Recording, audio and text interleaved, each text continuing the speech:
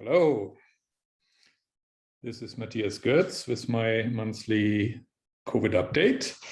As always, I will be sharing my screen with you. There we go. Welcome. The title is a quote from Schiller and Goethe, who in 1797 published the so-called Xenia, which were epigrams in which they made fun of quite a lot of their contemporaries, and they called their targets Philistines, fantasists, and hypocrites. And I think my target is exactly the same. So maybe it's not as poetical what I'm doing with my PowerPoints as what they were doing, those poets, but the target group is apparently similar. Of course, I don't mean you specifically who is watching me, but rather everybody else. So yeah, this is an interesting chart, right? It doesn't say COVID, does it? Yeah, so today we're talking about something else first. You may have noticed in the last couple of sessions I've started to talk about so-called climate change, just because it's the same target group, the one I just sort of quoted from Schiller and Goethe. And it's sort of the same thing as is the COVID hypocrisy, if you like, or the hysteria about COVID. We are now rapidly shifting back to hysteria about climate change, because COVID maybe is just getting a little bit boring for people, right? Everybody is now happy to wear a mask and be treated like a baby or like an animal, or like a zombie. Everybody thinks it's a great idea that we now have the greatest discrimination scheme in the history of mankind well established, which is, you know, vaccinated or not vaccinated. Right? I mean, move over like racial discrimination or gender discrimination or all those, you know, banal sideshows. Right now we have a real discrimination plan, right? If you're not vaccinated, you cannot enter this restaurant. I mean, that's brilliant.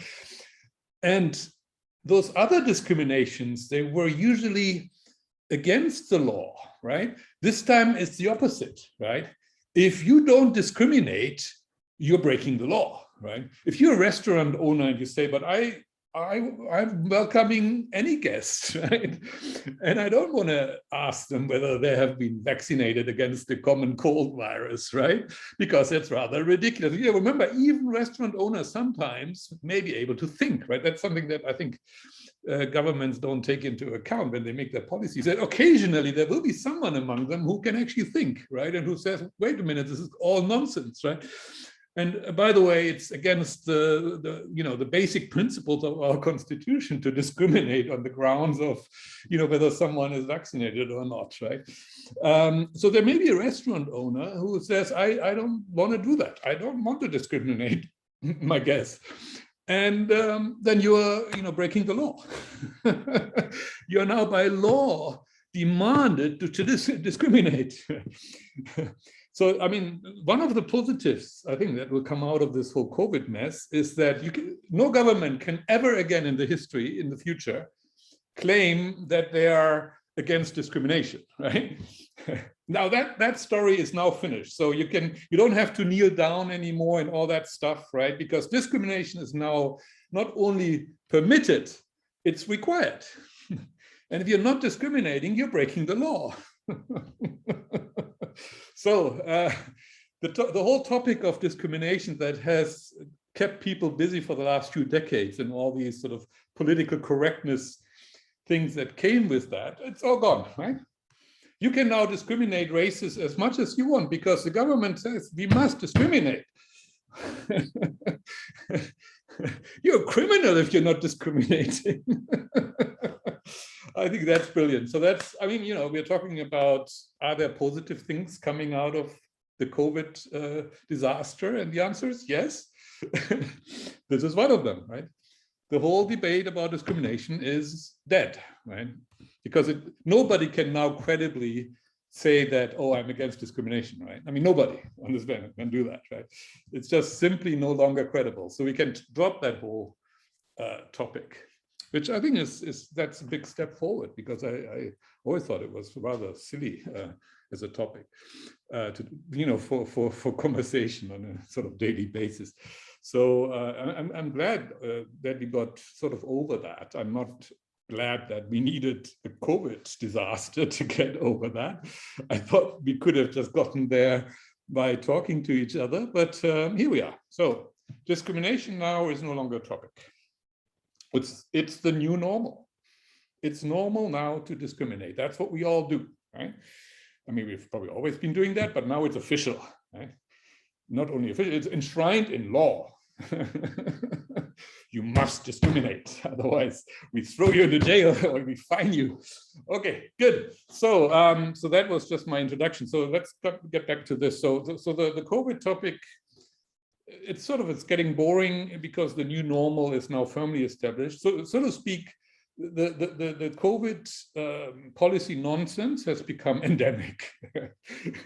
The virus has always been endemic from the very beginning, but the policy has now become endemic. We can't get rid of it anymore, right?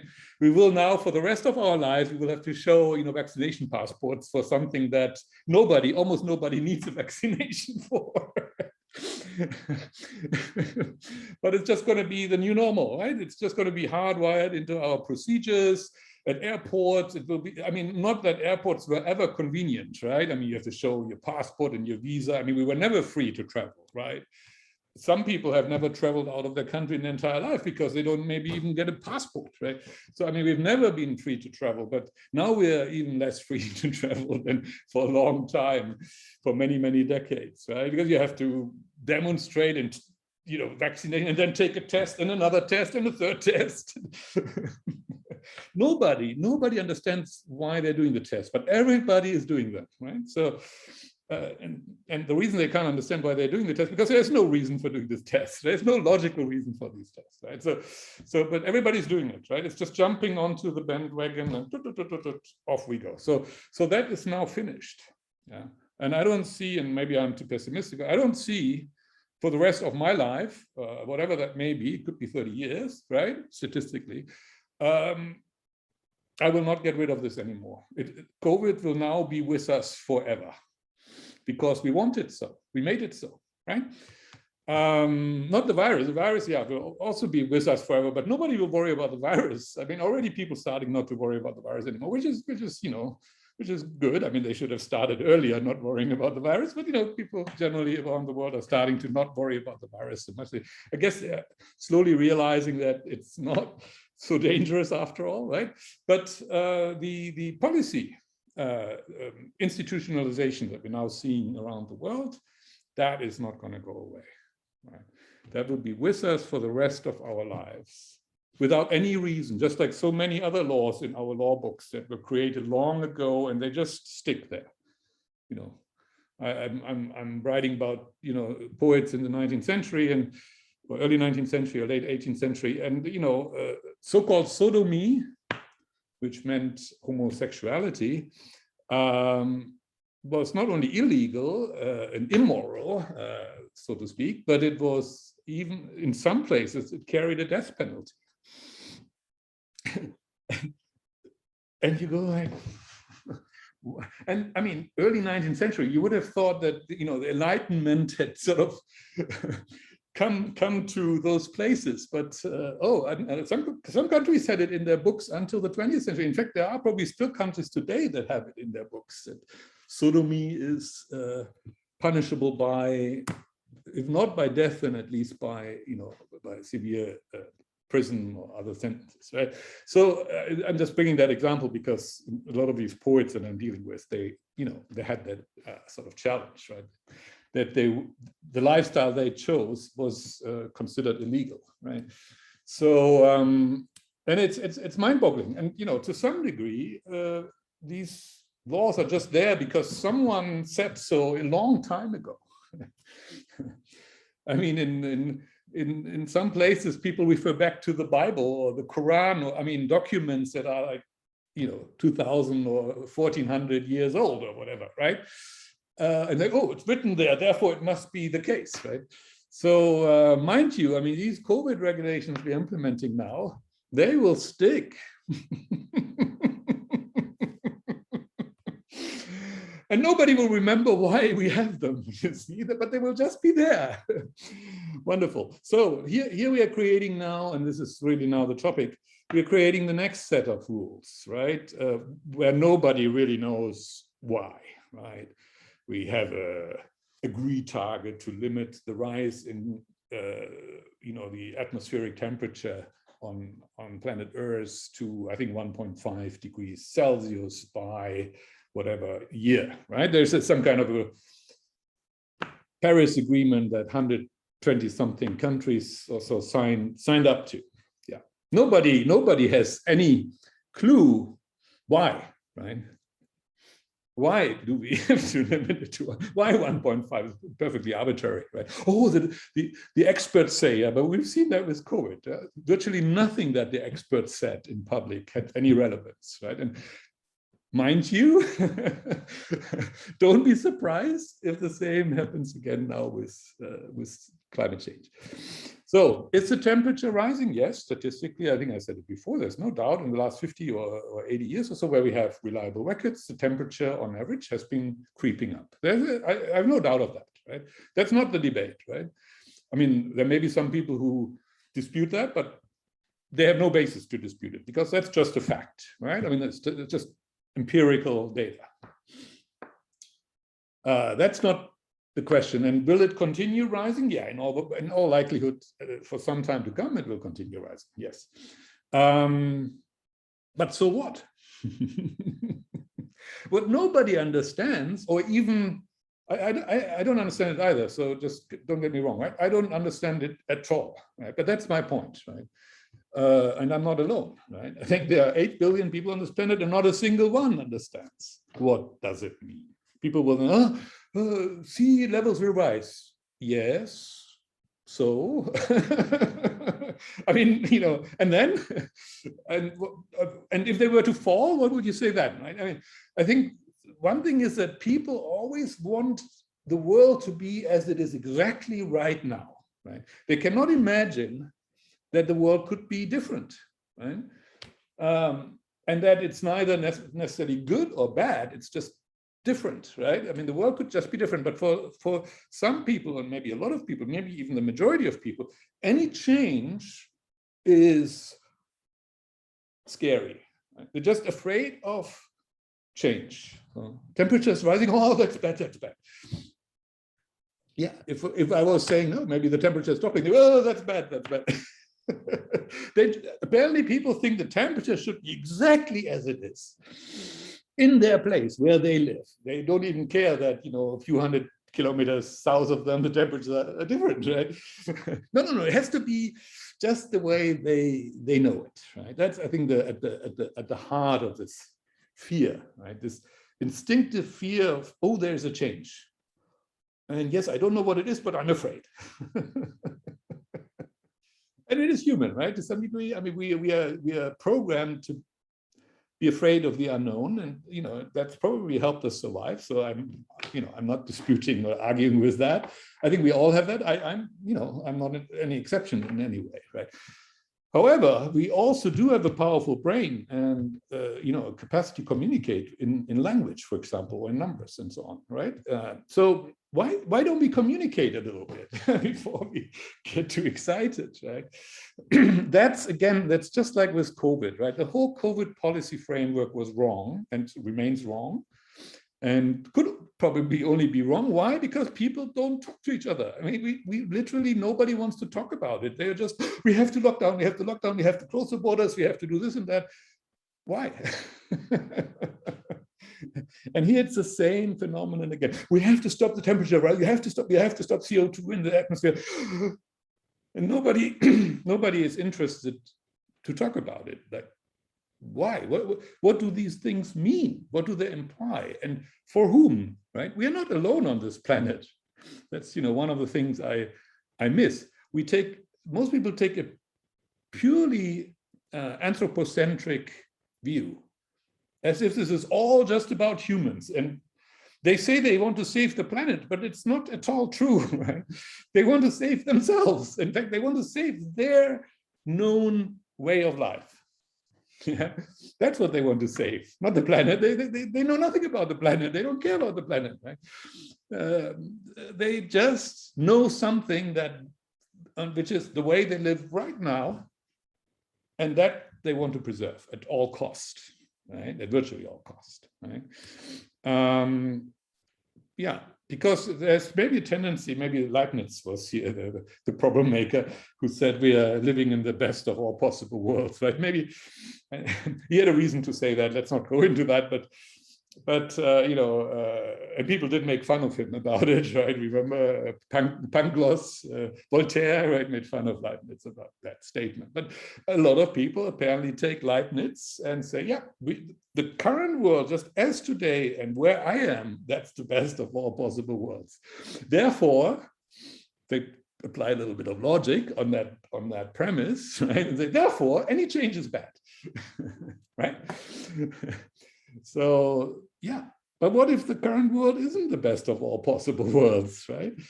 And even if it were, what does it take to keep it then, to make it sustainable, right? I mean, a lot of people use the word sustainable, but they are not talking about anything related to actual sustainability, right? Because they are not actually interested in the root cause of, well, if there is a problem, let's say there is a problem. Let's say we were to agree that the temperature rise is a problem in various ways, and here are the ways in which it is a problem, and we would have to elaborate that, right? But let's say we came to the conclusion there is a problem, then we would naturally want to know, well, what's the root cause of that problem? But nobody is asking what's the root cause. Nobody. I mean, not just the politicians where you wouldn't expect it, but even the so-called experts. No, I don't see anybody asking the very simple question, well, if this were a problem, let's just assume for a moment that, I'm not saying it is, but if it was, then what would be the root cause of that problem? I mean, it's the same with COVID again, right? If this situation was a problem at all, what would be the root cause of it? And I explained it several times. Immune systems, right? And the fact that we are an aging society and we have more and more people living with immune systems that are no longer really fit. That's the root cause, right, of all the problems, right? But politics remains focused on going to war with the virus, which is completely not the root cause. The virus any virus can come along anytime. It's our immune systems that is the problem, right? So, in fact, if you think it's a problem, I personally never said it's a problem, right? I call it a crisis just because everybody calls it a crisis, but I always put it in, apostrophes, right? I don't think SARS-CoV-2 is a problem at all, actually. It's a non-problem, right?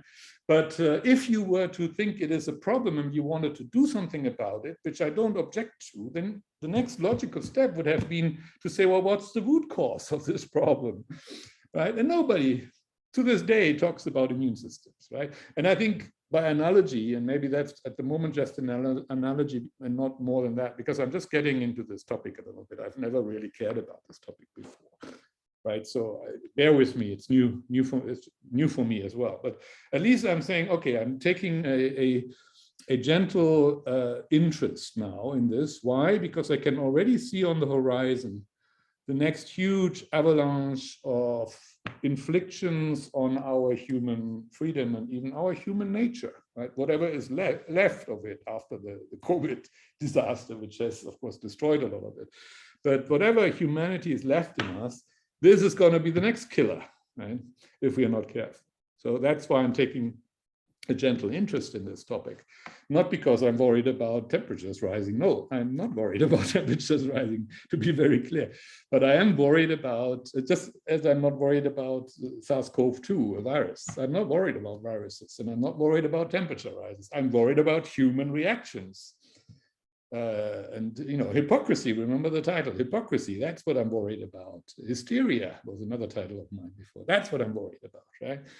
people not just overreacting, but reacting completely falsely in the way. I mean, we'll talk about it again today, but in COVID, it's not just overreaction that the government are doing. It's completely counterproductive. It's killing more human life than it's saving, right? I mean, it couldn't be worse, right? As I keep saying, if we had monkeys in our governments, we would have been better off, because the monkeys would just have done nothing. Doing nothing would have been better than what we did, right? It wouldn't have been the best. The best would have been to have a rational policy, which we could have done, right? Especially with the vaccines, we could have been rational with them and given them to those people who need them, right? But we decided not to be rational, okay, but we are so irrational that actually it's worse than if we were monkeys, right? If we were monkeys, we would have just let it be. And it would have taken its course naturally, right? That would have been better, and better in virtually all dimensions that you can think of, than the reaction we took, right? That's where I'm coming from here. That's the cautionary tale. We are about to take a huge amount of policy measures and take a lot of money into our hands, which I think is less problematic, but policy measures, some of which will again limit human freedom and human ability to explore their own existence and their being and their personality and become who they are, as Pinder put it, right? There will be again an avalanche of things that will constrain us unnecessarily and even potentially counterproductively, just because some people are now hysterical about temperature rise. I can see that on the horizon, and that's the reason I'm bringing this up, because we've just seen it with COVID, right? With COVID, it's very crystal clear. I mean, it couldn't be more crystal clear how disastrous the policies were and continue to be, right? With this one, it's early stage, right? Who am I to say, oh, it's going to be as disastrous as COVID? No, I don't know that, right? We're in an early stage of this, and this will occupy humanity for decades, maybe. Not the warming, but the policy implications and decisions. They will preoccupy humanity for decades beyond my own lifespan, but I am gently interested in that because, yeah, I can already see within my lifespan more constraints being put on me and others, of course, and not just self-interested here. I'm interested on behalf of humanity, what I consider to be humanity. That we keep some of that. I'm also a conservative, just like those people here that are described, right, where I said they want to keep their lifestyle. I'm also conservative in the sense that I have a certain view as to what it means to be human. And it pertains to having certain liberties, also certain responsibilities. First of all, self-responsibility, right? Remember, with COVID, our self-responsibility was completely taken away from us for our own health, right? We are not allowed today to take responsibility for our own health, right? It's been completely taken away from us. That's anti-human, in my view. To take from an adult person, to take away their own responsibility for their own health, that is totally dehumanizing. Right? It's just an example, right? So, so I have a certain view on what humanity is. I don't need to elaborate it now. I think I've dropped hints, here and there. I've never probably fully articulated it anywhere, but I think you have a bit of a sense of what it is. It's got a lot to do with liberty and a lot with self-responsibility. And also the responsibility against others, of course. Right? Self-responsibility doesn't just mean I'm responsible for my own health, but I'm responsible for my behavior as it affects others. Right? And I would have hoped that politicians, for example, would have that ethos, right? But they obviously don't. Yeah, they don't care. They could care less what their policy measures do to other people. So that is not being properly human. Okay, so we get to our topic. Here's a chart that I thought was interesting. So this is a very long range plotting of global temperature. And I say very long range, that's all relative. Let me look at the bottom. This is millions of years, if I'm not mistaken. Yeah, this is millions of years. So the scale at the x-axis, you can see it's 550 million years, right? Now remember the Earth, planet Earth, is about 4.6, 4.7 billion years old. But these are the 550 million years in which there has perhaps been a lot of life development. I mean, life is much older than this. The first life is maybe 4 billion years or so.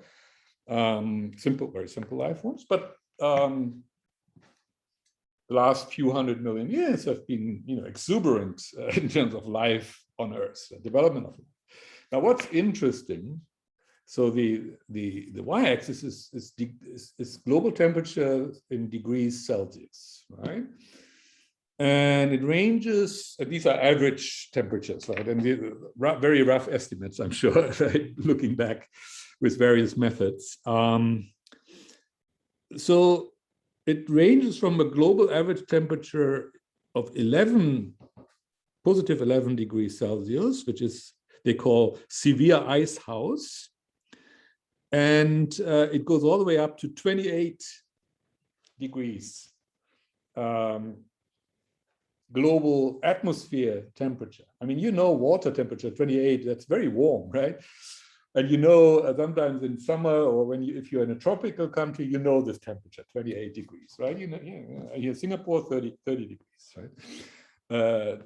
During daytime. Nighttime, it drops to 26. So our average may well be close to the 28, right? So that's, that's tropical, right? So 28, they call extreme hothouse, right? That's the red band on the top. So, and then you see in between, you see cooling greenhouse, and warming greenhouse. So that's sort of the green area, right?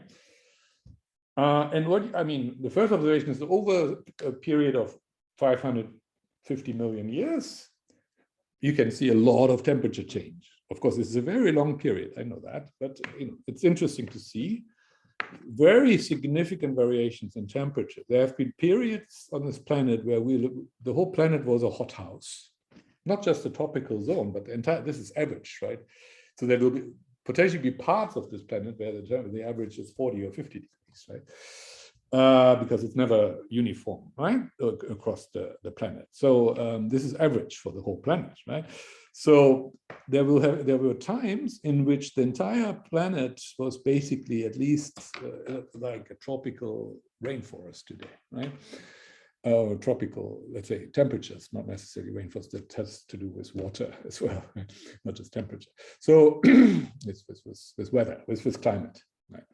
We're getting there, but this is just temperature. So their temperatures range from, at the one extreme plus 27, 28 average, to at the other extreme as low as 11 or 12 average, right? Huge span, right?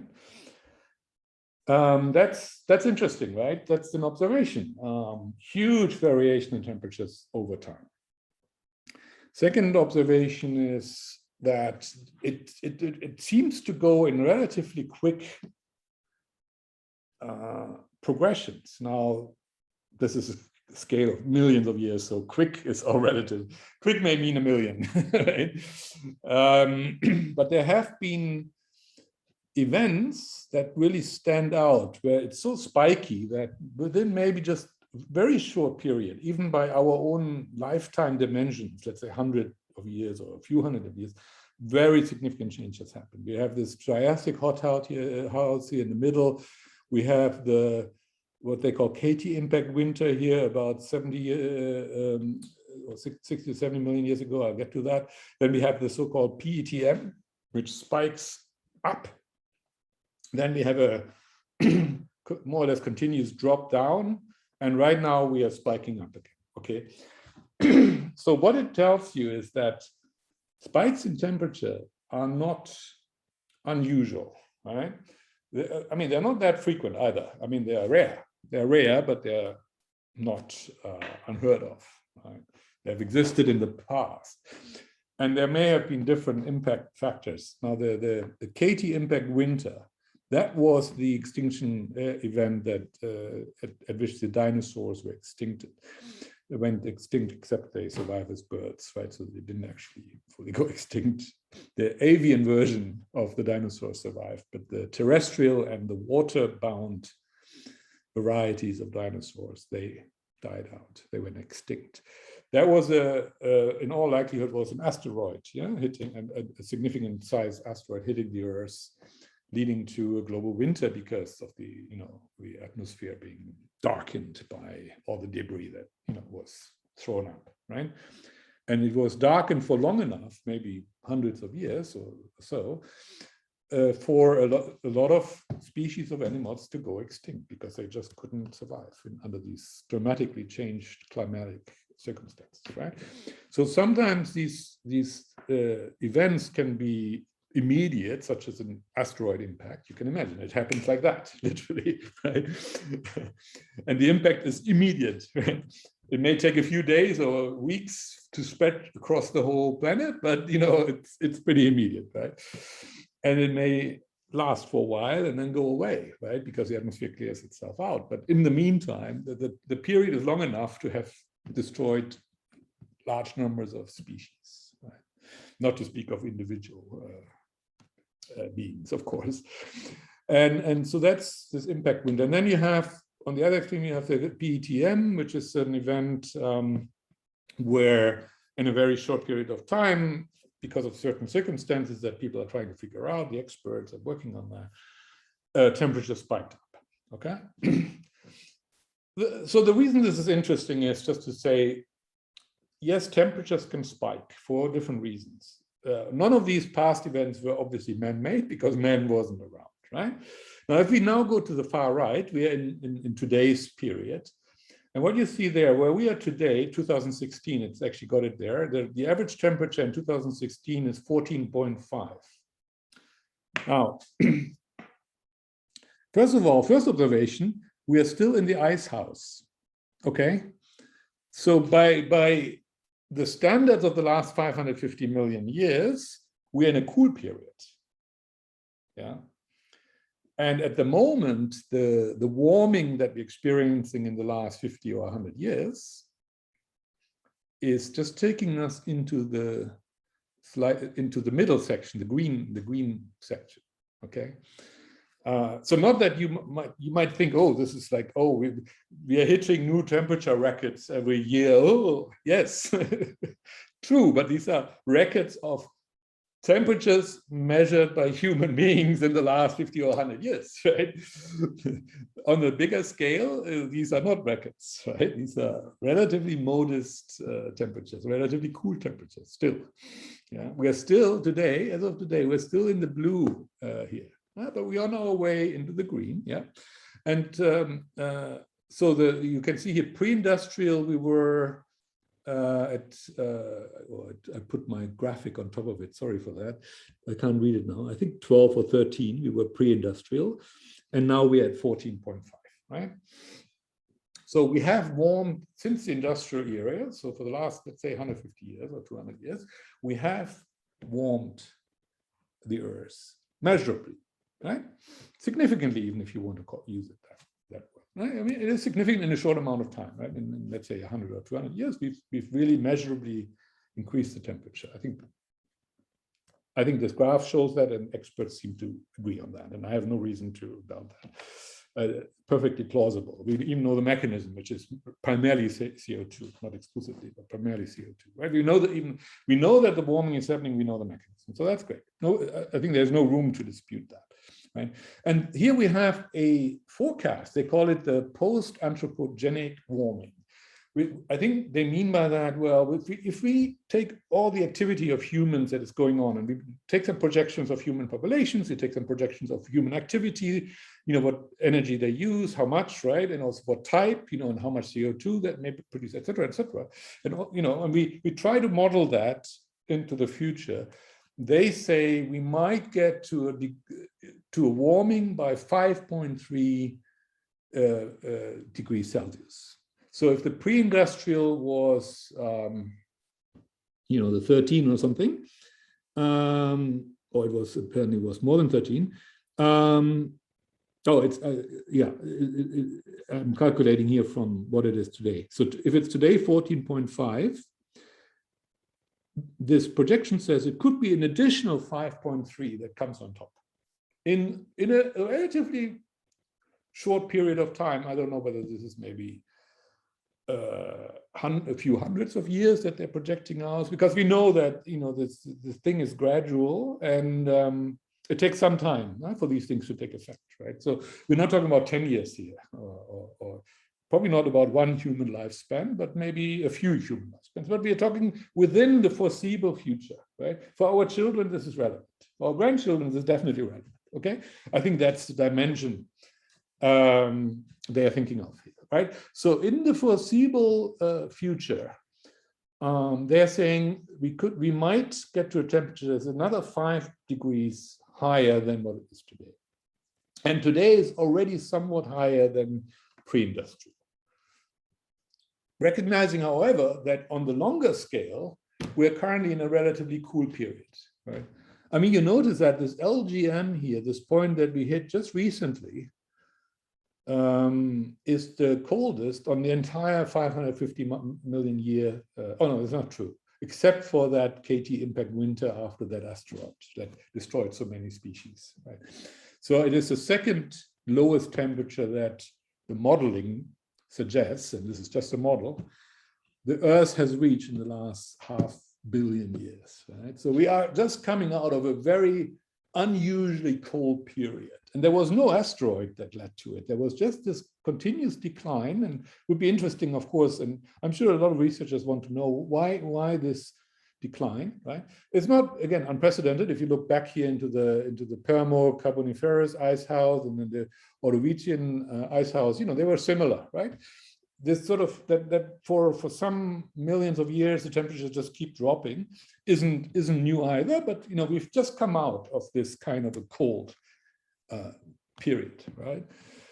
Now the way we are coming out of it is man-made to probably a very large degree, maybe not entirely man-made, but to a very large degree is man-made, and it's therefore in very quick timeline, right? It's almost as quick as an asteroid, right? It is explosive, right?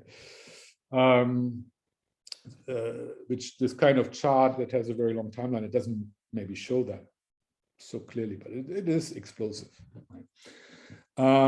There's no doubt, right? But it is not the first time that we've had explosive temperature change, one. Two, it is not that we are coming out of a already warm period. No, we're coming out of a cold period, right? So this anthropogenic warming, this man-made global warming, just gets us right into the middle of the chart. I'm not necessarily saying the middle is the best place to be, right? I hesitate to do that because, I mean, you would like to think so, but we don't know that, right? And it all depends on who you ask, right? For humans, it may not be the best place to be, but maybe for other species, yes.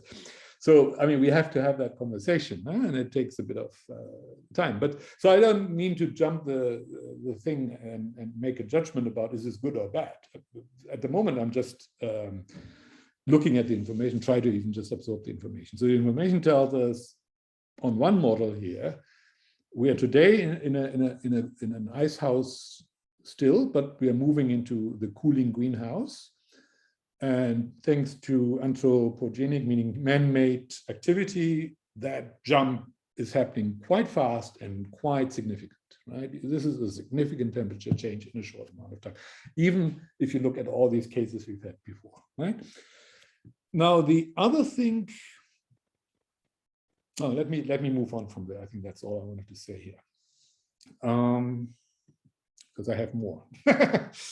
Yeah, don't get bored. This is a similar chart. So it looks very different because it's different source, different people who put it together, but it is a similar chart. It doesn't have, it just looks at the last 60 million years. So this chart here, the previous page, 550 million years. So if you take the last 60 years, basically from the KT impact winter, from the dinosaur extinction event that I drew in there, right?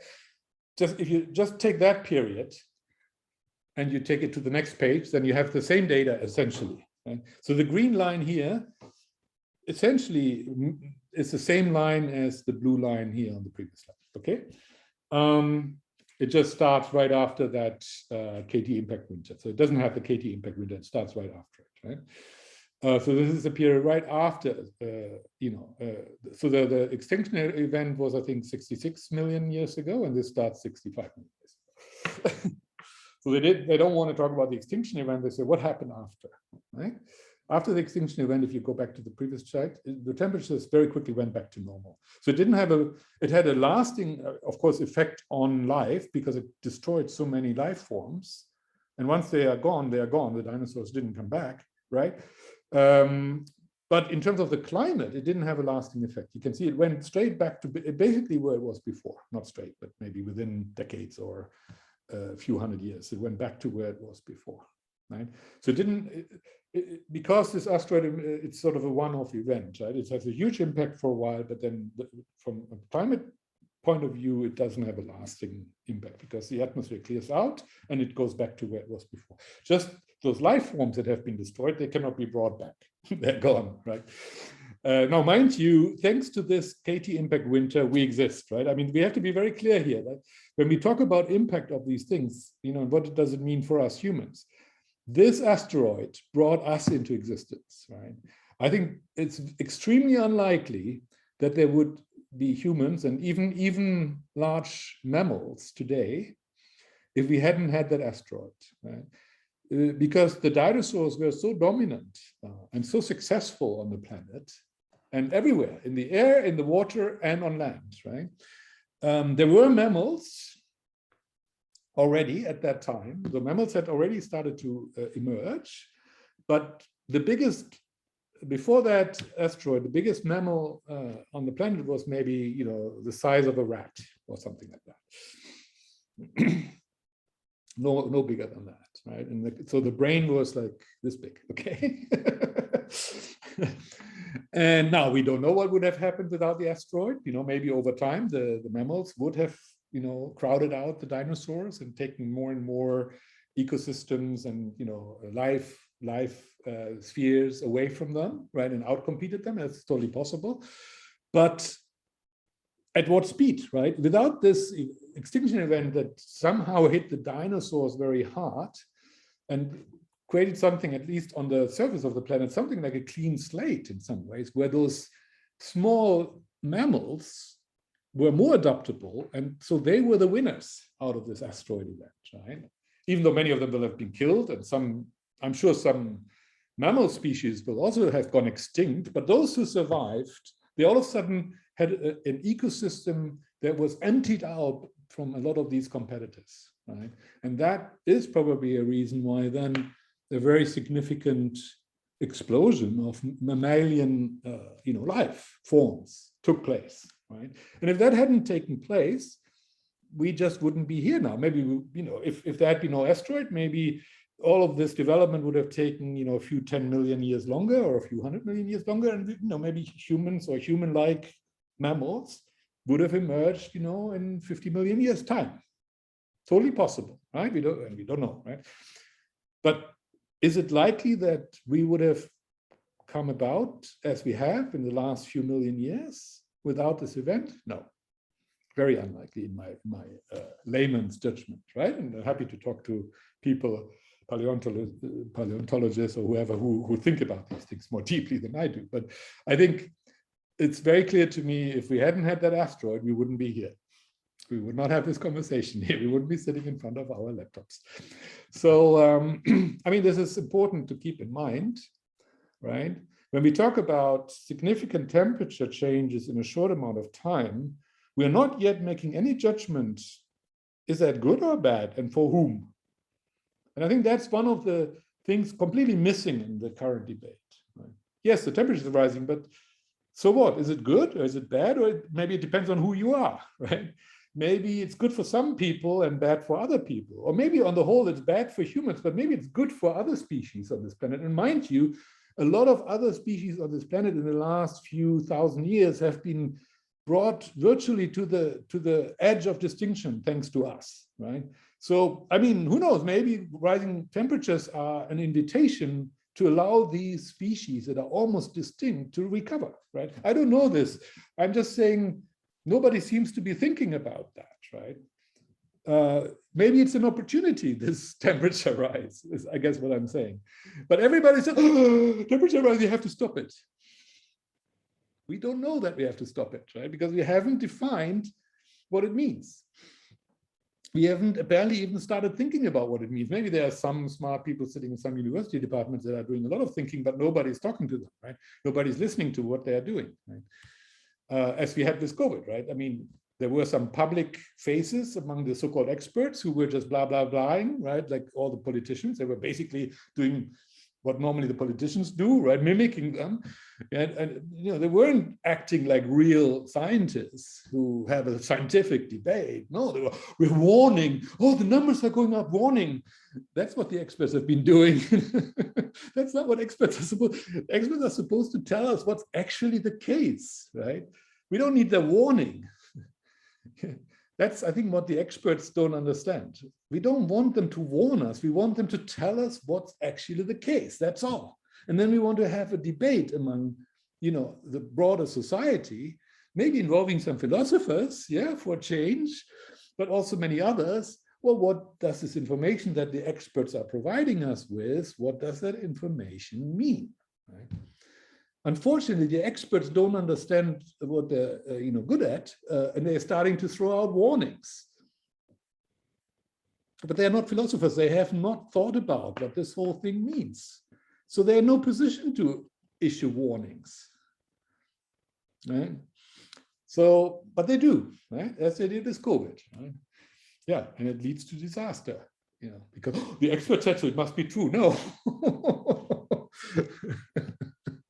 We're almost now at a point where we could say, if the expert says so, then it's probably not true, which is sad, right? Because experts know things that are relevant. The problem is what they communicate is not the same thing that they know.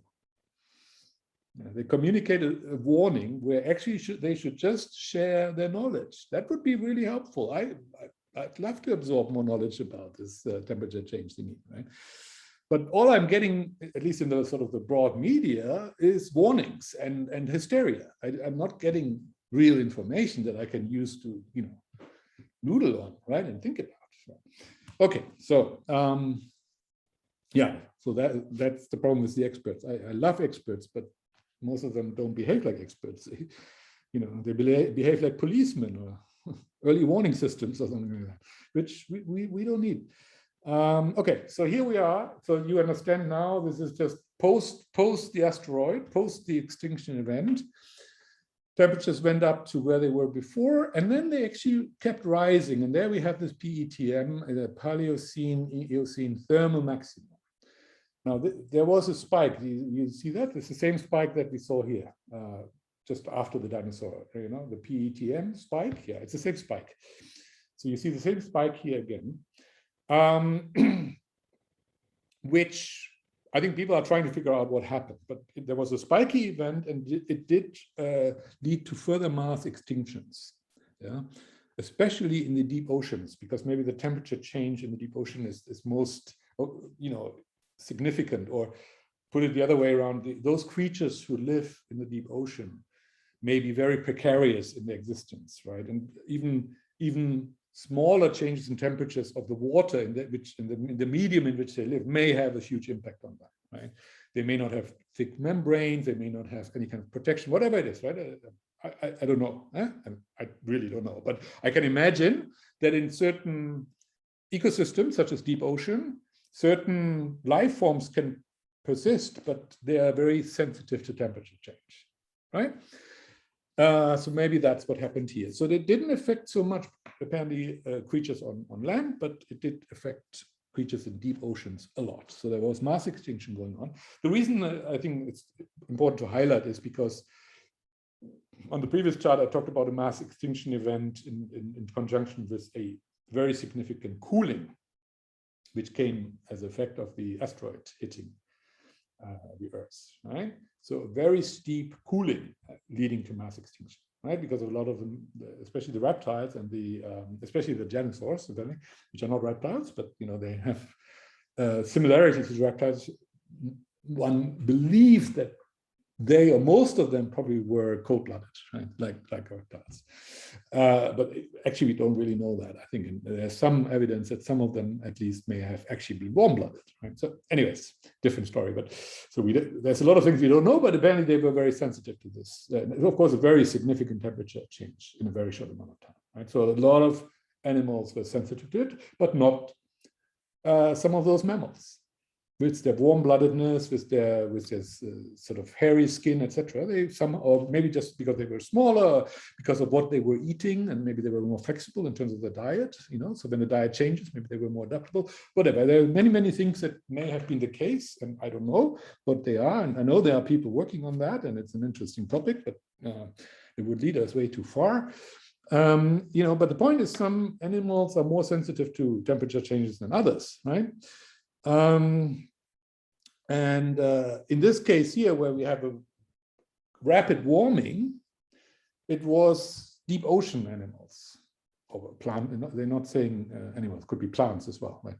They're just talking about life forms. So plants and animals, right? And even bacteria and viruses, insofar as you call those viruses, some people don't consider to be life forms, but I tend to consider viruses life forms, but that's a matter of definition, right? But bacteria are certainly widely considered to be life forms, right? So it could be not just animals, but it could, of course, be other life forms. Well, in the deep ocean, I don't think you have the plant life as we know it on Earth, because that depends on light, right? But there are maybe other life forms where I'm not sure how they're categorized. They're categorized as animals, or as plants, or as bacteria, or as something else, right? But point being, yes, it can happen. Instead of a rapid cooling, there can be a rapid heating, right? So this is more similar to what we're anticipating now. That's why it's important to bring it up, right? There is here at least one historical event that we know something about, which happens not so long ago. This is about 60 million years ago. And, it did lead to extinctions, especially in the deep oceans. That's sort of interesting to know, right? No, it came from a much higher base. So the base temperature was already fairly high at that time compared to, the average. If you take the whole chart, right? And if you were to say, okay, let's say roughly the average over 550 million years has been exactly in the middle of the green there, right? Then you can see where the PETM here starts on the right of the chart, where it takes off, is already in the yellow.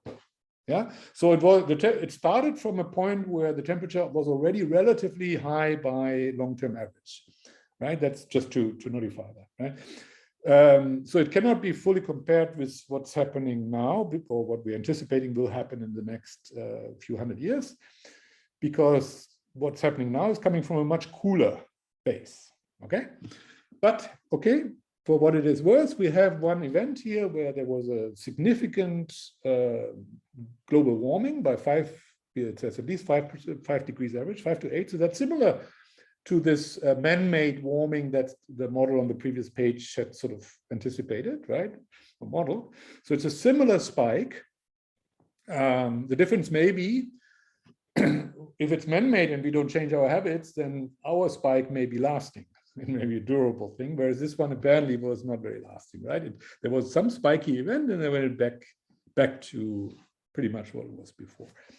But there was a gradual warming coming up, then that went almost up to the same peak as the PETM event, right? To a temperature 12 degrees higher than the long-term average. I think that's what this scale is on the left.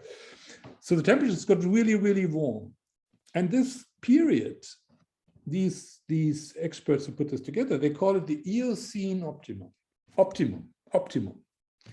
And I think that is noteworthy, right? I didn't write this. No, I just put the red circle around it to highlight it. But the Eocene optimum and the line there, that is in the chart. Okay, that's not mine. So the researchers are calling this an optimum. And what they're saying, so if you look it up on Google, probably very high biomass, and at the same time high biodiversity, right?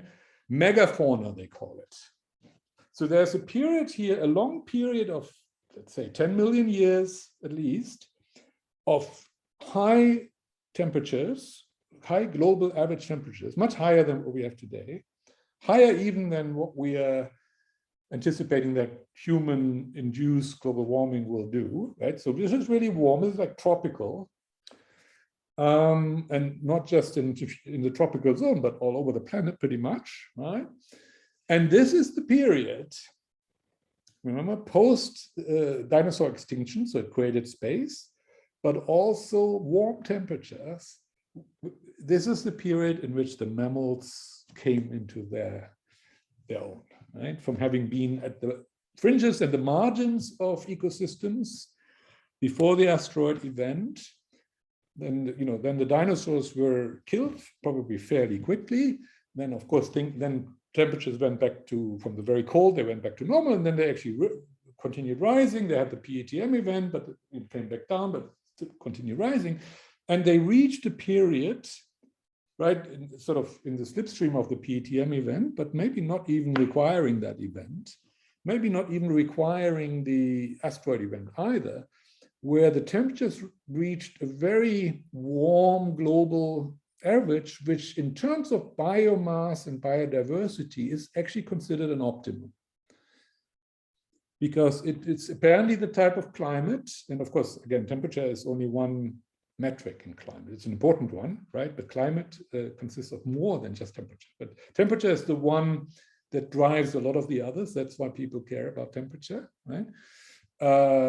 Humidity, etc., is of course important, but it's partially linked to temperature, but not directly, not one-on-one. So, you know, this is more complicated. Climate is a lot more complicated than just temperature, but temperature is maybe the best simple single metric that one can actually try to track and or model, and that does have a significant impact in a complex way. Okay, so so we had an optimum in terms of life on Earth during a period that was extremely warm. Now we go back to our very long time period here. You see, it is not the warmest that the Earth has experienced. It's in the warming greenhouse, the sort of the yellow band, right? The yellow band.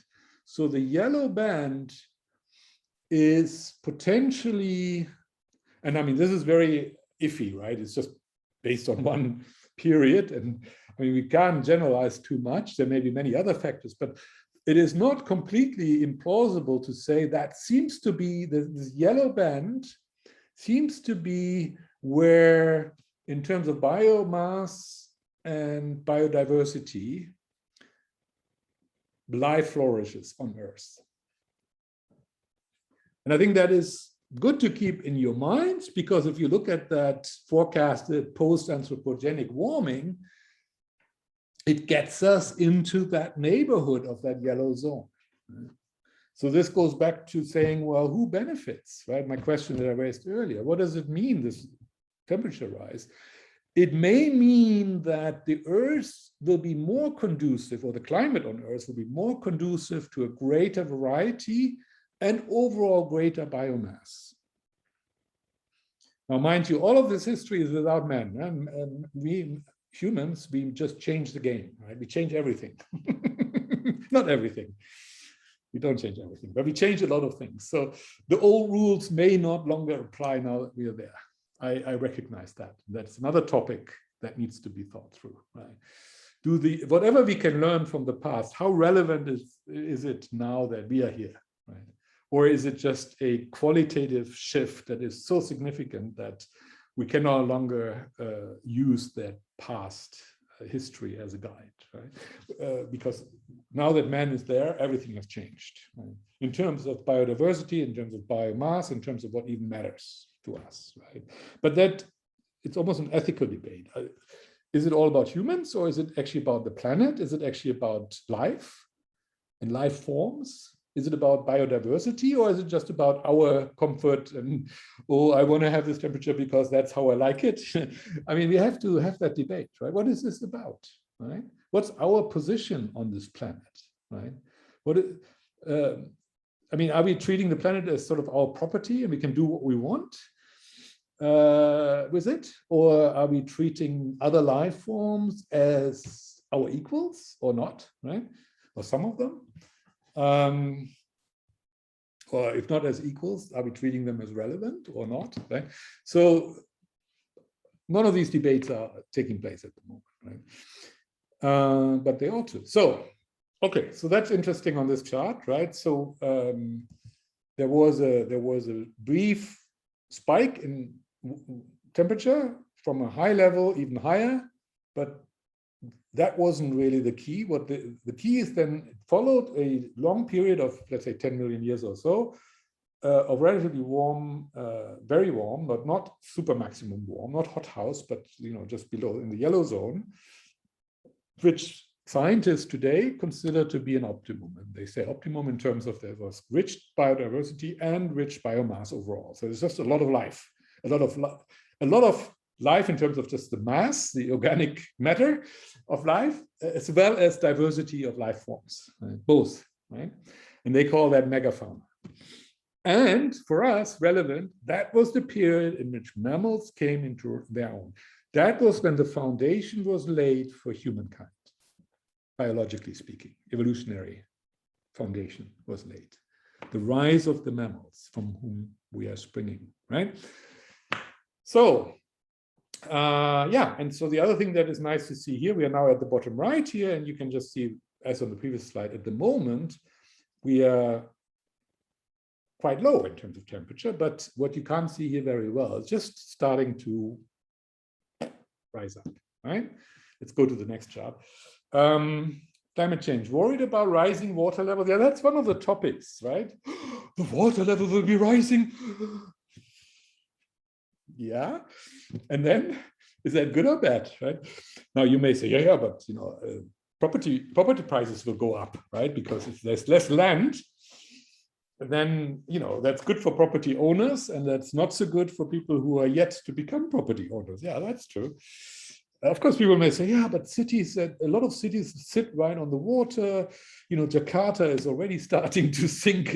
You might then say, yeah, well, maybe they should have never built it where they built it, right? Or Bangkok. Of course, when they started building these cities, at that time, there were much fewer people, and they were able to handle the situation, right? Okay, but yeah, no, yes, cities if the water rises, cities that sit by the water will be affected, yes. And if cities by the water will be affected, other cities will be affected too, because migration will start setting in. If people feel like, oh, water is rising, it's no longer comfortable, I don't feel safe in the city, then they will move to another city, right? Yeah, I mean, there's no doubt, right? I mean, I'm not disputing that, but yeah, but so what? I mean, are you assuming that the cities we have today, those must be the cities forever? No, cities have changed in history, even in recorded history, in the last few, even just hundreds of years. If you just study maps of cities, most people don't do that, but I've recently been doing that again for my poets that I'm studying. I look at their cities. So I've just been studying the city of Weimar, where both Goethe and Schiller were active, right? A small town in Germany, central Germany. I don't know, the population today, maybe, I'm making this up, 100,000 people, right?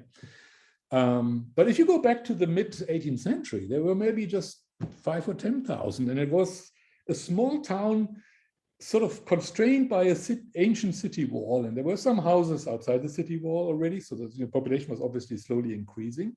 But if you look at 1750 and you look at the city map, it's just what's today called the old town, the small town with a few hundred houses surrounded by a city wall. And it didn't change very much by the time Goethe died in 1830. Yeah, it's expanded a little bit. Populations were growing at that time, but not explosively yet, right? Because this is still pre-industrial, really, or just the beginning of the industrial age. And the map of 1830 doesn't look all that different than the map of 1750, let's say 80 years apart, right? They look similar. But when you then take the map at the end of the 19th century, woo, train station, factories, I mean, whoa, right? So in the last few hundred years, especially, the last 200 years, really, thanks to industrialization, is really when cities have just completely transformed in many places, in most places, right? Before that, cities change much more slowly. Right? I'm just saying this because this idea that the city may have to change, how terrible. It's like, no, that's been going on for the last 200 years. Cities are currently like constantly changing at a rate of change that is mind-boggling. Right? So this argument that, yeah, there will be cities affected by rising water, yeah, that's true. Obviously, they will be affected, but yeah, so what, right? I mean, you know, cities evolve all the time anyways, right?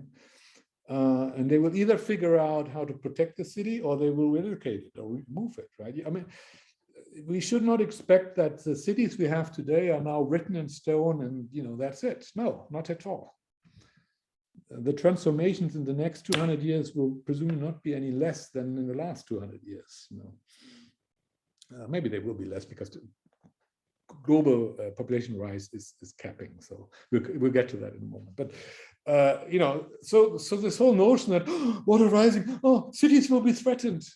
It's like, yes.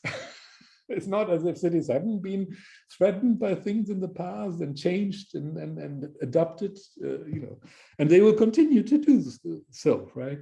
So, but you know, what I like about this chart is that what people may not realize is because we are in a relatively cool period. Remember, this is again the black data. Here's the same temperature data. It's just a bit more granular. That we had on, here is the green, right? And here is the blue line, right? It's just different time horizons. Here it's 550 million years, here it's 65 million years, and here we are now looking at, well, also the 60 million years. So you have the PET event, the PATM event here, and then you have the EECO is that optimum that we just looked at, right? That temperature optimum here, the Eocene optimum. Yeah, it's the same, huh? So it's the timeline here on this chart is similar to the previous chart, right? 60 million years. Yeah, now that's a long time, and you may say it's not relevant because I mean we care about the next 100 years and not about you know, long term, but we should at least we should be interested in it, right?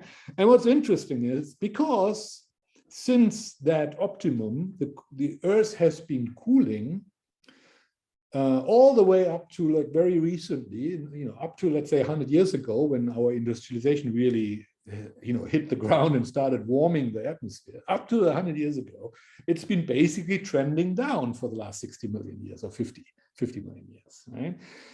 Meaning the amount of ice sheet coverage we have today is near its peak, at least for a very long period of time. Again, if we go back here, if we disregard the asteroid impact, which probably didn't, I mean, there will have been a quick freezing and then a quick unfreezing. But so the last time we had as much ice shelf as we do today, like the entire Antarctic is basically covered in ice, as you know, and most of Greenland is covered in ice, and you know, some other parts of the Arctic Sea are covered in ice, right? That is the biggest ice cover the planet has experienced since 300 million years ago, when we had that ice house thingy, and presumably we had as much ice then as we do today. So this whole notion of the glaciers are melting. Well, there are more glaciers today than for the last 300 million years. Okay, I mean, I'm just saying that I'm not saying I also like glaciers and I don't want them to melt. I love to see the Aletsch Glacier, and I went to Saas-Fee for some of my studies, and I could literally see the glacier retreating. It's sad if you see how it retreats every year a little bit, and below the, you know, the glacier, you just have rock, you know, it looks ugly, right? And you see the old pictures that they did like 100 years earlier, not photographs necessarily, but paintings, and the glacier came so much closer down to the Saas-Fee village than it does today. You see literally, I mean, we're talking like several hundred meters difference, right? So, I mean, very visible. So, and I'm not saying, oh, isn't that sad? It must have been so nice to have that glacier come all the way down. Yeah, of course, but it's totally arbitrary. Just because it happened 100 years ago, it was down there, doesn't mean that's the optimum, right? Or that's how it should be. Right? But people sometimes think that way. Like, oh, that looks so pretty. That's how, yeah. Oh, now it's retreating. Oh, that's so bad. our glaciers today are still near the maximum we've had for 300 million years, okay? You can just simply see that by looking at this chart. You don't need to be an expert on anything. Yeah, the chart tells you that, right? We are down here, just recently we have had a temperature that's so cold that we've had maximum expansion. Of course, we've had ice ages, you know that in our, even in, not historical time, but just prehistorical in the last few 10,000 years, several ice ages. The LGM here is maybe just, here, the last glacial maximum, it's just 21,000 years ago. So 21,000 years ago was, you know, the glacial maximum that we hadn't seen like that for 300 million years, right? Now we are, okay, we are warming now, so we are away from the glacial maximum. So the glaciers are retreating, there's no doubt. But they're, since we're still in the blue, they're still, in terms of their expansion, there's still more glacier today than almost at any other time on this entire timeline of 550 million years. We have a lot of glaciers, in other words, compared to the average of this planet's history, right? We are not like at a low point, and we would be up there in the red. We are at a high point of glacial expansion, okay? Which is the opposite or the counterpoint to saying, well, therefore, we are at relatively low sea level, water level, ocean level, right? Because, of course, when glaciers form, they draw water and solidify it. And that water, therefore, is taken from the oceans, and the ocean level goes down, right? So at the moment, we are at very low ocean levels, basically, in the long-term comparison, right? Yes, so now we're starting to see a rising. Yes, but we're not going anywhere in terms of rising water that is unusual or unheard of or necessarily bad. Yes, it means if you look at, you know, water, what happens to land mass, yes, I think what you see in blue here, in light blue, is probably the continental shelf or the shallow area that is underwater. But if the water level were to come down a bit, it would become land, right? Habitable land. So you may say, yeah, the ratio between land and water is changing, yes. And after many millions of years of sort of gaining land mass, we are now, thanks to human activity, about to lose some of that land mass. That's true. So if you're an economist and you say, oh, land has a value, and if you're losing every square kilometer of land that we're losing has a value, so therefore it's a huge loss. Yeah. Yeah. Since we are land animals, the inhabitable land area for us may shrink. Possible, although by no means decided, because of course, there are uninhabitable land areas such as the Sahara Desert, for example, or the taiga and tundra in Siberia, essentially uninhabitable. Who knows, if the temperature rises, maybe they would become inhabitable, right? And that net gain in inhabitable land may actually overcompensate for the loss to the ocean, right? I don't know that. Right? I don't know that, but again, I'm not seeing anybody ask that question. Are we going to have a net gain in inhabitable land area, or are we going to have a net loss? I mean, I'm sure someone is looking into this, but it's not part of the public debate as far as I can see. And why not?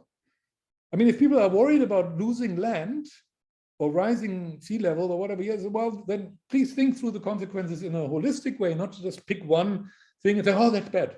And then you pick another thing, oh, that's bad. We don't know that that's bad. And for whom, again, right? So yeah, you might say, yeah, for us humans as land animals, isn't it a bad thing if the land mass shrinks because water levels rise? Yeah, you could say maybe, yeah, but you know, other things will happen too with the climate. Again, desertification, will it increase or reduce, right?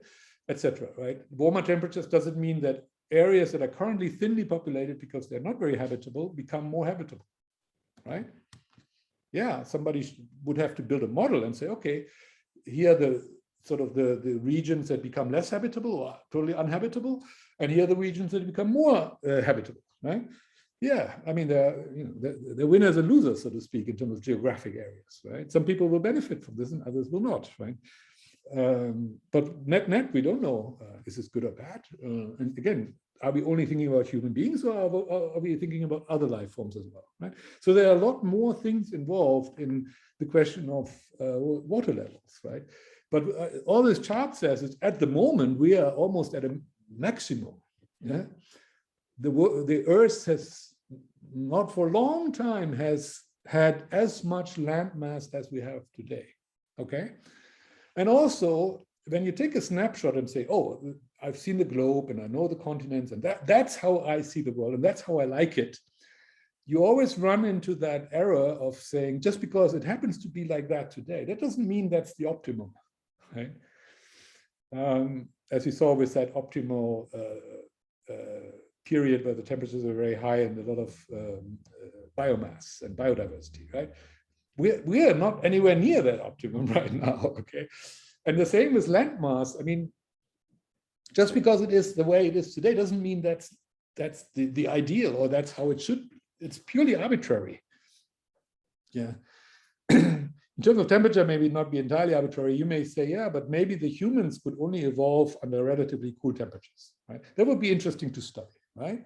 I mean, we saw just now that during the very warm temperatures in the EECO period there, that Eocene optimum period, that the mammals came into their own. So that was good for us. Pretty certainly that period was good for us. But it could be that then a cooling was required for some reason that I don't know, but I'm just saying it's possible, and maybe someone can think about it. Maybe a cooling was required to get to us humans. Maybe we needed a warming followed by a cooling to evolve. This can never fully be known, right? Because we don't know what could have happened otherwise, the alternative, right? If the temperatures hadn't dropped, maybe we would be even more beautiful and handsome and clever than we are, right? Or some other superhuman race would have emerged. We don't know that, right? But at least it's worthwhile thinking about, was there something in the cooling that helped us, right? That was beneficial for us. I mean, that would be an interesting question, right? But from the looks of it, it was especially that warming period that really helped mammals and therefore helped us to come about, right? So I think that's something to keep in mind. And we're now in a period where we have a lot of land mass relatively and a lot of ice shelf, relatively low oceans. And what the global warming, post-industrial age global warming will do in the next few hundred years, it will change that a little bit, and it will bring us back into more the middle ground of the temperature range, and therefore in terms of ocean levels they will rise so many centimeters, maybe a few meters, I don't know. I'm sure there are models for that. Yes, that means cities that are built right on the water may have an issue and a challenge, but cities are always challenged to evolve. So I don't think that, as I say, these things can be just as much opportunity as they are challenge, right? Any challenge can be an opportunity at the same time, right? So I wouldn't worry too much about that at the moment. I don't think that's the most important thing, right? But yeah, one can think about that. Okay, now I'm looking at, yeah, still the last 60 million years, but a bit more granular. And this chart is nice. It's again different source, so different design. Apologies for that. But this one expands the time scale as it gets closer to us. So the first part here on the left, the blue curves, are millions of years. And then about, what, 700,000 years ago, it breaks. There's a break in the chart, and it shows tens of thousands of years, or hundreds of thousands of years.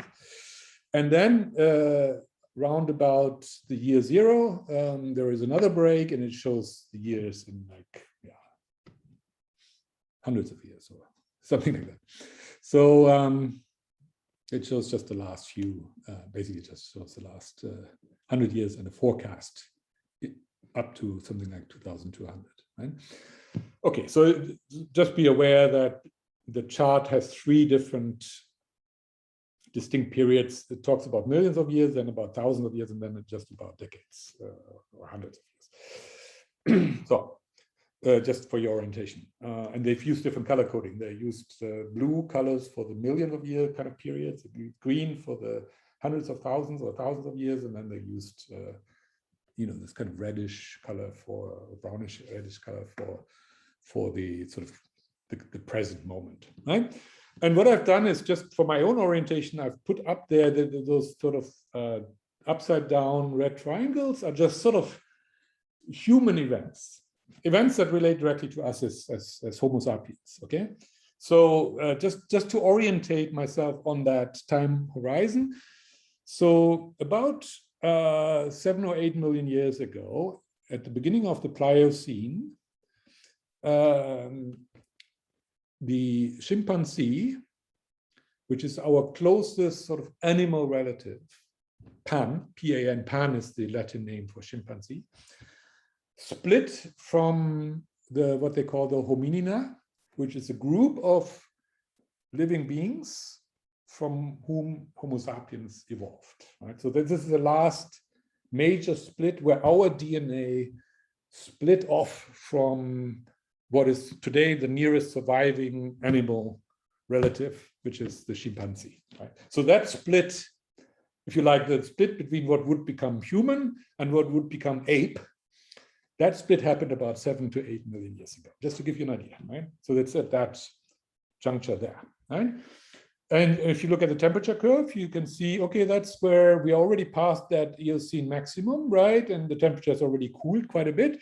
And if you take 0 here as the long-term average, let's say over the entire 500 million years on the first chart, right? If that was the average, the long-term average, then you can see this event happened when we were relatively close to the long-term average, a bit above, a bit warmer than long-term average, right? And then temperatures continue to cool over time. So we are now looking at millions of years, -7, -5, and then at about -3, so about 3 million years ago, Lucy lived in Africa. Right? Remember the famous skeleton, Lucy? Lucy in the Sky is the Beatles song. Lucy in the Sky with Diamonds or something. People say they were probably thinking not of this Lucy, but of hallucinogenics. I mean, drugs. Yeah, but I'm always thinking of this Lucy as well. So Lucy was a female Australopithecus, an early humanoid, recognizably humanoid, not quite like us, right? But already, I think walking, if not fully upright, I think maybe only a Homo erectus did that a little bit later, I think, if I remember correctly. But, already starting to look a bit like a human and behave a little bit like a human, right? I don't remember when, fire was first used and so on, but, maybe somewhere in those dimensions, maybe it's not quite 3 million years ago, maybe it's 1 or 2 million years ago. But so Lucy is famous because she is a bit like a grandmother to us, right? Because out of that period and out of that region, even maybe in East Africa, came eventually Homo sapiens, right? And that event, that Homo sapiens, as we know Homo sapiens today, it's not exactly necessarily us, right? Neanderthal man is also Homo sapiens. Yeah? So Homo sapiens doesn't look exactly like us, right? But it's got upright walk, big brain volume, uses fire, uses tools. I mean, it's got a lot of those things that we consider human, right? So that is Homo sapiens, and Homo sapiens evolved or emerged about 300,000 years ago, right? And you see that the temperature there was changeable. There's a bit of a variation, but it was slightly on the cool side, right? Slightly below the long-term average.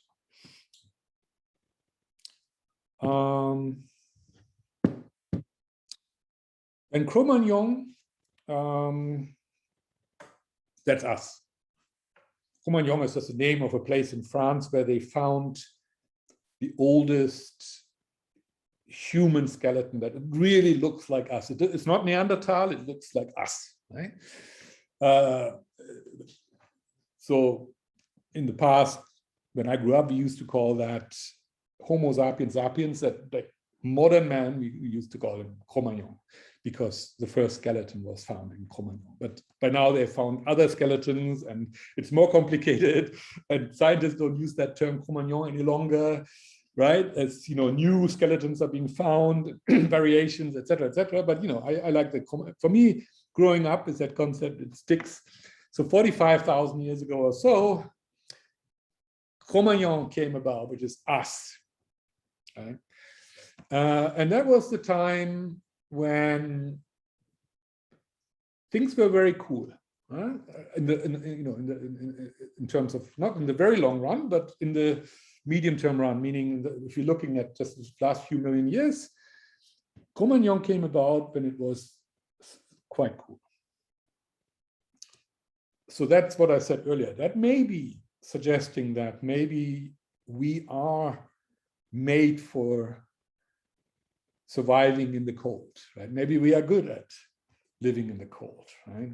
Genetically, because that's basically genetically, that's us, this Cro-Magnon, right? And that could suggest that warming temperatures could be a problem for us, you know, that they're not so conducive to how we like to live, right?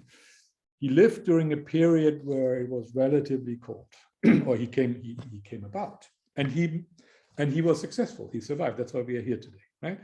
So, I mean, there were other mammals. There were mammoths and rhinoceros with long hair, and you know, elk and other big mammals that survived well in the cold, because they were of course warm-blooded, but they also had like thick fur, and they just somehow, their eating habits were such that they could survive, right? So we were not the only big mammal that did well, but we were one of them.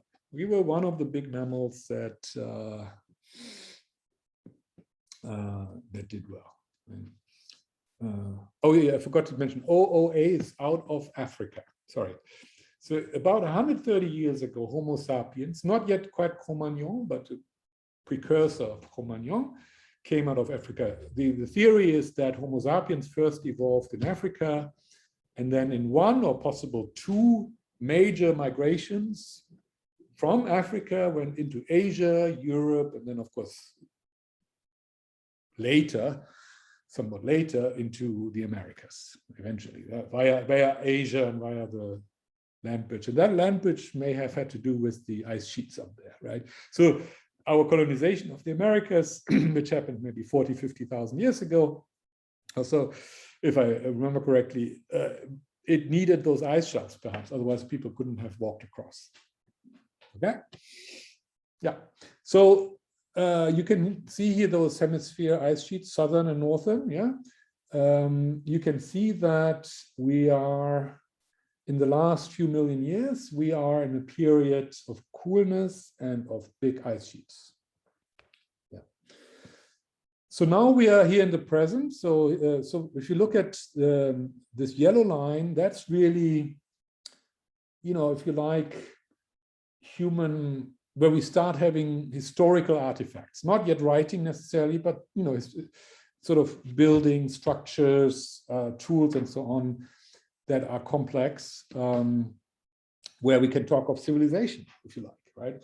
And often people link that change to what they call the Neolithic Revolution, which is, if you like, the invention or the discovery of agriculture. Yeah.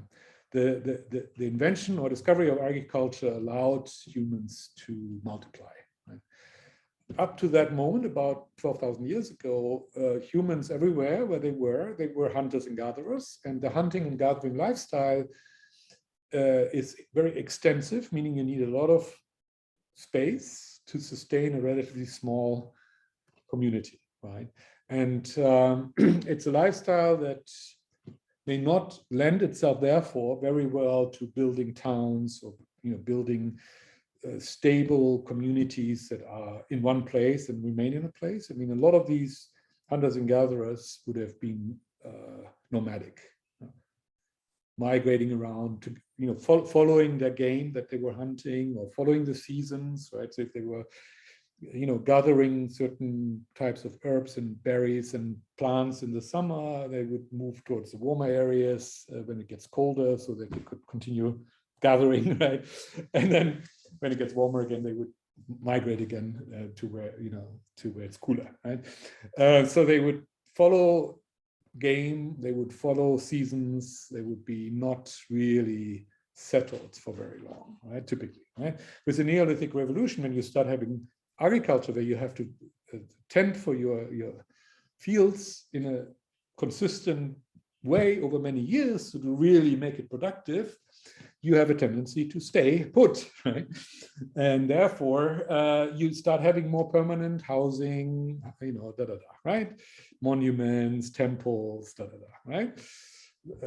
A hunter-gatherer may not bother very much to build anything like that, even if they were able to, because they anyways don't stay, right? So they might, instead, if they want to have a symbolic thing that they, use for cultic, religious kind of events, they may just take a natural feature that stands out, a rock, or an old tree, or, right? And they will just maybe gather around that old tree and pray, or whatever they do, right? With their cultic and cultural events, right? So it doesn't mean they didn't have those events, but they wouldn't necessarily have permanent structures or features that are handmade or man-made. Rather, they would just take what they would find wherever they were migrating, and say, oh, this tree is special, so we use this special tree as our focal point for our cultic event, right? So they would do it in nature, whereas the Neolithic, after the Neolithic Revolution, meaning the farmers being settled, they would start building their own religious structures, right? So you see a shift, right? And what agriculture allows you to do is not only to stay settled, but also to multiply, because you get a more consistent and reliable supply of calories, basically, right? It may have negative effects. There's thinking that it's only since the agricultural revolution that we have so many illnesses, that the hunter-gatherers were more resistant. They, they had, if you like, in some ways a healthier lifestyle than the settled down people. And if populations grow, of course, you have more pathogens, multiplying more easily, etc. So there may be all kinds of dynamics related to this. And I'm not trying to say it's good or bad at this moment. I'm just saying culturally, there was a real change, and it didn't happen everywhere in the world at the same time. In some places it happened earlier, in others later, but there was this revolution where gradually humans shifted from an extensive lifestyle based on hunting and gathering to an intensive lifestyle of basically agriculture. Yeah. And that started to happen about 12,000 years ago. And so what's interesting is that entire period where we've gradually become agricultural people, until really we became industrial people like 200 years ago, was during a period where temperatures were relatively stable. Right? So the last really ice ages, as we call them, which are probably these green bumpy things here, where temperatures drop for a while, then they rise again and drop again. Yeah? So you have relatively rapid succession of ice ages, and then warmer periods, and an ice age again.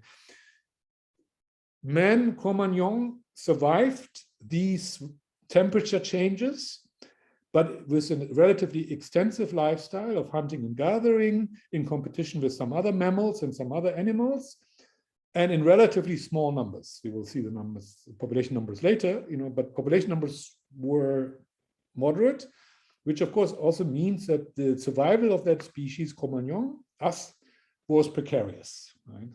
If you have a relatively small population, some catastrophic event somewhere, and half of the population is wiped out, right? So it is precarious, but it was successful. Cro-Magnon was successful, right? And during these periods of rising and falling temperatures, probably learned a lot about using tools, about surviving, right? But it really took a period of stable temperatures starting in around 10,000 BC to really grow that agriculture base that we are even today still basically living off. Right? We're still basically an agricultural society. We've just put, an industrial base on top of that, right? But in terms of what we eat, it's agricultural, right? Maybe there comes a day when it's so man-made that it's no longer agricultural. I don't know. But at the moment, we are still an agricultural society in terms of our food, our calorie intake, right? So that agricultural society that made us what we are today in terms of population size, in terms of who we are and how we live, apparently did benefit from a stable temperature for about 10 or 12,000 years.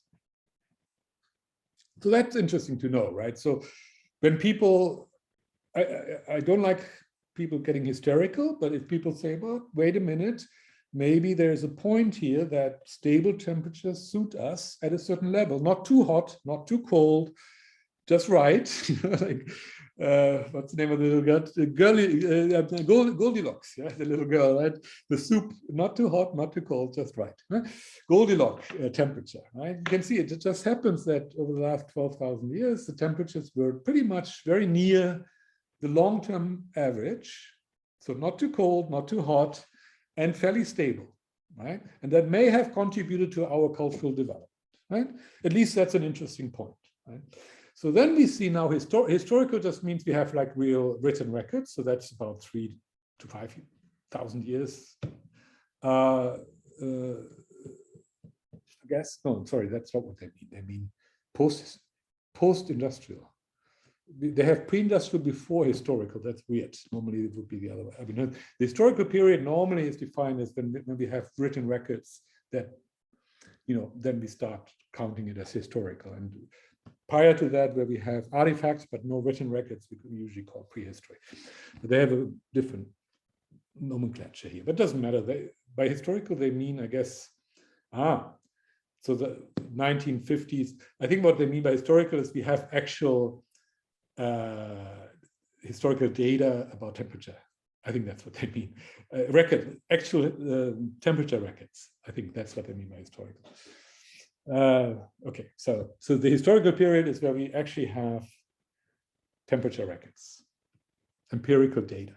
Before that, we have ways to figure out what the temperatures will have been, because we can look at tree trunks and count the rings, and not just count the rings, but are the rings thick or thin, right? If they are thin, means it was a cold year, right, etc. So I mean, and then there are of course more sophisticated methods of checking how the temperatures may have evolved over time, but they are less dependable, of course, right? What they're saying is since about the 1950s, or maybe a bit earlier, maybe let's say since about 1900, we have fairly reliable empirical records of actual temperatures, right? That's, I think, what they mean here. So those are real data. Everything before is modeled, right?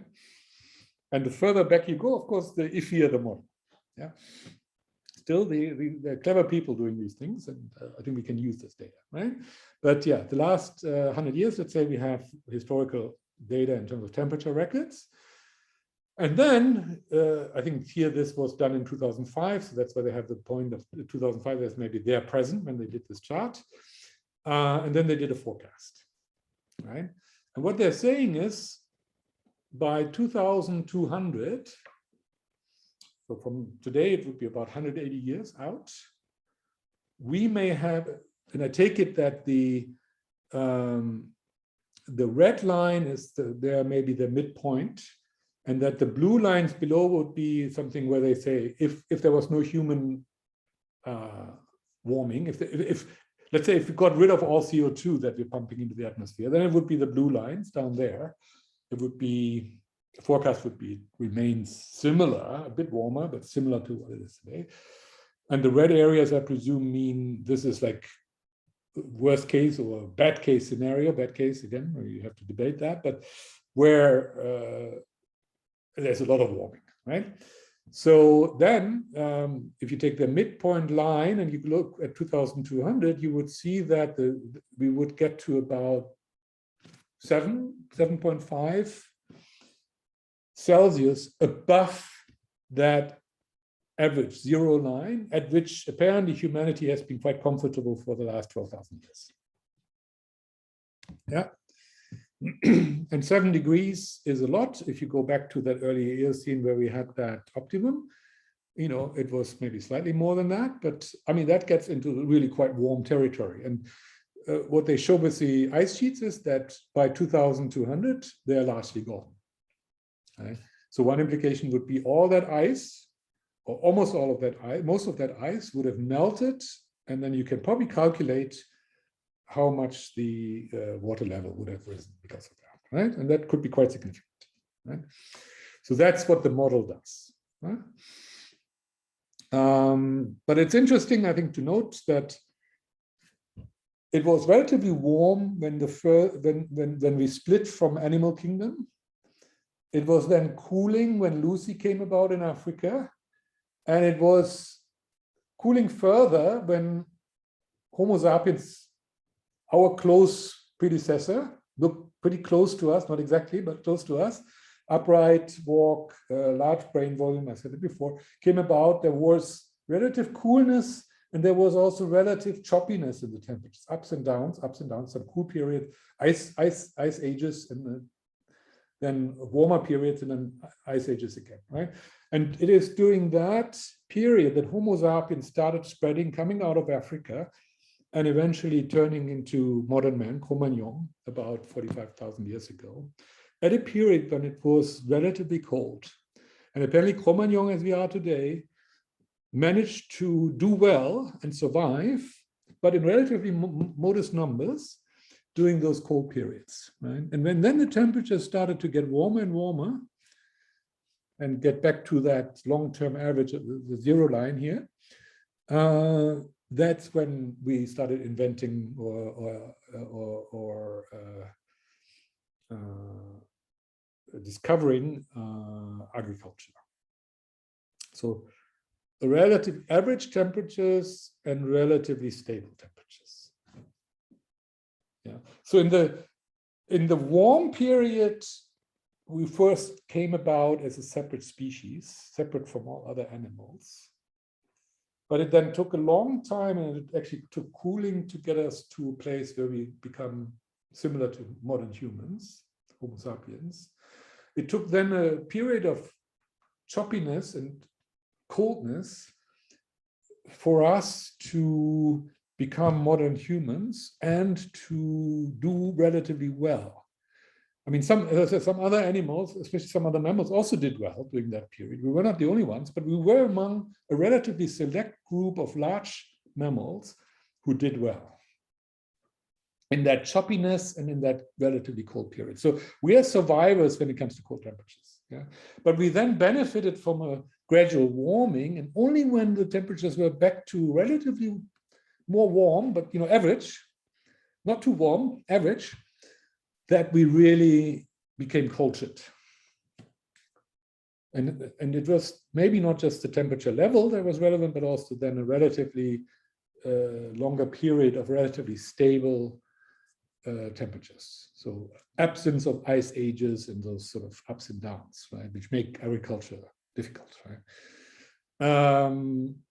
So that stability helped us to become cultured beings, right? But it was the choppiness before and the coldness that made us Cro-Magnon, modern man. And remember, during that time, there was still, for example, Neanderthal. They were a competitor, and we outcompeted them. They disappeared because of us, in all likelihood. It's my guess, right? We crowded them out, right? Because we were superior to them in those tough conditions. So in a way, tough conditions sort out the winners, and we emerge as the winners, right? So in retrospect, that's good for us. Of course, we could have been on the losing side, but in retrospect, we would say that's good for us that there was this rough period of temperature changes because it, the toughest survived, and we did, right? We are among those tough ones. But then to really multiply and become cultured, we needed a stable and a somewhat more warm temperatures, right? So they were good. These moderate temperatures and stability, that was good for our cultural development, right? Well, What does it tell us about the future in terms of now we're warming everything up? What does it mean? Yeah, it doesn't tell us that much, perhaps, right? I think that needs a lot more debate. Is there anything we can learn from that for the future and what it means, right? But at least I think we can see one thing here. It's never been stable temperature. Both long before humans came about, but also since the first hominin, since we split off from monkeys, the temperatures have not been stable. It was warm for a while, then it got cold, it got choppy, it got average. And each of those periods contributed in some way to our development as we are today. Right? So there's not a clear-cut rule here to say, oh, there is a perfect temperature for humans. Right? What we can say, the lifestyle we have today, which is basically agricultural, that lifestyle apparently did depend on a relatively stable period of 12,000 years in which temperatures were moderate and stable. Yeah. But that doesn't mean they have to remain moderate and stable now for the rest of history, right? For the future. It doesn't mean that, right? It's an observation that, yeah, that seems to have benefited us. Doesn't mean it has to be like that. Right? Maybe it's time for change, right? To shake things up, right? So that is, I think, the debate we ought to have, right? What the forecasters say is, if we continue putting our CO2 into the atmosphere, it will heat up, right? No disagreement with that, right? But what the forecast cannot tell us, yeah, what does it mean? Does it mean we should stop with the CO2? Maybe. What does it mean? Oh, maybe it's good for us. How about it gets warmer? What does it mean? Right? Do we want that, right, or not? Right? Are there reasons to want that? So those are the discussions, and that's when I'm saying people haven't thought about it, because I'm not. These discussions may be happening somewhere in the back room of a university, but I'm not seeing in the public domain. I'm not seeing these kinds of discussions. Right? What does it all mean? Another one that's interesting, I thought, and I just wanted to bring to you, this is looking at the last 18,000 years, so post the last big ice age, the glacial maximum. So, you know, after that last ice age, a lot of the Earth's, the land surface was what they call extreme desert. Meaning extreme desert, meaning no life forms or only very limited life forms that can survive there, right? Some life forms will be able to survive in these extreme deserts, but as we know from today's deserts, like the Sahara, you know, the density of both variety of life and also just the biomass of them is low. It's a tough environment for life forms. Doesn't mean they're completely devoid of life forms. They are not. And it does mean that if we have different climate zones, it also means you have differences in different types of animals in those different places, right? So it adds in some ways to the global diversity. To have different diverse climate zones leads to diversity in terms of the different survival strategies and therefore the different genomes, right? But we can say in those extreme deserts, life is tough and there are few large animals and there are overall few variety of animals, right? And few density of populations. In contrast, what they call closed forest, so dense forest cover was relatively modest. See, the green, right? Then 8,000 years ago, so this was when the agricultural revolution got into swing, yeah? You see that the extreme desert, so it had, so temperatures had warmed, yeah? And the extreme deserts had actually withdrawn significantly, you see. Even the Sahara at that time was probably more like a savanna, yeah? And not like an extreme desert. And that, you know, helped presumably the agriculturists. They were not in the green areas where you have dense forest. In the dense forest, you will have had hunter-gatherers. The agriculturalists will have been in the white areas.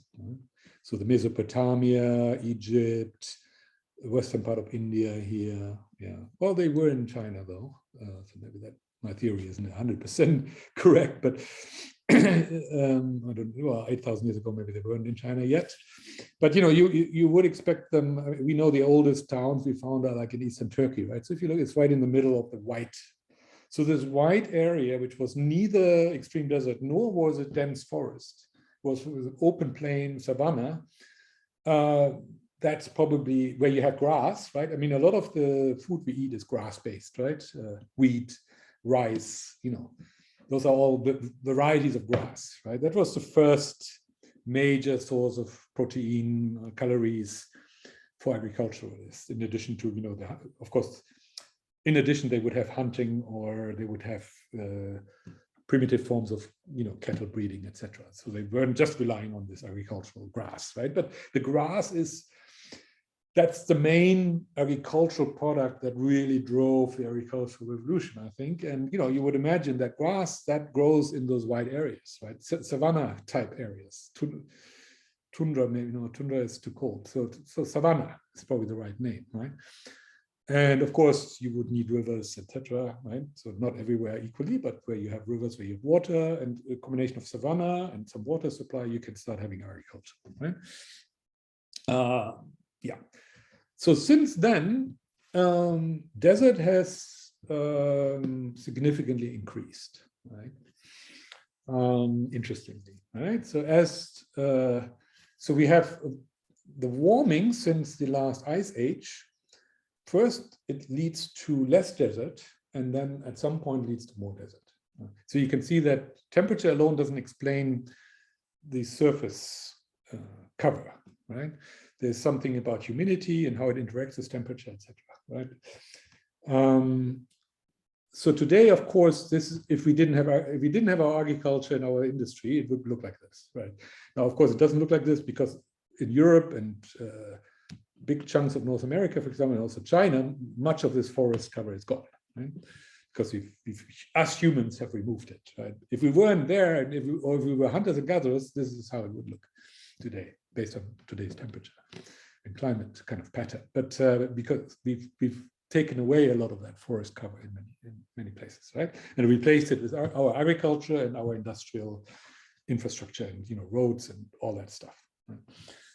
Cities, yeah, etc. But just to point out here, I think the point of the chart is just to think that, yeah, there's a warming here. From left to right, it's a warming. Yeah? We came out of the last glacial maximum where it was very cold and then gradually warmed, right?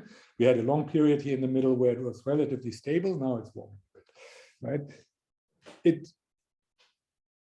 It doesn't mean that the surface of the Earth remains constant. And the habitability. Yeah. For some time, the warming led to more habitable spaces where you could have, in the forest, you could have hunter-gatherer societies, and then in the savanna areas, you could have the first agriculturalists. And then it leads to desertification again. Right? And our warming now may accelerate the desertification, that's possible, but that's already been going on for some time, right? Since 8,000 years ago. It's not something that is just simply us creating those deserts. No, there's a desertification going on in some parts, but not in all parts, right?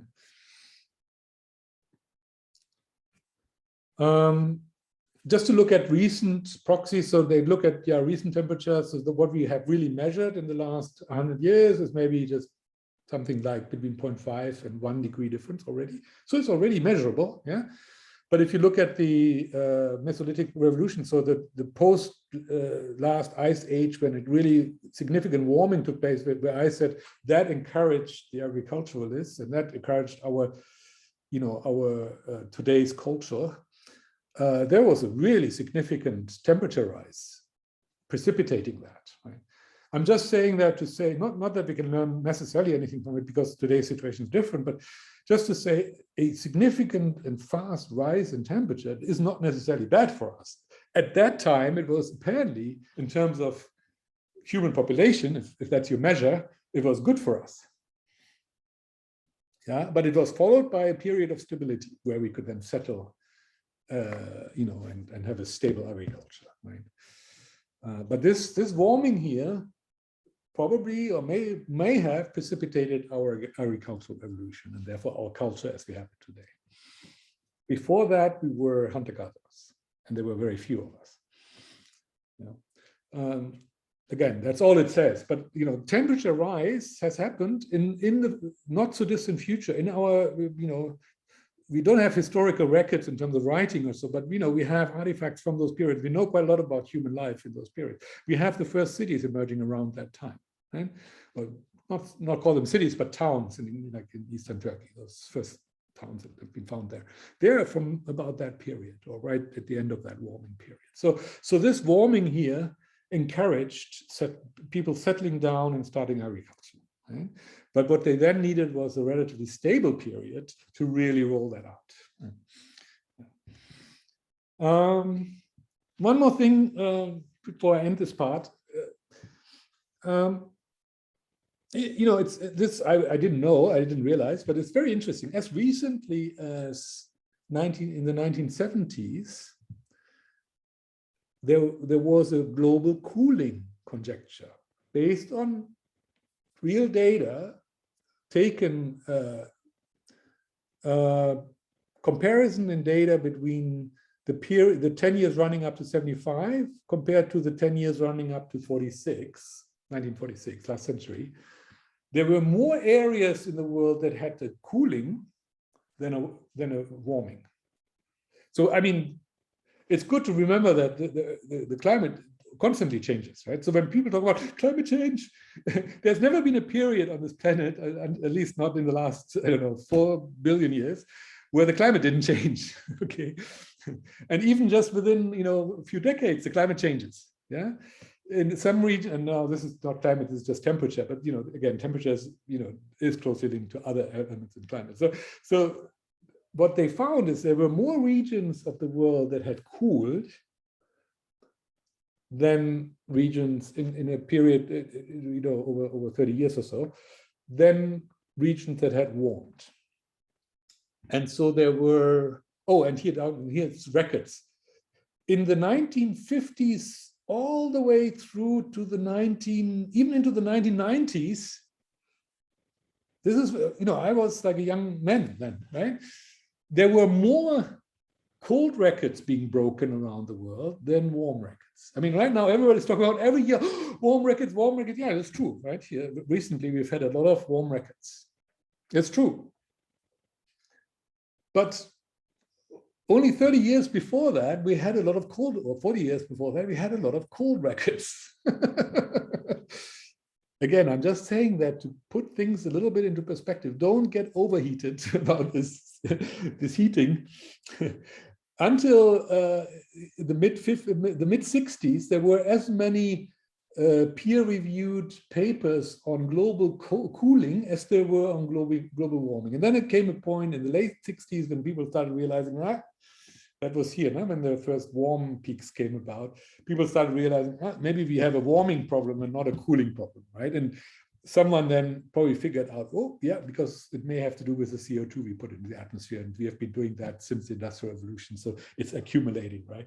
So someone then figured out a mechanism, and then maybe people started saying, the cold records may be arbitrary, or we don't know, we don't have a good handle on why this happens, but on the warming, we actually have a mechanism that we can explain it, right? And of course, that makes you tend to go more in that direction and say, that suggests that we should be more worried about warming than about cooling, right? And I agree with that, all of that, right? I think we should be more worried.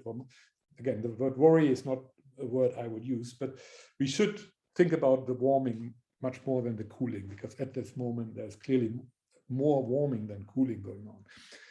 And it will continue to be the case. And we have a logic for that, right? Doesn't mean that there cannot be in between cold spells. Of course there can be, right? But they may be random.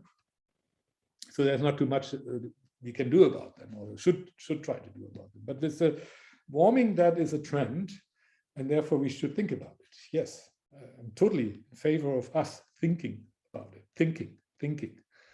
I'm not in favor of rushing out and doing things without having thought about them, especially things that interfere with the liberties of people.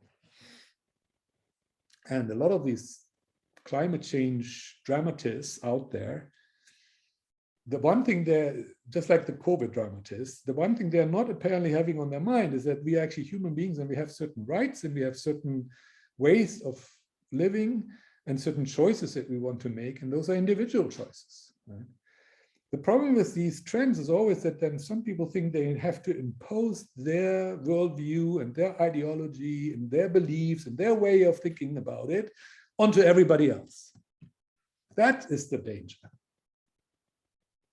If you want to eat vegetarian food because you think that keeping cattle is a bad thing because of methane or because they need space, and the space usually is taken from, you know, from tropical jungle or, you know, such thing, yeah, please then be vegetarian. I have no problem if you choose to be a vegetarian for those wonderful reasons. I have no problem with that, but please don't ask me to be a vegetarian. Yeah, leave that to me. Okay. So I'm just bringing that example because there was a famous case in Germany maybe 10 years ago or so now, where the Green Party had like a real issue because some member of the Green Party, you know, the Green Party is very powerful in Germany. It's now the second largest party. Well, no, it's not true. It's the third largest party. It's the third largest party, but it's closed in on the other two big parties. So the Green Party is very powerful in Germany, and you know, beyond the Green Party, there are a lot of people in the general population who are interested in you know, nature and preservation and sustainability and all that. Whether or not they vote for the Green Party, but you know, that's a big sort of mega trend in Germany and elsewhere, I suppose. So there was a member of the Green Party who went in public and said, we should all eat less meat. Oh, there was quite a storm because, you know, the Germans like their meat, and there were some people saying, okay, this is going too far. Right? Are you now trying to prescribe to me what I should eat? Right? And I don't know who were the people who, you know, went up against it, but I would agree with them. Right? Do not interfere with choices that ought to be individual. I mean, you may educate if you like, sure. But please start, because so far I'm not seeing a lot of educational. I'm just seeing, you know, hysteria. So, but if you, the Green Party, want to start educating people, by educating I mean share your facts, not your ideology, but your facts, then by all means, please do. But when that person said, oh, we should all eat vegetarian or something, or we should not eat meat, then that's ideology. And please do not impose your ideology on other people, right? It doesn't matter whether I'm a big meat eater or not. I just, you know, maybe I don't care about meat at all, but I don't want you to tell me what I should eat, okay? And that's just one example. It was just a popular, famous example in Germany a while ago. But you know, there are so many impositions now where people, oh, you shouldn't do. There are people talking about, yeah, we shouldn't fly anymore.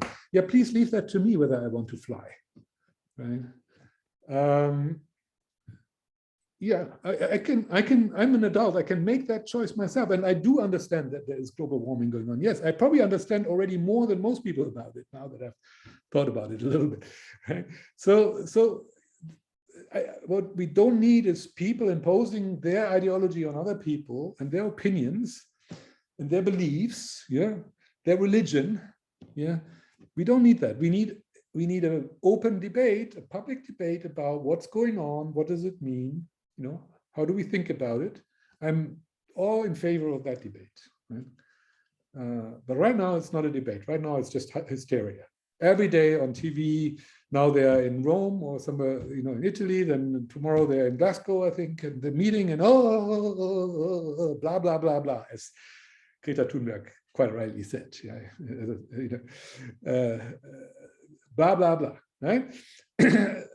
We don't need this blah, blah, blah. We need a discussion about what's going on and what does it mean and how do we think about it, and is there something we want to do about it that is not imposing, right? That is just simply rational and logical, but not hysterical. Yeah, please, by all means. Right?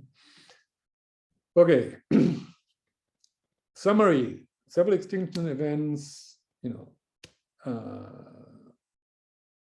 the warming now going on that is man-made could have a similar impact as some of those big warmings in the past. But climate change is a symptom. It's not a root cause. That, I think, is an important point to keep in mind. I will get back to that. the current trigger of the current warming is an explosion in the human population in the last 200 years, multiplied by an increasing consumption and output per person, right? So we have a double effect of a very rapidly growing human population, and at the same time, per person, rapidly increasing consumption of things and production or output of CO2 and other, output effects, if you like, of our consumption, right? So a double driver, rapidly growing population and rapidly growing consumption per person, the one multiplying the other, right? That seems to be what's triggering this global warming. Now, the underlying root cause, we have to think about it, right? But I think it goes even beyond just population growth. It's what I call here advancing disconnection from nature, right? That may be the root cause for our situation today, including this rapidly exploding population that we've experienced. Right? Why is this population exploding? Primarily because of advancements in medical and hygiene and technology and so on. So all of these are things that detach us from nature. Nature normally has it that a population doesn't explode or only does so for a limited time. Then usually it runs into limits of its resources and then it shrinks again, right? So what we've done in the last 200 years is we've had an unprecedented run. Probably no mammal ever has had such a run. Maybe rats have, I don't know. But a big mammal like us to have such a run where we go from a few 100 million people to basically 8 billion and counting in a matter of 200 or 300 years, that's probably unprecedented, right? And it's this confluence of massively reduced infant mortality, massively improved hygiene, much longer lifespans. I mean, we live twice as long today as people did just maybe 200 or 300 years ago, right? And the survival of children has gone from, I don't know, 3 out of 5 to 5 out of 5, basically. Right? Yeah. I mean, completely different ballgame. But it detaches us from all the natural mechanisms that control populations, right? And maybe the global warming is necessary. Maybe the planet is reacting to our overpopulation, right? So if we see the global warming simply as a problem and try to avoid it, it's like tax avoidance. Yes, it may be legal to avoid taxes, but it doesn't really serve the purpose. But the taxes are being levied on people who can afford them in order to take some of that money and do something good with it, right? That's at least the idea. I know it's not always like that, I know, but that's the idea, right? So tax avoidance may be legal, but it sort of defeats the purpose. And the more rich you are, the more likely you are to do tax avoidance, which is exactly the opposite of what actually should be the case, right? On average, not every individual is like that. I know some people don't do that, tax avoidance. And again, I'm not moralizing here. It's not, it's just an observation, and I'm just picking on something here to say that, you can try to just tinker with the symptoms. The symptom is rising temperature. Okay, that's the symptom. That's not the root cause, right? So you can say, okay, we need to limit our CO2 and methane and so that the temperature doesn't rise more than 1.5 degrees or maybe 2, and then we cap it there, and then we've successfully avoided the symptom. As we did with COVID, right? We were fiddling with the symptoms. Nobody, as I said, the root cause is actually immune systems and our social habitus and how we, our getting ever older and, not being willing to have an infectious disease anymore and all these kind of social things, right? And those are the root causes, right? Not the virus, but we instead said we tinker with the virus. Okay, same here. We tinker with the temperature, but the temperature is not the root cause, right?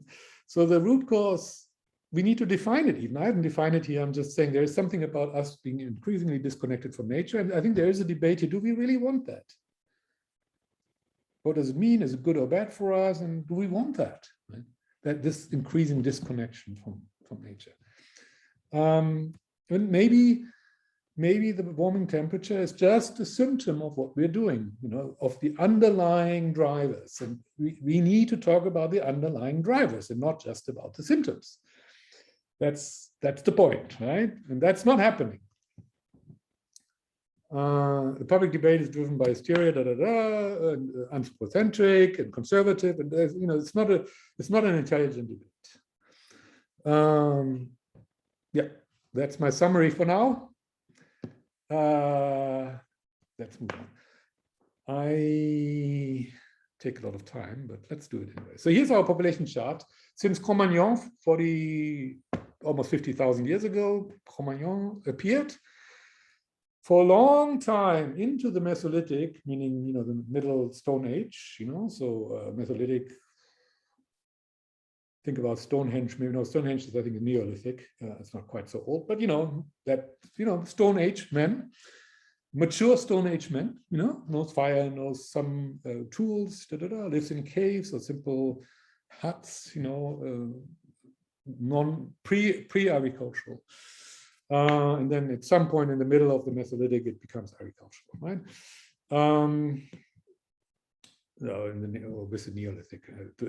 I think the definition of beginning of Neolithic may be the beginning of agriculture.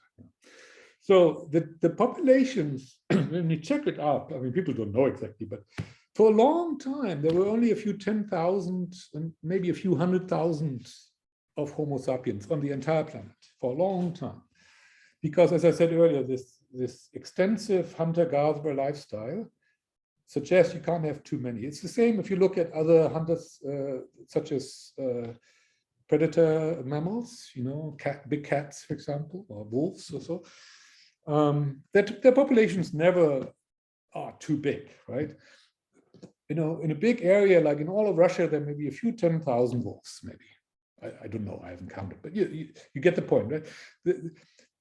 This is an extensive lifestyle that needs a lot of space because you're a big animal and you're hunting other big animals, and the big animals you're hunting, they need a big space to feed, right?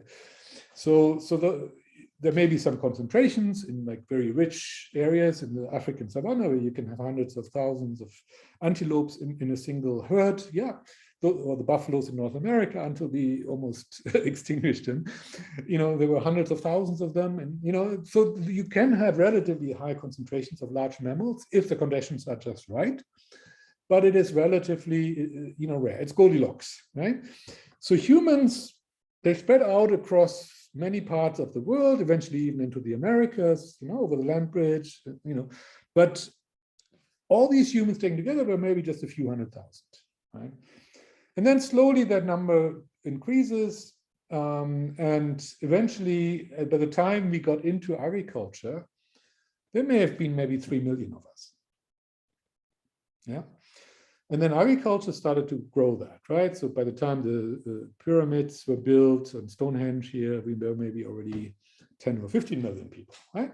And then around Christ's birth, maybe were 150 or maybe 200 million people, half of which lived in the Roman Empire, probably, almost half, and the rest in the Persian Empire and in China and in India, right? And of course, there were some other populations, but they were the hunter-gatherers still existed, but they were still very dispersed and few of them, right? So in all of South America, other than the Inca Empire, there will have been just a few, maybe 10, 20,000 people, right?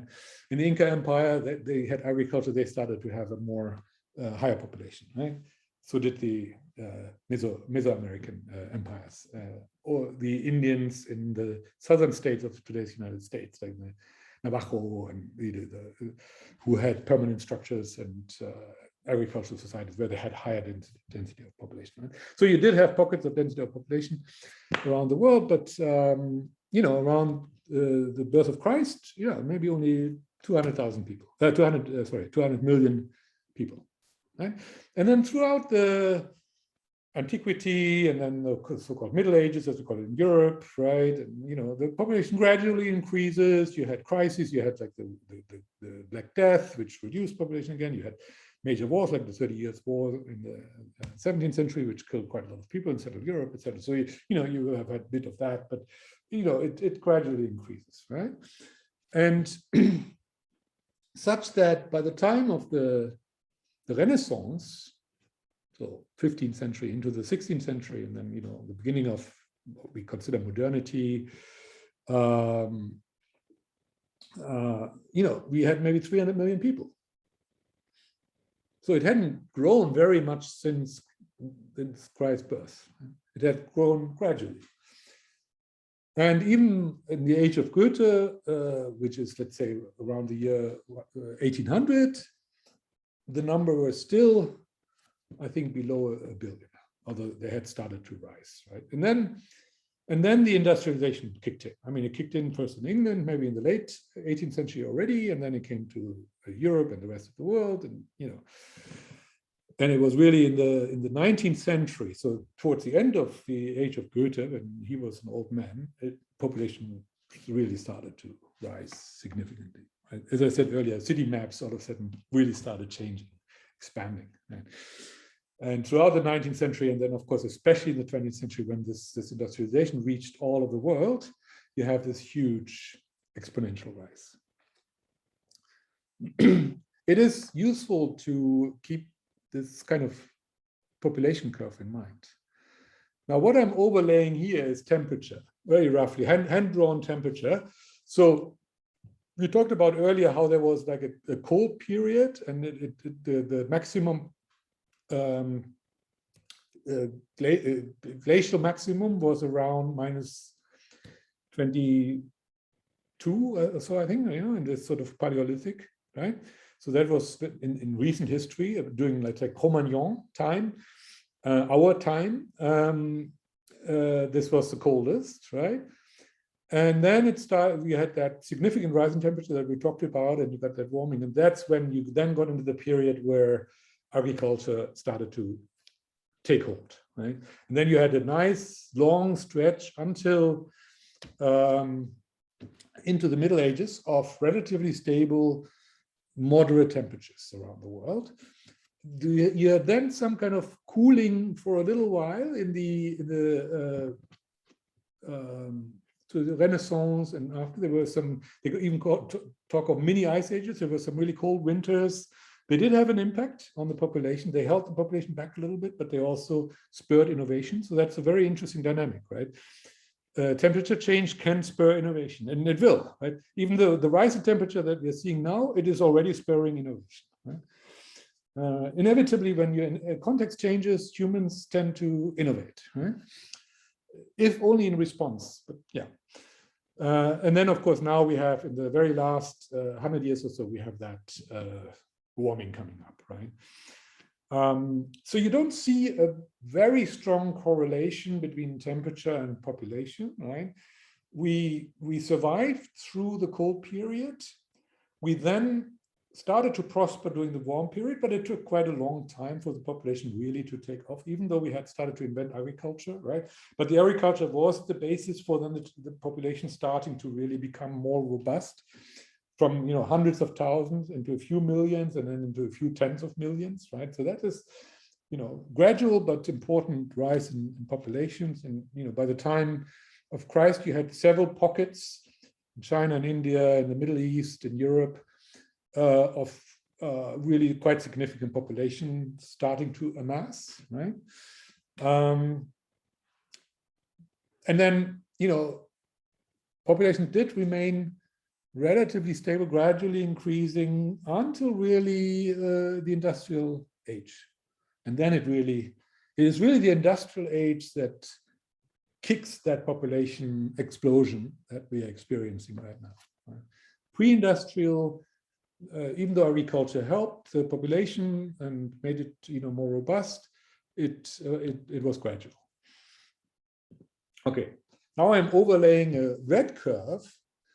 And that's my own, yeah, that's my Matthias Goertz purely subjective invented curve. I call it the HDI, the Human Development Index. It's not the HDI that the UN uses. They also have an HDI. I took the acronym from them, but I mean something different. It's not in any way closely correlated to what they do. Remember, I said a human is someone who has a mind, a heart, and an immune system. And I was thinking about it this way. When do I think that the individual human being was at their best? When did they have the possibilities in terms of both, enough of food security and, stability to be creative, yet also enough of challenge and change to be creative, right? You need both.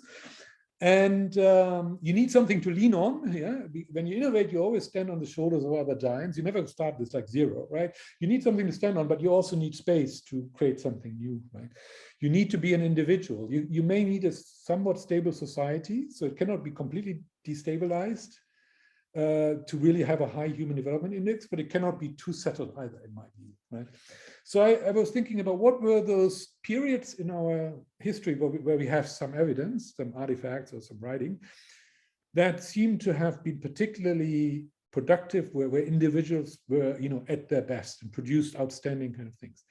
And in my view, in my humble opinion, humans peaked around the time just before the agricultural revolution. You may have a different view. I know that can be hotly disputed, or some people might say, "Oh, that's nonsense." Please do whatever you think. But I think the most amazing period in the human history was when hunter-gatherers came together and created the first aesthetic and cultic artifacts. It started with, figures of women, usually, like the Venus of Willendorf is a famous one, but there are quite a number of Venuses, or animals, or some other artifact. There's a very beautiful horse from about 20,000 years ago that is just mind-bogglingly beautiful, crafted.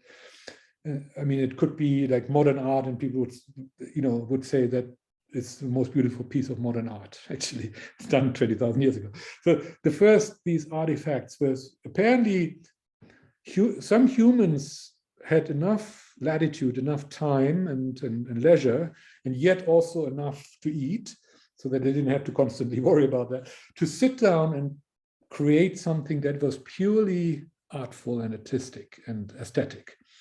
They may have had a cultural background for that, a cultic background. It may have been linked to religion, or practices. So there must be a societal element to it, but there's also an individual element of an individual, a Cro-Magnon, sitting down and carving a most beautiful object. And I think for me, that's when it starts. And then the peak is when they did those cave paintings in places like Lascaux or Altamira. Those are some of the famous cave painting locations. There are others. Cave painting is quite widespread around the world. You find it in many places. But in that period in the southwest of Europe, there was a period about 15,000 years ago or so when cave painting really came into its own. And if you look at those paintings, they're not just amazingly beautiful. There's an art and a craft, right? You need to have paint. You need to be able to produce paint from natural elements, right? So there's an element of chemistry involved, if you like, right? You have to either find or make those paints, and they have to be durable. I mean, these cave paintings are 15,000 years old, and they endured. Of course, they endured because they're inside the cave. If they hadn't been inside the cave, they probably wouldn't have endured, but they did endure, right? So these paints were amazingly durable, right? And you needed to have a context. You needed to have a group of people coming together and enjoying this artwork, right? But you also needed individuals who had that craft skill. Not everybody does, right? We know that today. Artists are, really fine artists are a scarce resource, right? Most of us aren't, right? But most of us have to provide them the context in which they can be successful, an art market where they can sell their products or whatever. So there is something about 15 or 20,000 years ago that came together in pre-agricultural societies that created the first great art. And it's in art, I think, that humans come into their own the most. Because it is, as I said, the reason I say that is because I think it's this conflux of individuality, the individual artist and their skill, and of society, which has to set a frame and a context in which the artist will come into their own. They won't do it in isolation. If there's no cultic procedure, for example, then they will not create cultic figures. If there's no religion or other kind of cultic element, and cultic elements always come through community of humans. They don't come through the individual, right? And they are usually passed on over time, right? So they evolve slowly. And then in that context, all of a sudden, some creative mind can come about. Anyways, to not dwell on this too long, I would argue it was 15,000 years ago or so that the conflux of a human mind, of a human heart, the courage to try something, and what I call immune system, by which I mean a healthy body, a really healthy body. Because you can be sick and still do good art. Some artists have been sickly, but you need a support infrastructure to do that, right? Someone else needs to then hunt your animal for you. But someone in the community has to have a good immune system, basically. And it's not just immune system. I'm just saying immune system because it was so topical recently with our other topic. But a healthy mind in a healthy body, but not just healthy, also courageous, right? And inventive and innovative, and changing the game and going beyond the boundaries, right? These things have to come together to create true humanity. And I would argue that in these caves, and we can't know this, it's just a conjecture, it's just my subjective opinion. In those caves, in Lascaux and in Altamira and in others, humanity found their peak. And it's, as you see in my red curve, I don't think it's ever been surpassed since. I've thought of some other like peaky areas, right? The Greek polis, the Greek city-state. There are a lot of people who think that the architecture and the sculpture, especially of the Greeks at that time, is the epitome of human creation.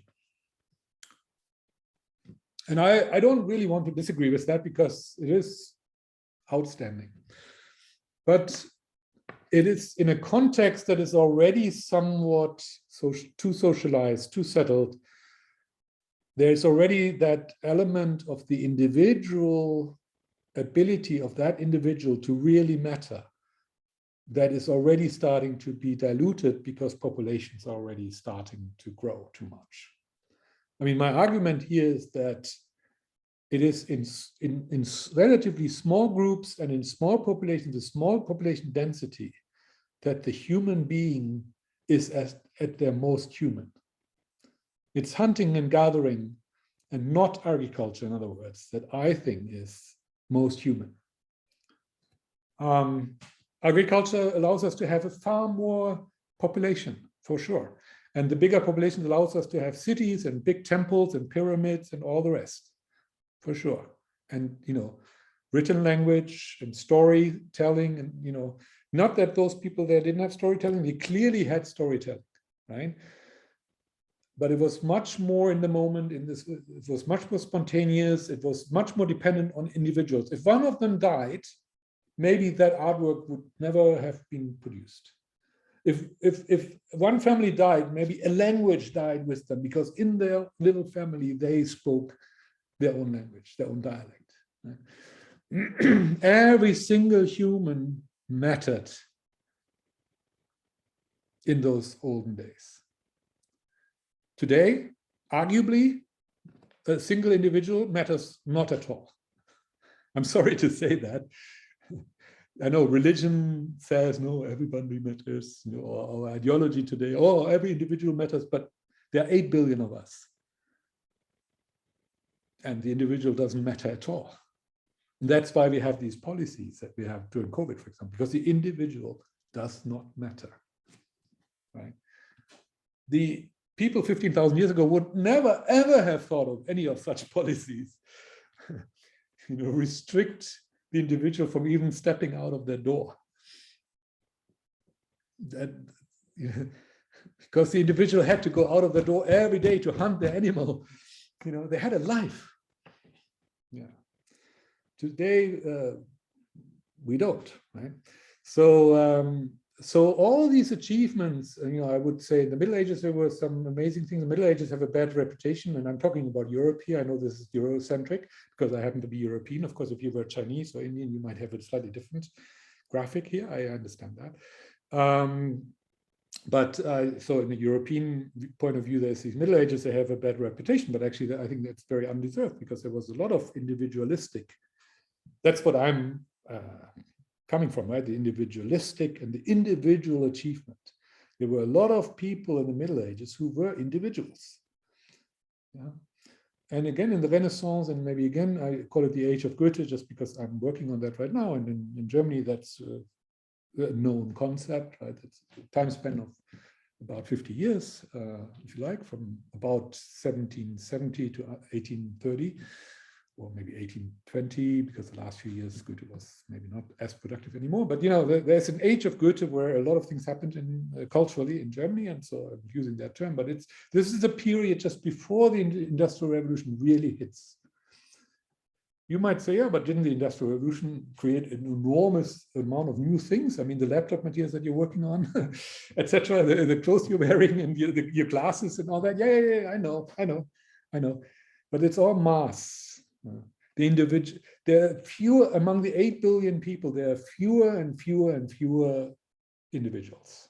Not only proportionally fewer, but even in absolute numbers, I would argue. I mean, if you look at the age of Goethe, there are like 3 dozen people in Germany alone that are absolutely outstanding. And we still talk about them today. We will still talk about them in 1,000 years if they're still around.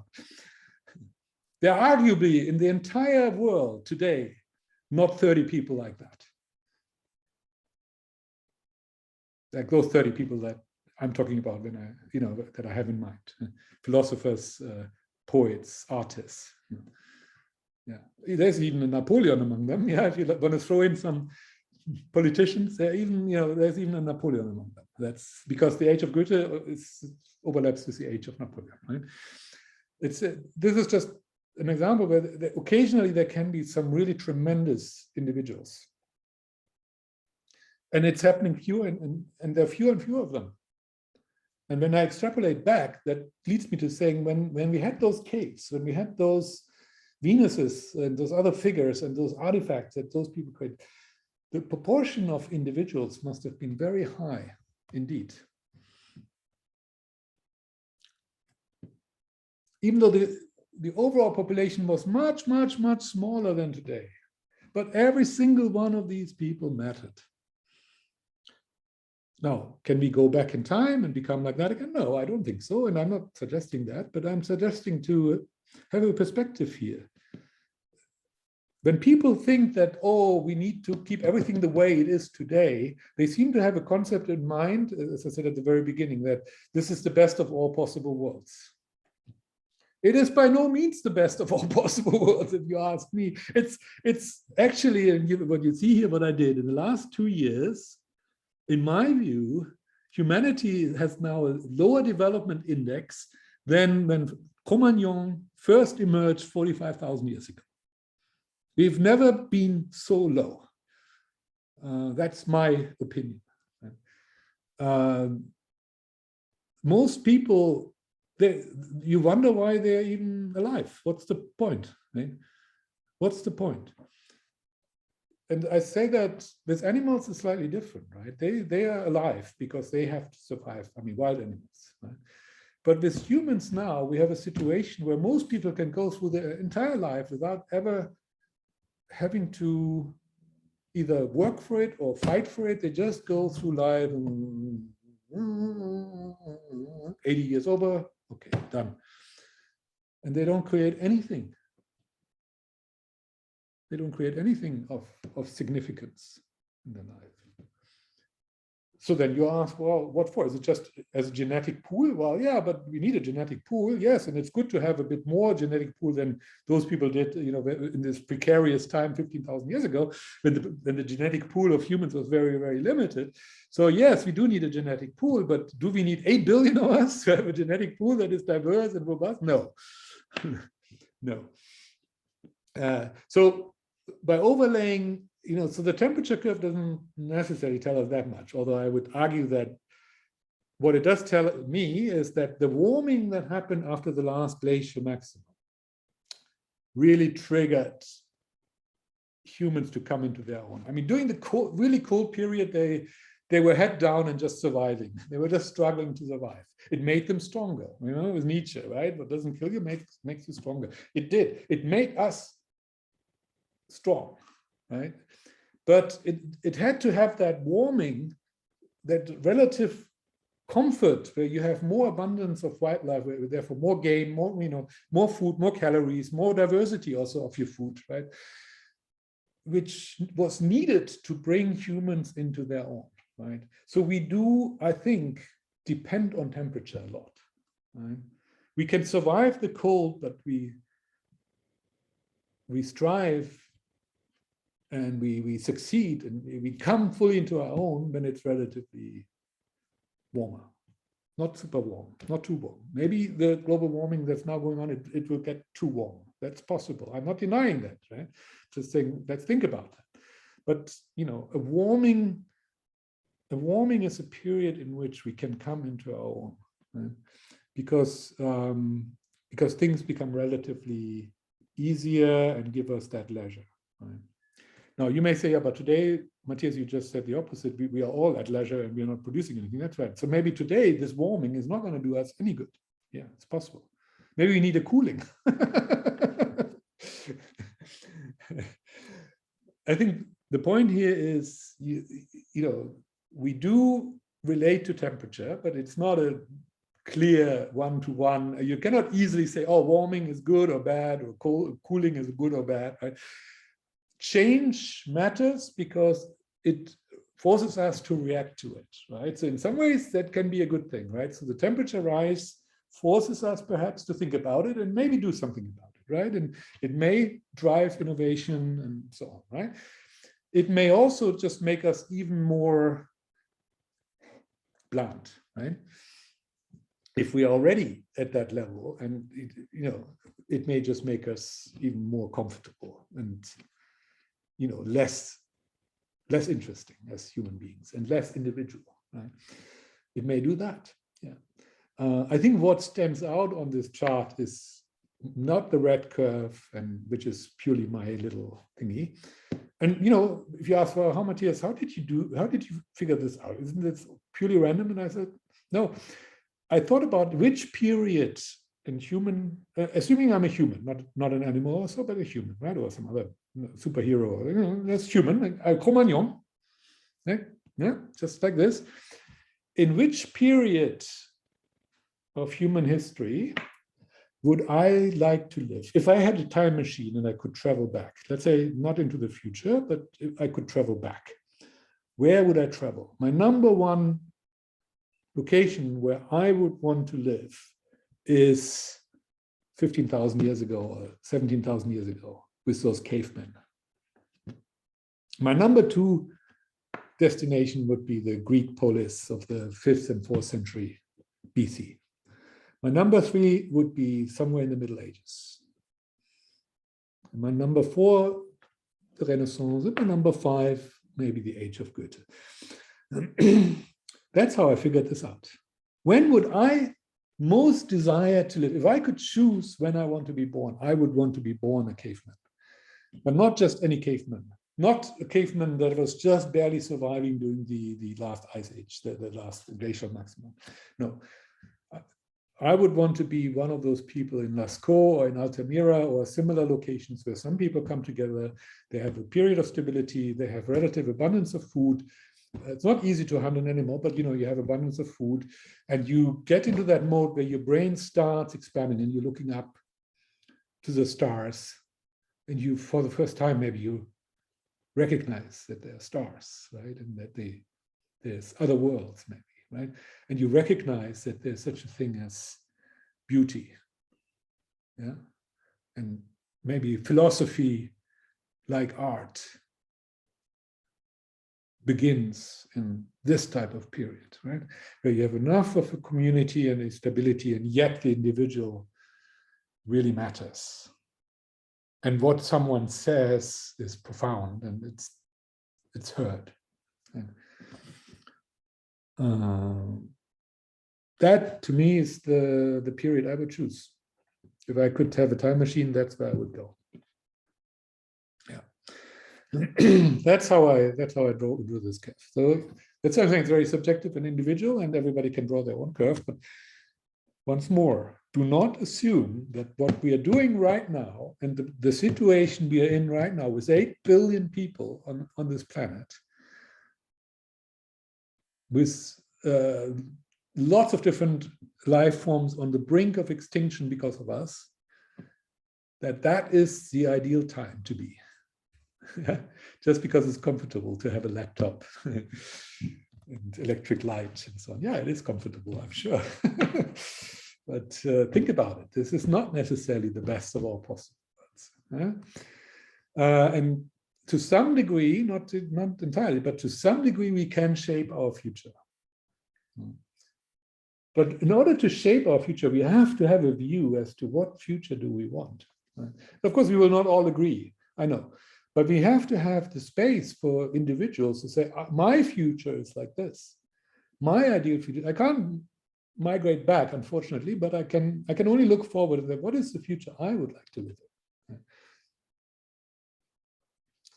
And if you look at the green curve here, if you look at my red peak and the green curve, the future I would envision would have far fewer human beings.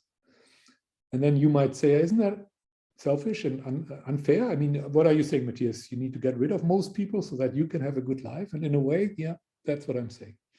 Not that I want to do anything to get rid of people, don't worry. I have no sinister motives. But the world I envision that is most livable is a world with far fewer human beings. I am not at all of the opinion that thanks to technology, we can have ever more of us. We can physically, we could probably accommodate 20 billion people on this planet somehow. We can make it work, and maybe that will happen, unfortunately. Yeah. But is that the ideal world that I picture? Not at all. Right? Because to do that, we would have to further reduce ourselves to robots or zombies or whatever we want to call it. Right?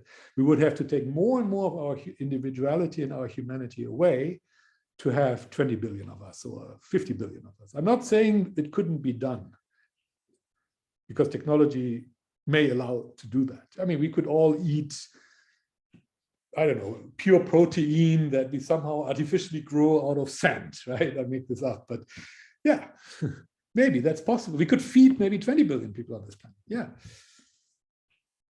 But a human being is someone who goes out and hunts his food.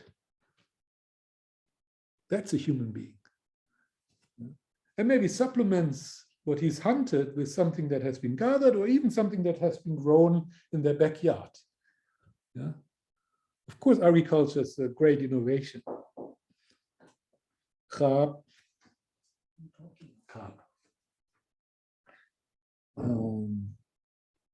course, it's a great innovation, and it allows many people to live and allows cultures to condense and in a way explode. But that's the point. The explosion is the point that I think where it becomes negative, right?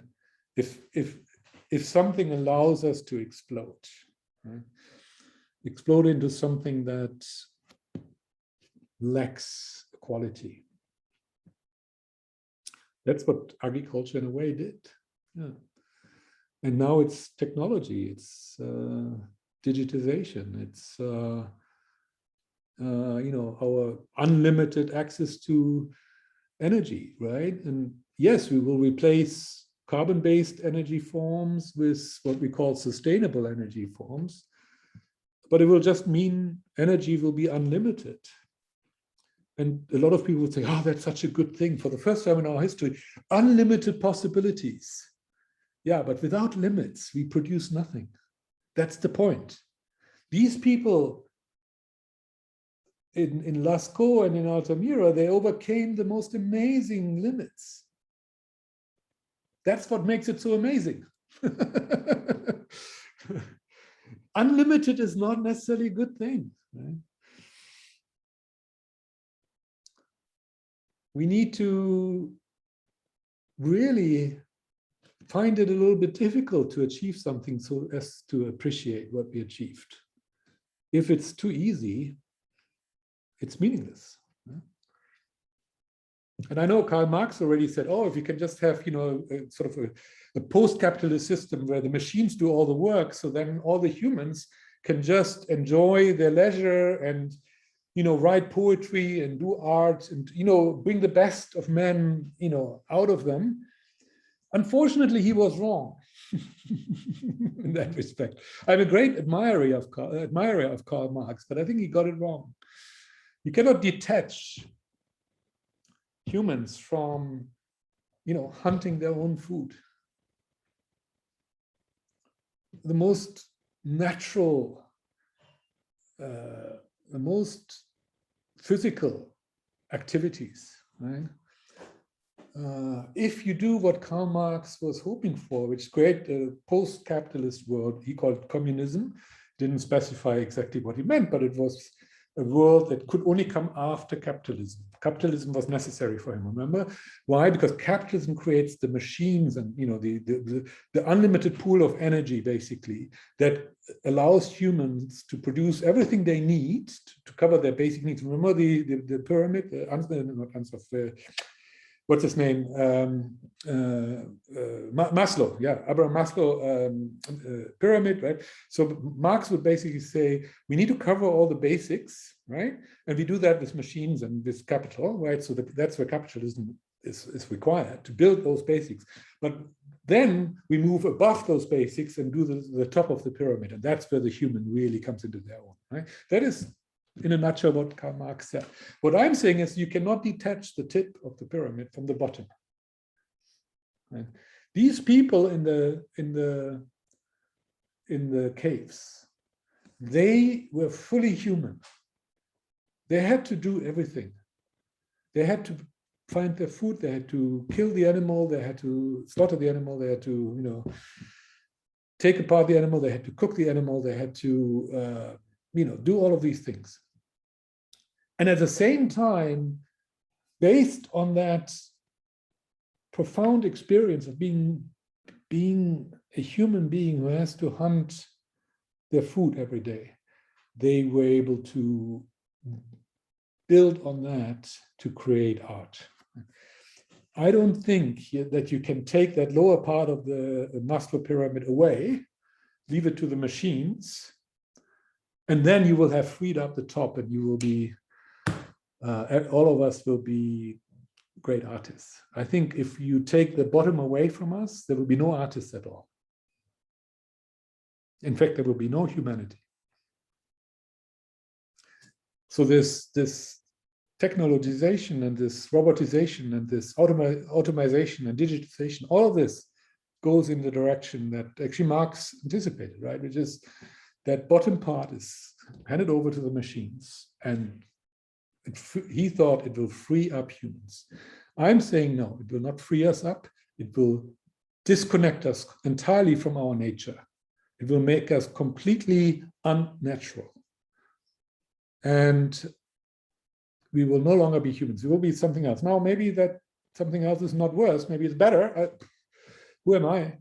Yeah, but it's not longer human. Okay. So, quick break, little joke, climate change, TNT. The antipodes of climate change. Love this. This was in January 2020, this cartoon. So it was just before COVID. So apparently people still met in person in Davos.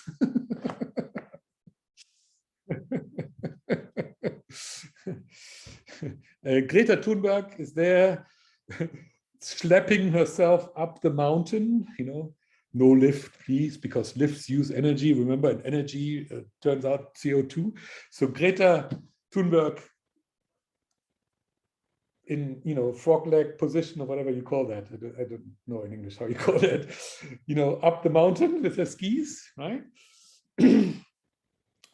And she puts a big tree into the middle of the landscape climate change, so as to prevent those wild men from getting over, going overboard. Those wild men who are up there in Davos, having their meetings. And here comes Donald Trump and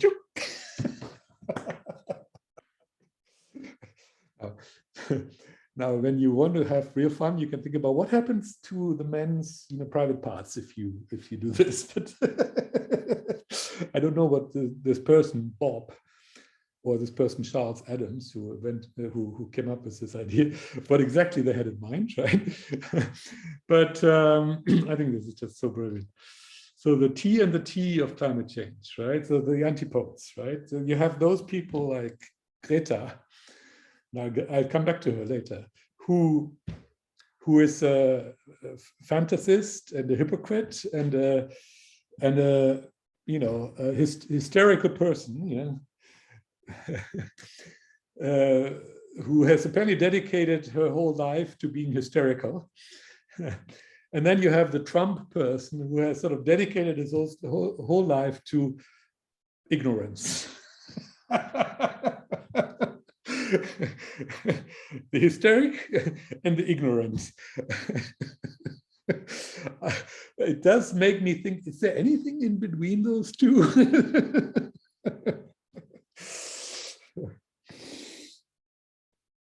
Now, if I had to choose, who do I side with? Trump. I like to go downhill with my skis. And I don't like anybody to put trees into my way. But since I like a challenge, if you put a tree in my way, I won't do the Trump thingy. I will just do a swing around, okay? Okay, let's have a quick break. Break with Goethe.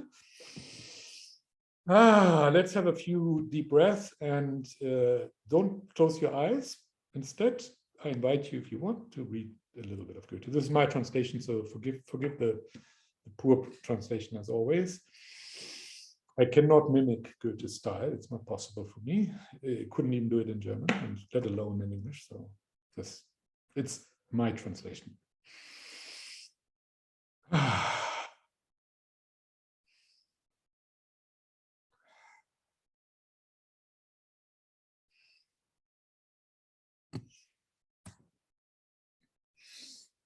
Physiological and pathological principles. Immune system, for example. Let's go. All right. Oops, I skipped. Silly monkey prize, none. There are lots of silly monkeys out there, but it repeats itself, so I didn't bring a prize because it's the same old shit every week now, every month. I think I'll soon be done with my prizes. Unfortunately, no Lady Liberty prize either. There's just nobody now stepping up and trying to defend human freedom. Homeric Laughter Prize. Yes, we have some candidates. One finalist, Mr. Fauci, the so-called expert who apparently has understood nothing about the virus, but he does understand something about stock prices because he talked up the Merck price. And I thought this was so classic. I took this as a snapshot from the TV. Because it showed Fauci saying, oh, Merck company, yeah, this chemicals company or pharmaceuticals company, they made this important advance in treatment. And I think they did. I don't mean to belittle. They came up with a tablet. If you take it as a precautionary measure, it can significantly reduce your risk of having severe pneumonia, right? So that's good. Yeah, it's not as effective as the vaccine.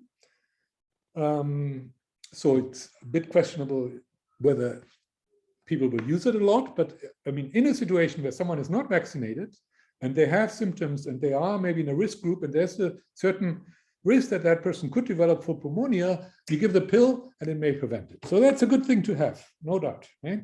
But is it worth 8% of their stock price? I mean, these companies have values of, I don't know, $100, $200 billion at least. So 8% of that is like a cool $10 billion like that, just because of this medication. I don't know whether it's worth that, but I'm not a punter. I'm not a stock price punter. So let it be. But it's just so classic. I don't think that Mr. Fauci meant it that way. I don't think I'm not suggesting that he's been corrupted by Merck and that he's on their payroll. I'm not suggesting that, but the picture is just, it's so classic, right? I mean, our politicians have been talking up the pharmaceuticals prices over the last 18 months by insisting that everybody on this planet needs to be vaccinated 2, 3, 4, 5, 10 times, right? Well, Pfizer says thank you, and BioNTech, thank you very much. BioNTech is now worth like between 50 and $100 billion, somewhere there. It's a little startup, yeah, but brilliant for them. I don't mind. I mean, if someone does an innovation, they should get the benefit. And you know, I'm also an investor myself. I have a bit of savings, and I invest them. I mean, you know, that's all good. I'm not against investment. I'm not against a good return on investment, and especially innovative companies. And as I said before, the vaccine makers are the one highlight, the one positive highlight of the whole COVID affair. That, you know, the vaccine makers, they did their job. And now Merck, I had said very early on, we need some prophylactics, and now Merck finally, a bit late, came up with a prophylactic that actually works. You know, it's for certain situations, certain cases will have limited application, but it's, you know, it's good to have. But, you know, it just makes someone like Fauci look like really funny, right? Maybe he's not to be blamed for, you know, CNBC putting the picture of the stock price jump right next to him. I mean, you can't blame him for that, I guess. But when you speak to the public, you know, you ought to know that you're on dangerous territory, right? And Fauci has so little credibility as far as I'm concerned, because most of what he says is nonsense about COVID, right? That this really doesn't help, right? So this is really a faux pas, right? At least, right? I would, if I were him, and they say he's an advisor to the U.S. president, on. I would sort of stay away from naming pharmaceutical companies in doing so, talking the stock price. Okay, now here's Fauci again. Fauci is active this month. This one is a bit more serious. He defends coronavirus vaccination mandates. Yeah. I don't need to read you all the details. I already gave a Lady Liberty Prize to 3 governors of the US, 3 of the US states who outlawed vaccination mandates, which I think is the right way to do. I mean, in fact, you shouldn't need to outlaw it. It should just be clear to everybody that it's illegal to discriminate based on anything, including vaccination status, right? But apparently that's not clear to everybody on this planet, even though it's literally written into every constitution, probably, that you are not allowed to discriminate. But constitutions, as we talked about for 18 months now, have been suspended. We are in a state of exception.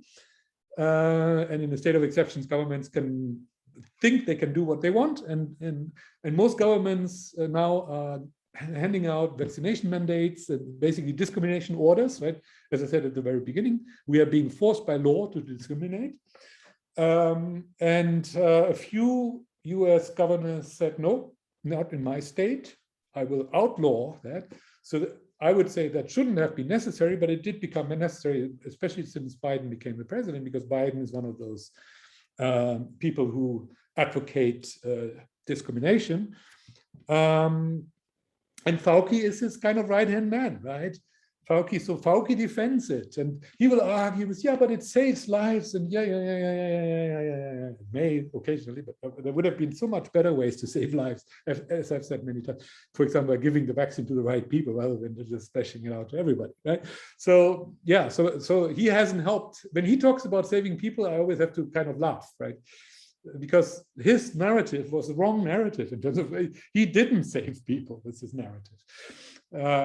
He prevented the effective saving of people with his narrative, right? So he's part of the murder club, right? All of us in a way are, because we all kind of trot along. We all have to be vaccinated. If 80 or 90% of the population vaccinated, then we can open up. Yeah, all that bullshit, right? So Fauci's talking bullshit. But wait, where do I go from here? Okay, here's another one. I was going to say there's more. There's separate news, but it goes into the same direction. So Guterres, who is the head honcho of the United Nations and his loyal Director General of the World Health Organization, Mr. Tedros, who we've talked about many times before. This is a fantastic team. Desire to get the world vaccinated. Yeah. This is 18 months, 20 months into this, they still don't understand how these vaccines work, right? And what they can do and what they cannot do, and what they shouldn't be used for, and what they instead should be used for, right? Now it's getting, I know it's getting boring, and as I said, I'm probably soon going to run out of, any prize winners, because it's now become the new normal. These people have installed a regime, a totalitarian, if not terrorist regime, worldwide, where if you are not vaccinated against a common cold virus that is harmless, you are not treated like a human being. That's what these people have now established worldwide. For that, they deserve a prize. Yes. So I'm splitting the prize between Mr. Guterres, Mr. Tedros, and Mr. Fauci. Huh? And because it's the Homeric Laughter Prize, it's for not understanding anything at all.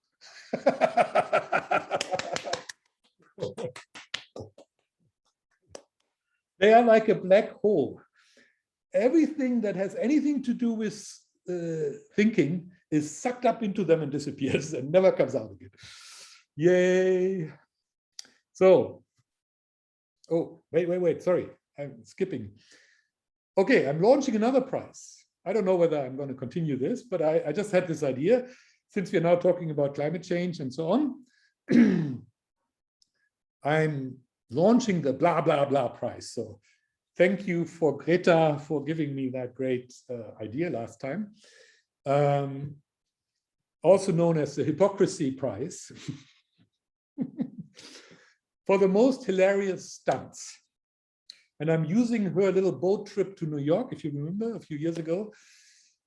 She said, I'm not flying. So she took a super expensive yacht. By the way, its home harbor is Monaco, you know, home of billionaires. With a crew of, I think, 3. So per one traveler, 3 crew. Now on a plane, just to make this clear, you have 400 people and maybe 20 crew. I don't know the exact ratio, but something like that, right? So here you have 1 traveler and 3 crew, a 300% coverage of the travel.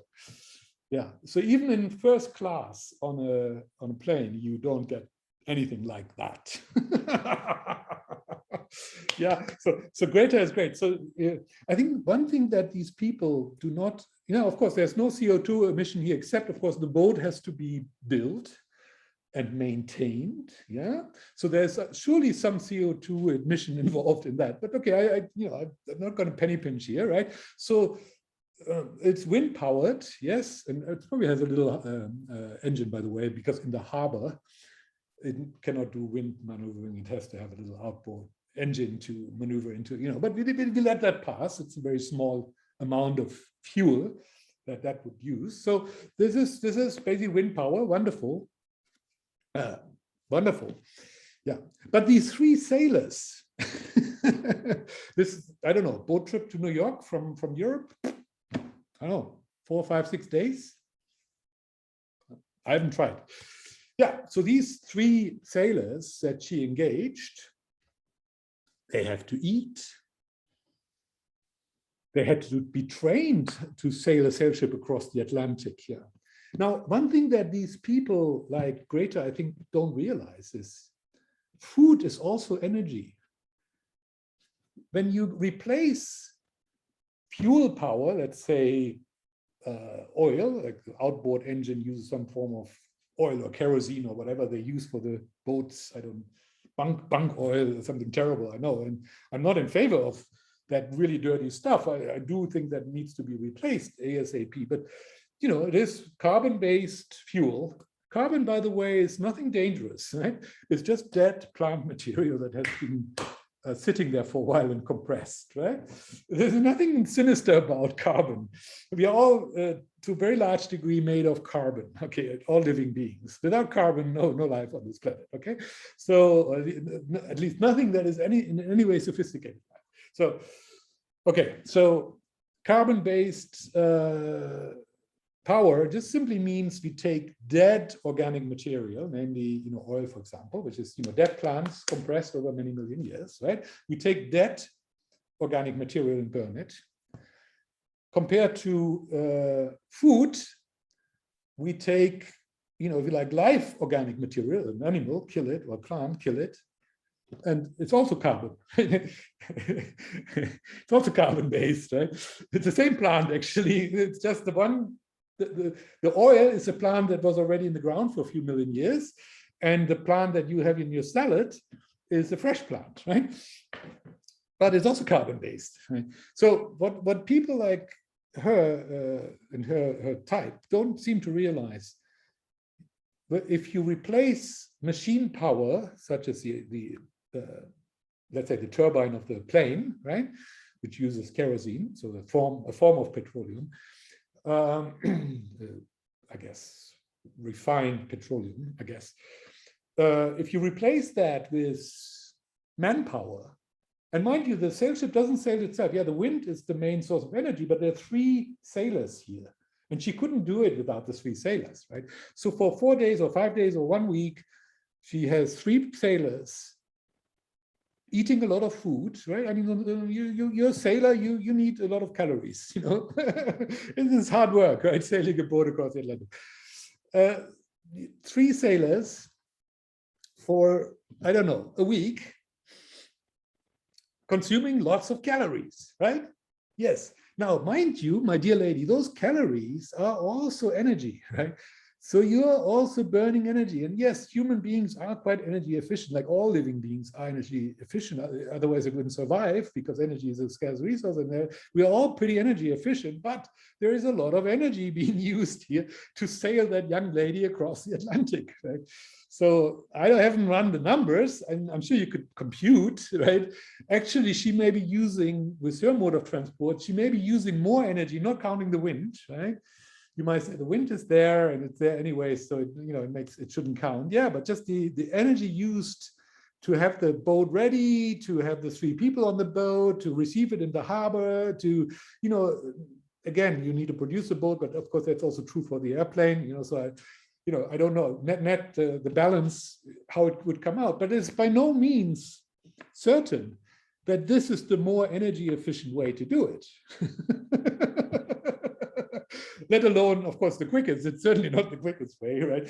So the time wasted, of course, it's fun to sail across the Atlantic, yeah, but I mean, if everybody was to do this, if everybody was to say, no, I'm not going to fly anymore, I'm going to take a sailboat, I'm going to hire 3 people, I'm not sure that our energy balance globally would go down. In fact, I might think that our energy balance might go up, right? So then she might say, yeah, but see, we are not, it's all about CO2. I don't care about the other things. Maybe that's what she's saying. And, we are not blasting CO2 into the atmosphere. Yeah, that's true. But I don't know how the food that these 3 men intake, how it was produced, right? If it's all beef, then it's all methane intensive, because as we know, cattle produce a lot of methane. Methane, by the way, is worse in terms of global warming, in terms of per kilo of methane, it's worse than CO2. Yeah. So yeah, I don't know what they're eating, right, and how it was produced, but the point here is, whenever you talk about something being greener or cleaner or more bio or whatever than something else, you better run the balance, the energy balance, and you better run it well, right? Because often that may not simply be the case at all, right? And the opposite may be the case, right? And it is this kind of hypocrisy, like, oh, I'm not going to use a plane. This kind of symbolism, right? Some people like this, but I think it's so silly, right?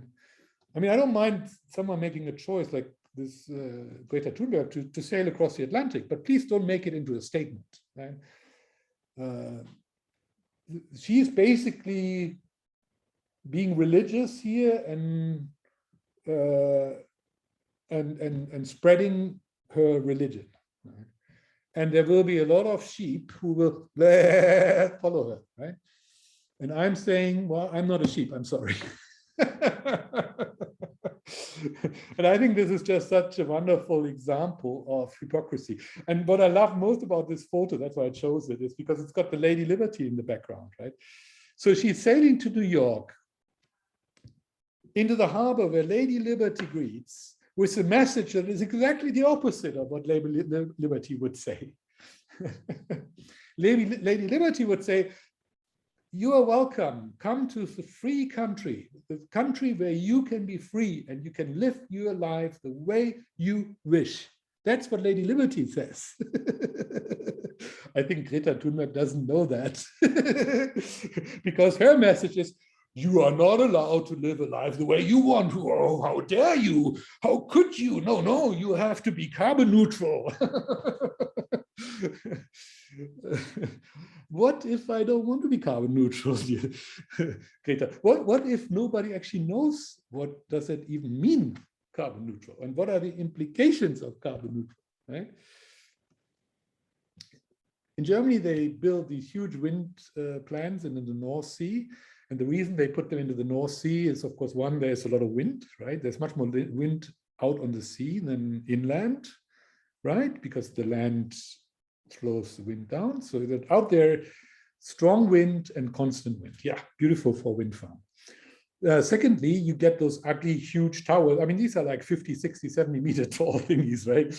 They're not exactly Gothic church towers. You know, they're not ugly. They are like nicely designed, slim, and modern. But you don't want to have too many of those in your neighborhood. I think most people don't really like to look at these windmills. So by putting them onto the sea, you get them out of sight, right? So you avoid this kind of visual pollution that I talked about before, right? Most people don't actually want these things in their backyard. By the way, they make a lot of noise too. Yeah, so having these windmills next to your house isn't actually so brilliant. Yeah, just in case you didn't know that. Yeah, so no carbon emission, all wind energy. Wonderful, wonderful. Turbine, electricity. Yeah. Now, small problem. Most people don't live at the North Sea coast. They don't. Most people in Germany and in Holland, that may be a little bit different. A lot of people live near the sea. In Germany, most people don't live near the sea. Most Germans live in the middle of Germany and also in the south, right? Yeah, there are some people in the north, in Hamburg and Bremen, and, Rostock and so on. There are some cities in the north, but by and large, the densest populations are in the middle and in the south. So, but there's no sea and no wind power down there. So you have to you generate electricity out there in the north in the sea, but the people who need to use it are in the south or in the middle. You need transport, right?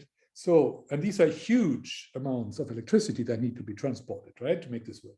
So basically they came up with 3 electricity autobahns, north-south, that cut right across all of Germany. Huge pylons, these electricity pylons that carry the cables, like huge, I mean, new dimension, not anything you've seen before. These are bigger. So 3 tracks of electricity, these metal towers, right? These pylons, right? Over 1,000 kilometers from north to south, 3 of them, because I guess they figured out we have a lot of people in the west, in the middle, and then in the east, or whatever, right? So 3 of these autobahns, electricity autobahns, cutting straight through the landscape. Yeah, and mind you, you can't build those through cities or even near cities, because then the people who live in the cities will immediately, be on the barricades. Oh, I don't want this thing. Oh, this huge, no, thing near me with all this electricity. Oh, it could be dangerous, right? So you have to build them through nature.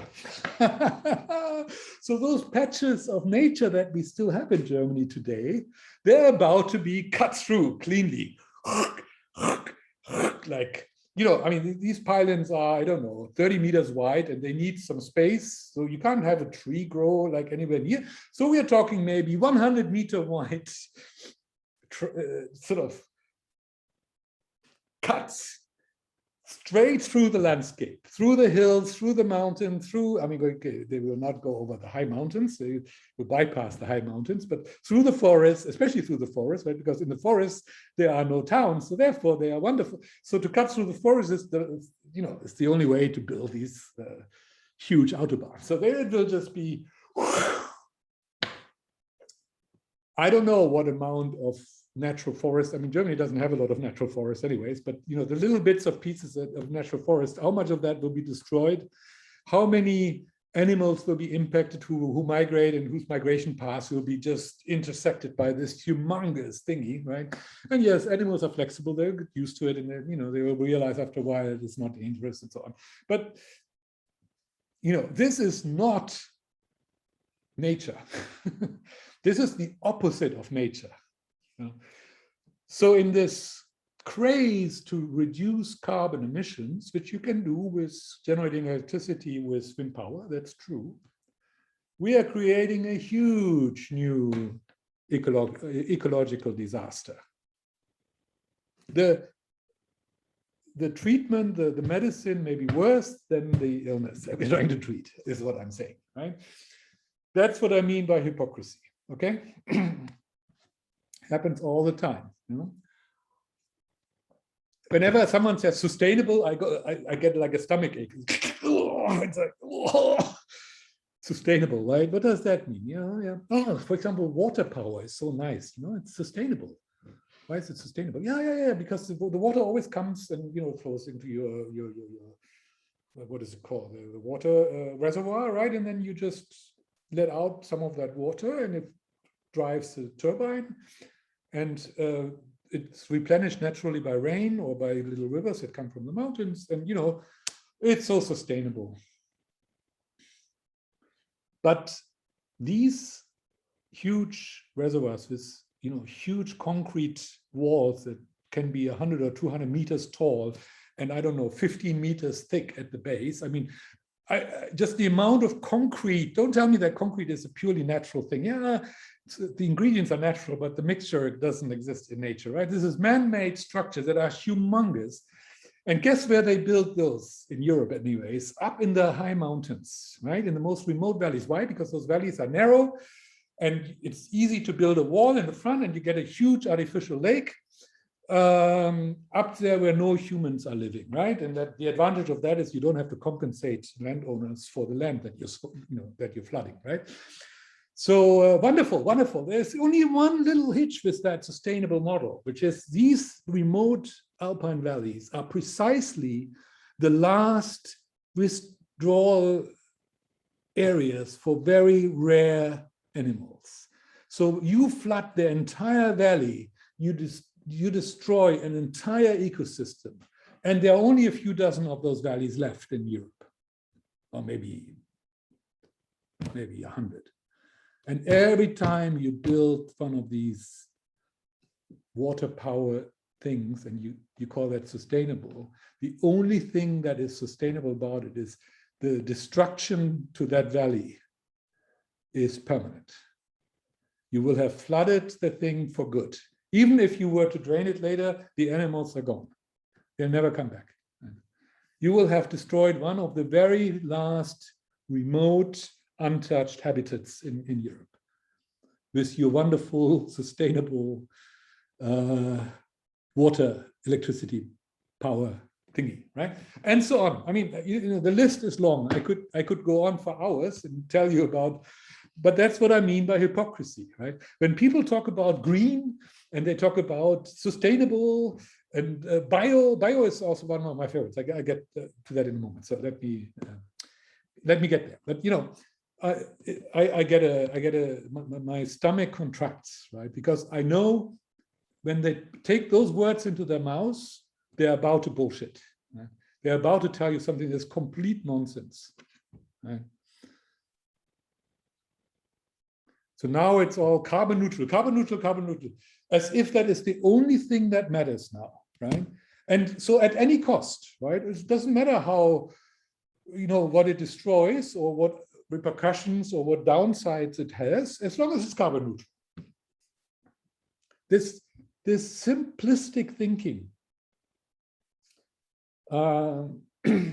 With COVID, it was disastrous. And, that's why I'm here, right? Because until COVID, I didn't have I had an inkling how disastrous this can be, but I didn't have like a case study. With COVID now, we have a very clear case study where I can trace and track and show how disastrous it is if you are so simple-minded about something, right? Now, climate change is more complex. People are even more simple-minded about it. We are setting ourselves up for disaster. Right?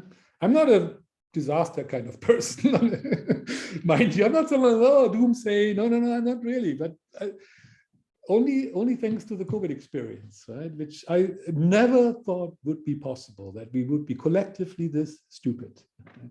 I never, ever thought we would be this stupid collectively as a human race. Right?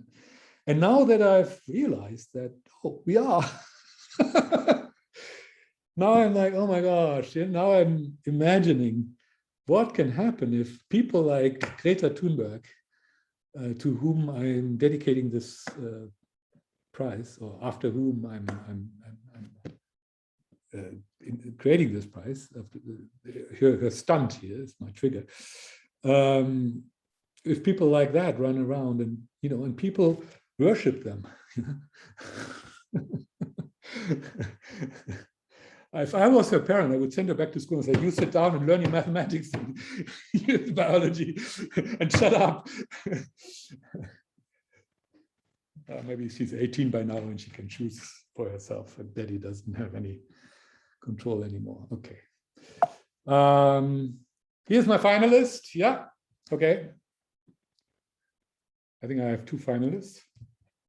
Okay. Now, there is a so-called World Expo in Dubai coming up, and Singapore, city-state of Singapore has a pavilion there, as have many other countries. And the Singapore pavilion is this one here. This is maybe a computer rendering, I think, but this is how it's supposed to look. A canopy walk amid lush vertical greenery and an open platform offering vantage points. Dubai is a desert, you know that, right? Dubai is 100% desert, right? Just in case you didn't know that, I'd tell you that, right? So this is sort of a house full of tropical plants transported into one of the most arid deserts in the world. Brilliant idea, brilliant idea. And it's called Nature, Nurture, Future. Wonderful, wonderful. Now, what you need to know to put this into perspective is what's happening in the neighborhood of Singapore. So here it's a map down there with Singapore, blue dot, right?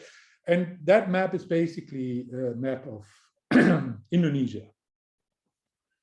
And to the east of Singapore, you see a biggish island that's called Borneo, the island of Borneo. The island of Borneo is the, I think, 3rd or 4th largest island in the world.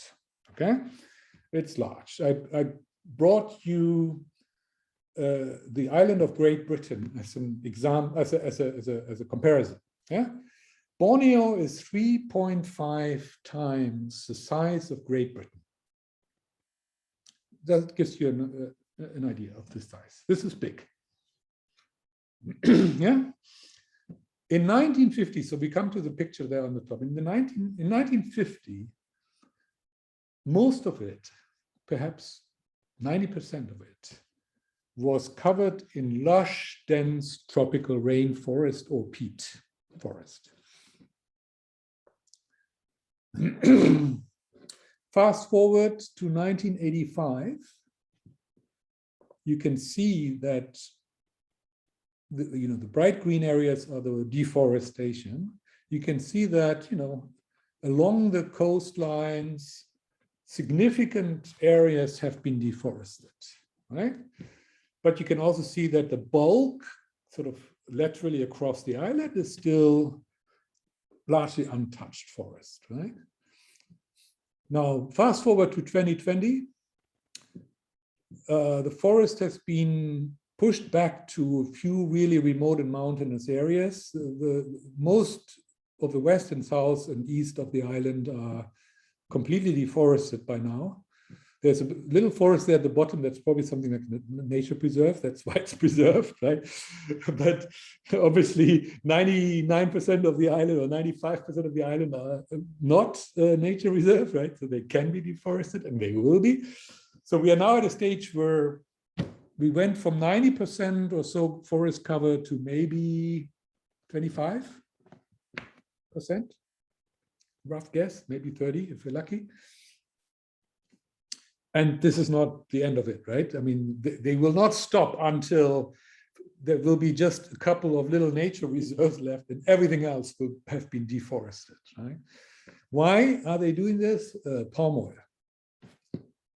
Almost all, not all, but almost all this land that is cleared of tropical forest. Tropical forest, you know, is one of the most densely populated ecosystems in the world. There's a huge variety of plants and animals there. All of this is destroyed.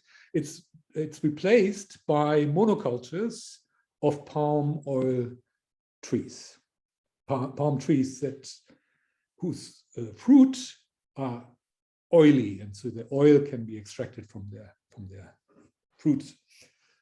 So you have the entire island covered in rows and rows and rows and rows and rows of palm trees.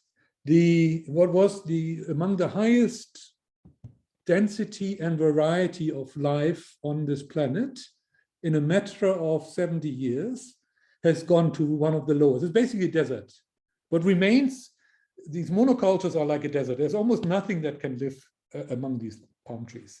There will be some insects and some small animals that can live well of these trees, but they will be considered pests and they will be destroyed by poison, right? Because it's plantations, right? So you basically go from, in a matter of 70 years, from having some of the densest life forms on Earth to some of the least livable and life form, density on Earth, in a matter of one lifetime of a human being. Yeah? Now, palm oil, it is used for food, for example, for cooking oil or so, right? But interestingly, as an aside, a lot of it is used as fuel. Yeah, biofuel. I always like to say it's called biofuel because it kills so much life. Bio means life, right? They, of course, mean no. It's living. It can be. It's sustainable. It can be regrown. Yeah, but the jungle that you replaced it with cannot be regrown. It's gone forever. So this is the only thing that is sustainable about this model is the destruction it does to nature. That destruction is truly sustainable. That jungle will never come back. Well, not in a million years, right? These jungles take a long time to recover. So just like my early example with the water reservoir that sustainably destroys that alpine valley, the palm oil industry has sustainably destroyed an entire large island, 3.5 times the size of Great Britain, almost entirely destroyed its nature. That is very sustainable. Okay, so why am I bringing that sad story about Borneo? And it's not just Borneo, right? It's all the islands of Southeast Asia, not just the island, the mainlands as well, right? Almost, I mean, I used to be a consultant and fly from Singapore to Bangkok, let's say, and you fly over the Malaysian peninsula. When I first did these flights in like 1994, you would fly across the peninsula of Malaysia and you would still see big swaths of rainforest below you. Imagine that. You fly today from Singapore to Bangkok, you see almost zero rainforest. There's a the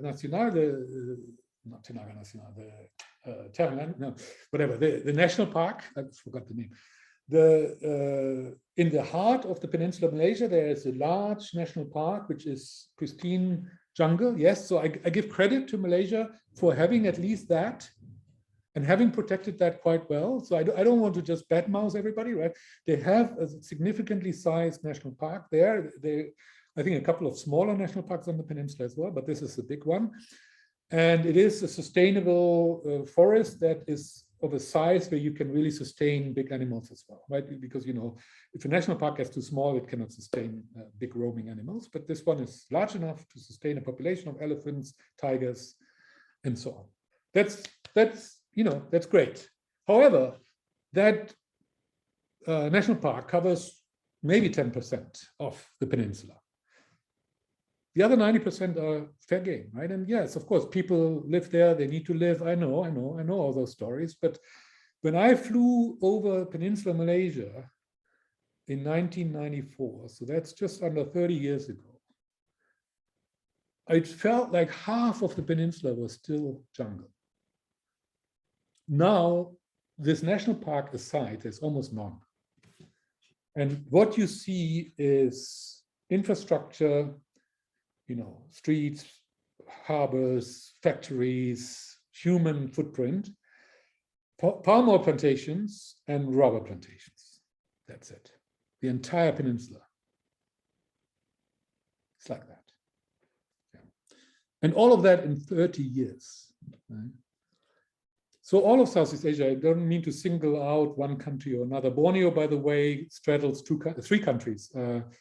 Indonesia, Malaysia, and Brunei. So on this island, there are three different jurisdictions, and they all do more or less the same. So, you know, there's no need to separate them. All of them do the same thing, basically, with regard to palm oil, right? It's a big source of income for the government. Land prices go up. They can populate it with their surplus population. So what we humans do when we have surplus population, as we do in Southeast Asia, everywhere, we just put it onto those islands that are sparsely populated, and in doing so, of course, destroy the entire ecosystem of those islands, right? But that's what we've been doing, right? And then we will say, yeah, but they are humans and they have to live, right? Yeah, well, yes. And those animals who used to live there, they also have to live, but no, they don't.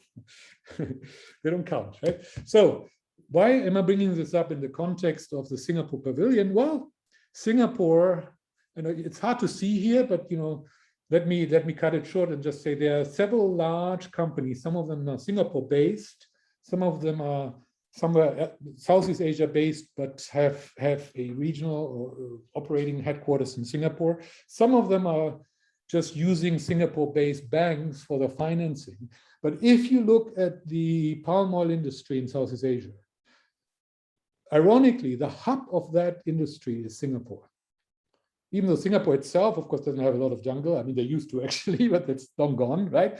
And it's a very small country, so it doesn't have any plantations itself. There's no oil plantations in Singapore, right? Because land is too valuable to use for that, right?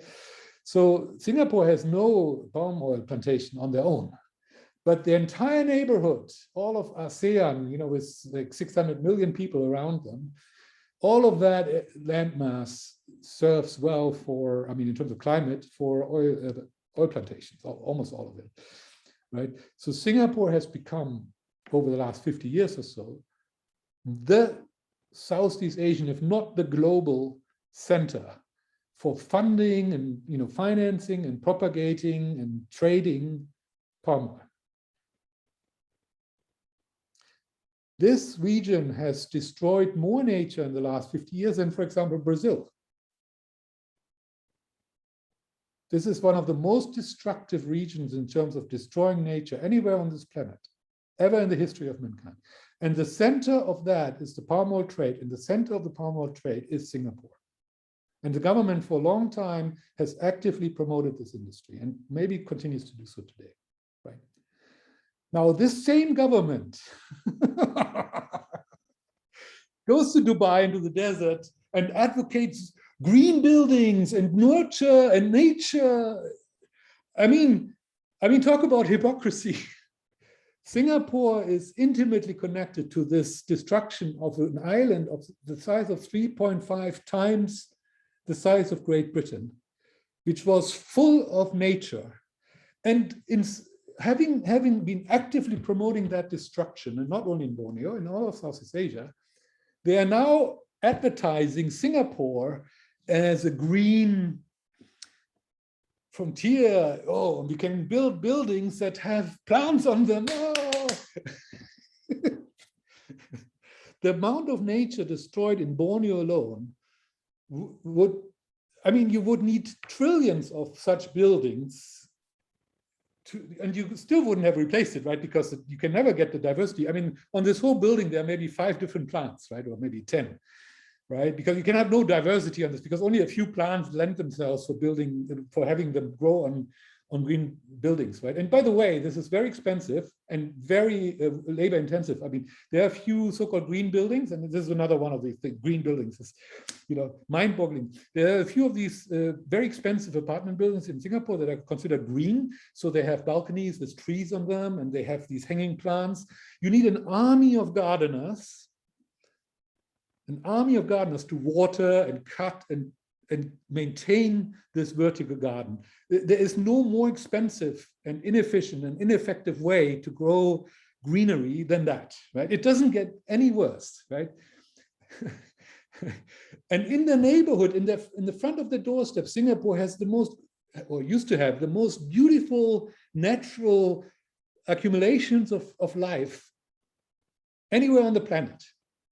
And they've spent 50 years destroying that beauty and that life, and take some of the proceeds, which are significant, to build greenhouses, 1 pavilion at the time, and say, look how green we are.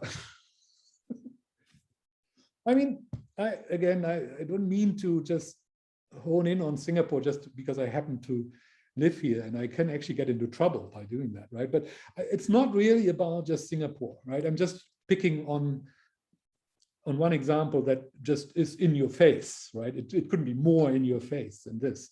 But there are countless and countless examples like this everywhere, right? I'm not even saying Singapore is worse than others. Maybe it is, but I mean, I don't have data for that, right? I'm just picking one example, but you could go into any country and any city, and you would find these examples.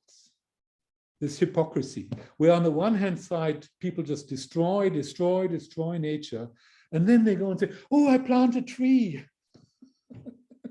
As if a newly planted tree that you put by the road replaces the age-old tree in the middle of a jungle that is, you know, part of a complex ecosystem on like 3 different layers. You know, you can't replace that by planting a tree. It's this, and then you see politicians planting a tree, and oh, we are so green now. I mean, come on. Again, I mean, I said that many times, how stupid can you really be? Can you really be that stupid?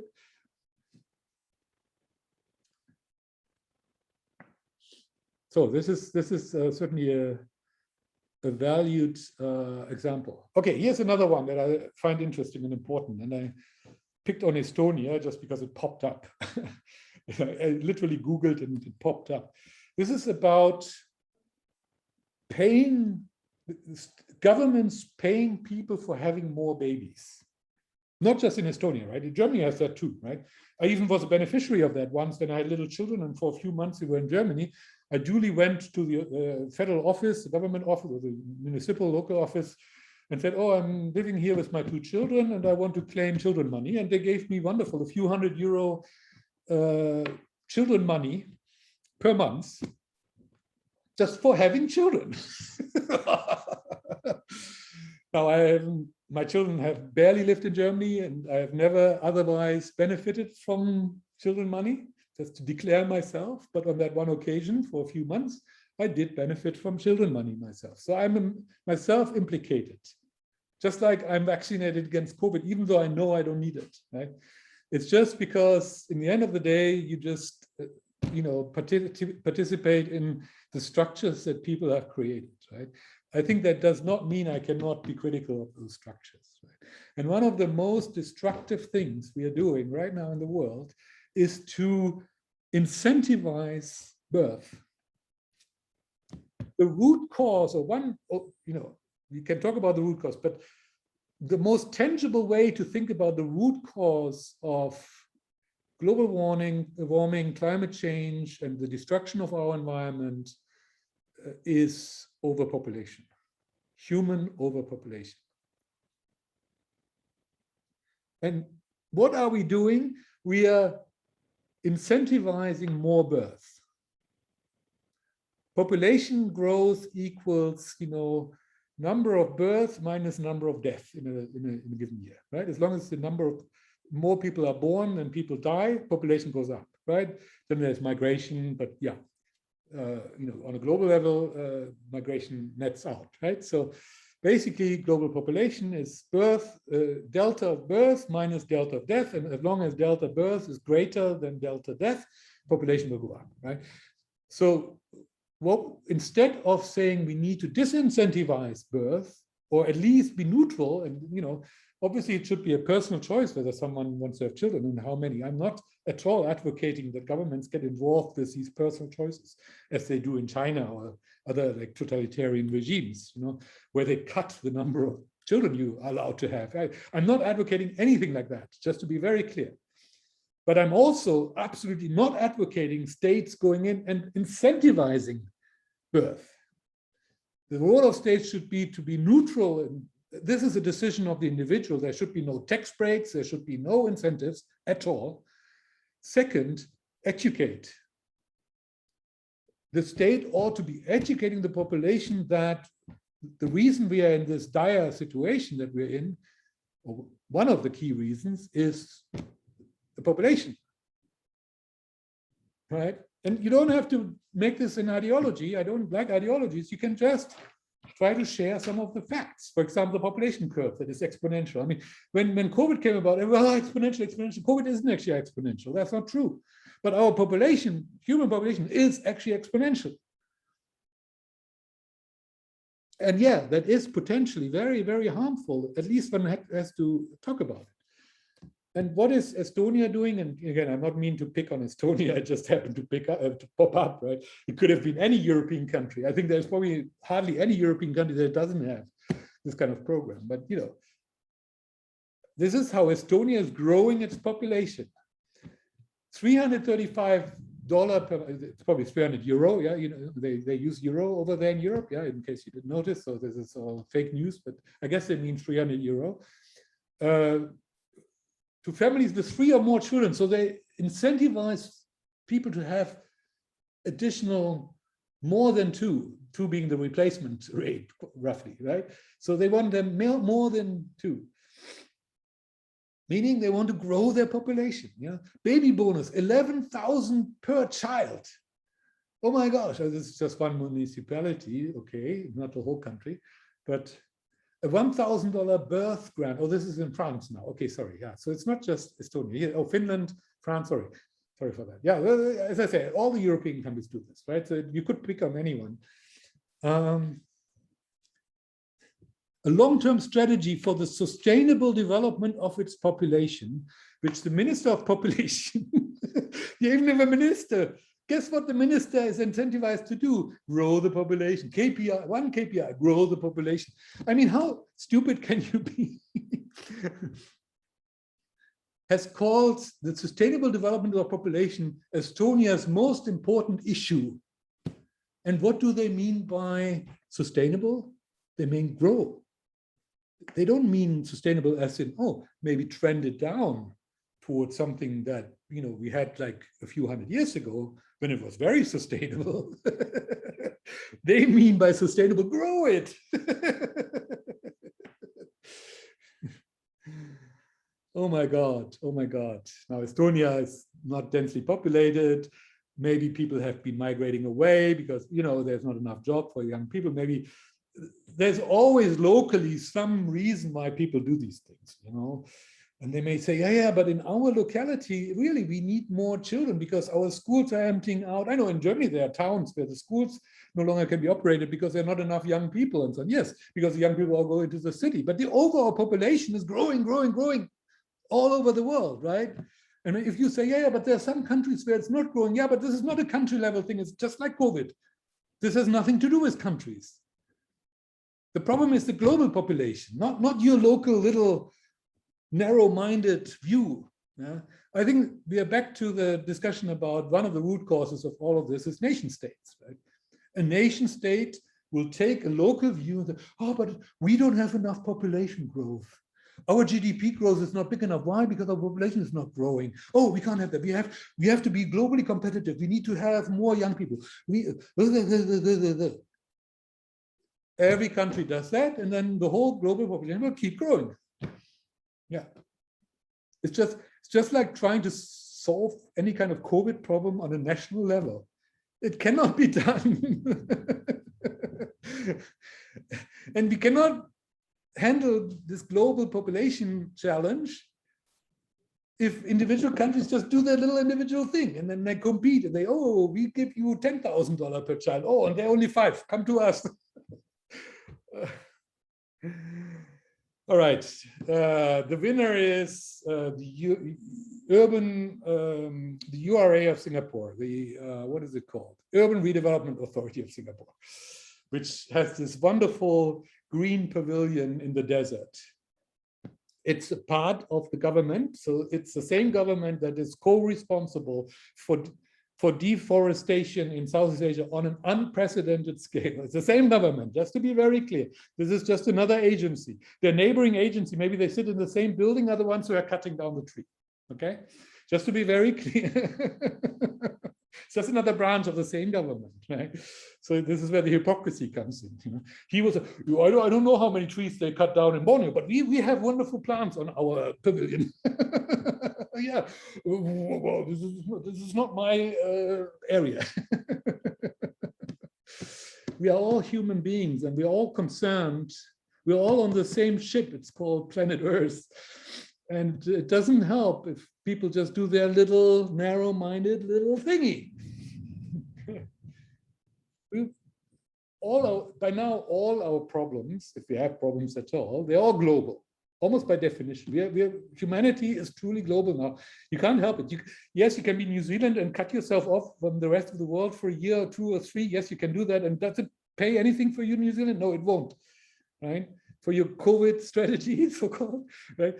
And you cannot cut yourself off from the rest of the planet. We're all on this planet together, right? And I mean, one of the root causes of why we are having this, this dire situation of humanity, where I'm saying we have a dire, you don't need to believe that, but I say we have a dire situation, where for the first time in 45,000 years, our human development index is now lower than ever since Cro-Magnon came about, right? The very first Cro-Magnons were better off than we are today as humans. I mean, this is devastating in my view. This is so devastating. I don't find words for it, right? And one of the root causes is overpopulation, human overpopulation. And the other one is that this fragmentation into nation states that don't talk to each other. Right? Sometimes they talk to each other, but often they don't, and they do their own little local thing and try to optimize. Everybody tries to optimize locally a situation that is actually global. It doesn't work. You cannot optimize locally if it's a global situation. You cannot. Yes, you can have local things, local elements, but they have to fit if you want to optimize. So in other words, we are doing things, but we're not optimizing. We are far from optimizing. Right? And is the global solution better? I mean, then I should be advocating the meeting in Glasgow and in Rome these days. No, I'm not advocating those either, because there's no thinking.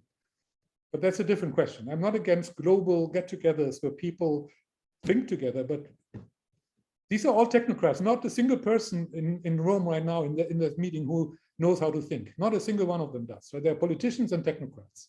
These are not people who can think. If they don't start inviting people who can actually think, they will never solve any of these problems. They won't. All right. Finally, COVID. So I spent a lot of time, but the good news is the COVID situation is quick. Why? Nothing exciting happened. Autumn season is starting to kick in Europe, but not yet fully. I mean, you see it in Eastern Europe, it's starting in the middle and not yet in the South and West, really. So not yet a big impact on the numbers. Here are the numbers, fatalities. Yeah, so remember I projected for the end of this year, I projected 11 million COVID fatalities. That's the number I was using to compare to other pneumonias on the next chart. So here we are trending towards that. We still have 2 months to go, and those are typically the heavy months, right, in terms of fatalities, because winter coming in the Northern Hemisphere, where most of the people live. However, the vaccines, they slow down the spread of the virus. They do, right? They don't stop it, but they slow it down. And 2, they, of course, significantly reduce the number of people who are at risk, right? Even if countries did not distribute the vaccines in a focused way, as I've been advocating, even if they just spread it, by the time you reach like 70% of your population, even if the proportion of those at risk is also just 70%, that's a lot, right? So if 70%, and even if half of them had already been infected, of the 50%, you still get a 70%, right? So you do significantly reduce the number of severe cases, for sure. Right? And so I think so far we are seeing that in countries where a lot of people have been vaccinated, really the fatalities are not yet shooting up. And I mean, hopefully we'll see that really the whole winter season will be fairly benign. I mean, it is winter. The virus will inevitably go around, right? Even if the studies show that 50% protection against the virus infecting you, right? I think that's what some of the studies showed. As I said before, the vaccine is not primarily meant to prevent infection. It's meant to prevent pneumonia, right? That's what it does really well, 90+% effectiveness, right?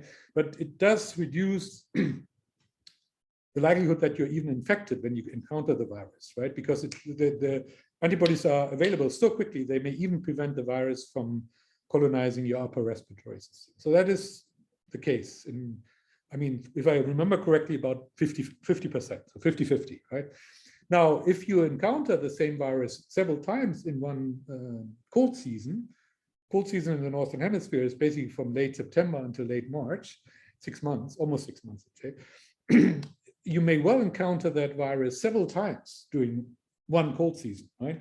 So if it gives you a 50% protection against infection the first time, then another 50% the second time, another 50%, you can see that the more frequently you're exposed to the virus, the lower than the overall probability that you get prevented infection in the course of one 6-month cycle of cold cycle. Right?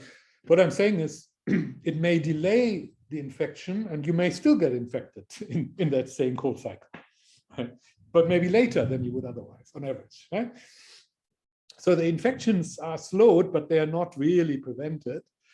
To some degree prevented, but not significantly prevented. So the infection rates, the case numbers, the PCR testing gives you will not, presumably be not that much lower than last year, maybe a little bit lower in Europe, but it will maybe be somewhat delayed, right? So it doesn't kick in late September, maybe it starts kicking in late October instead, right? So, and so if you like, it shortens the effect of the vaccine, it shortens the season for the virus. It makes the window smaller for the virus to hit you. Right?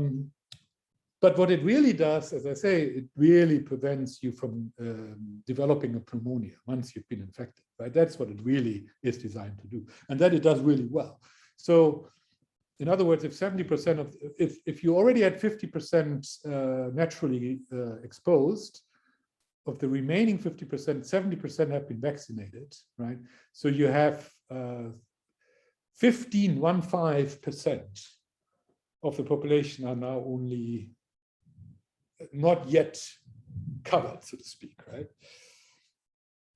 And of that 15%, of course, a certain proportion will be at-risk people, right? So anyway, so the numbers, the fatality numbers ought to be really quite a bit lower than last year. And what I'm saying is it could be that I'm overestimating a bit here, right? The 11 may be a bit too high. And that, but it's just a forecast. I mean, it doesn't matter, but on the next slide, remember that slide where I said, let's stack the COVID pneumonia on top of the normal pneumonia, the other pneumonias. So for the year 2021, I'm projecting a really pretty big number of COVID fatalities. That number may turn out to be a bit lower than what I'm showing you. That's, I guess, what I'm saying. But we'll see in the next 2 months. Right? I've made one addition to this chart since last time. Remember, I was saying, oh, unfortunately, the data, which is really nice data for pneumonias, only goes back to 1990. This is global data. So I love the data, but unfortunately, it doesn't go back further. So you can see how pneumonia has been trending down and down and down and down in the absence of COVID, right? COVID being like a spike. But I said, oh, it would be nice, for example, to know how was it in like 1960 or 1950, right? To get a comparison over time. However, to put the COVID spike into a perspective, a more long-term perspective, right? So I did find some US data for 1950, and with a bit of craftiness, I extrapolated from that US data to global figure, ex-China, all of this ex-China. It will have been something like 6 million pneumonia fatalities in 1950. Yeah? So you're seeing with COVID, we are still above that. In 2020 and 2021, we will be above that 6 million in terms of total pneumonia, right? However, if you put this per capita, meaning you take into account the change in underlying population, in 1950, mind you, the population was much, much lower than today. We are now nearly at 8 billion, and then we were maybe at 3 billion or so. Very significant difference in the base, right? And therefore, you can imagine that per capita in 1950s, more people died of pneumonia than this year, despite COVID. Okay, and so that I wanted to show you, and so I created a separate slide for that. Oops, here. So this slide just plots, the same data as on the previous slide. So just calculating a bit per capita, excluding China. And what you see is that, it's trending down in 19, and here I've spaced every 5 years. So this is now not a time scale that is like funny and has breaks in it. It's just every 5 years from 1950 to 2025. So that it looks smooth. So, we used to have a lot more pneumonia fatalities in the past than we do today. The big innovation was penicillin, because most pneumonias are not viral, they are bacterial. There are a significant number of viral ones, yes, but most pneumonias are bacterial. So when during World War II, and then especially post World War II, when penicillin became widely available and widely applied,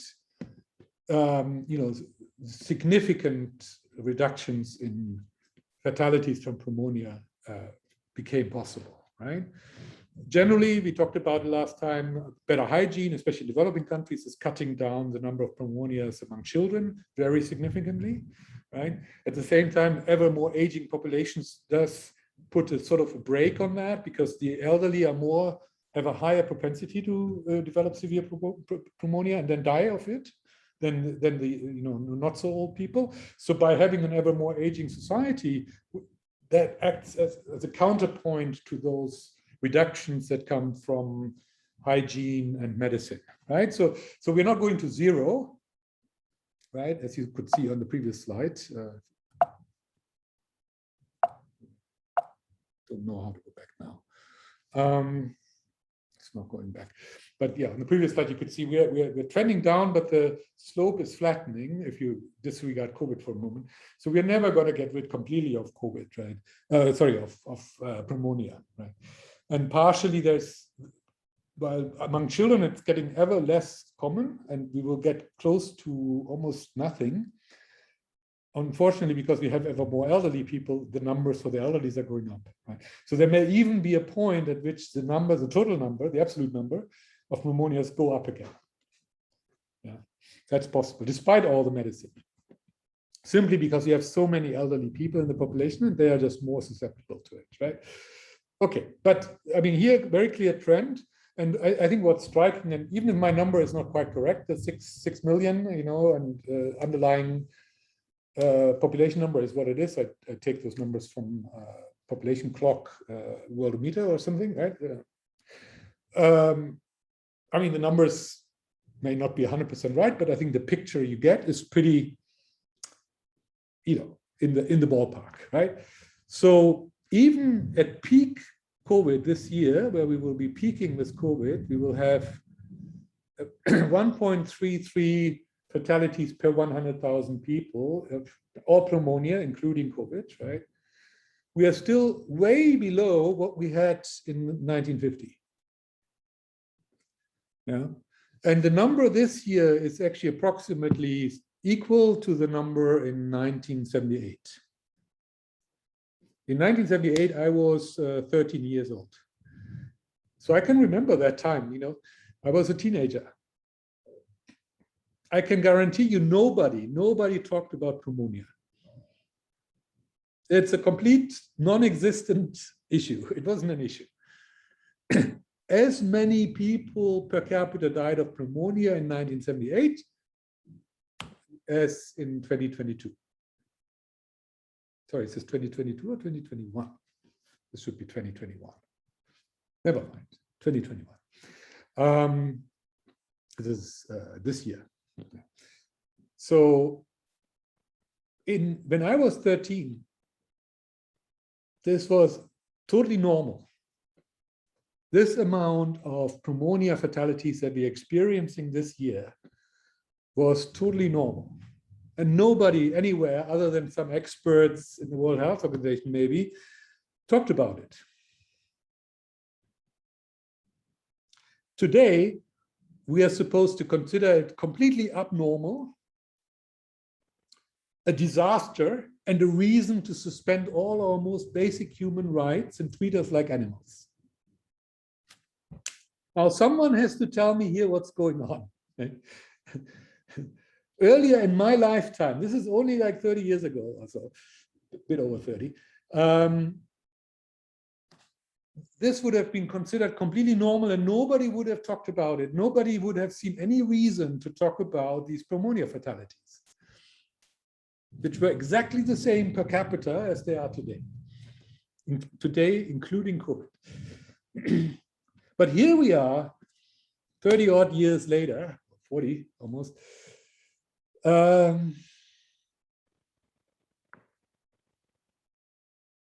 Yeah, over 40 years, sorry. 40 years later, and we are creating a state of exception worldwide for 8 billion people because of a type of fatality that in the history of mankind is the most normal of all possible fatalities. Infection is the most normal way to die. But not today. Today, we are not allowed to die by infection anymore. As I said before, we are forced by our governments to die of chronic diseases, of cancer, of Alzheimer, of dementia. But please, no, not infection, no, not allowed. That's illegal. It's being made illegal as we speak to die of an infection. And the point will come where you will be treated like a criminal if you allow yourself to be infected.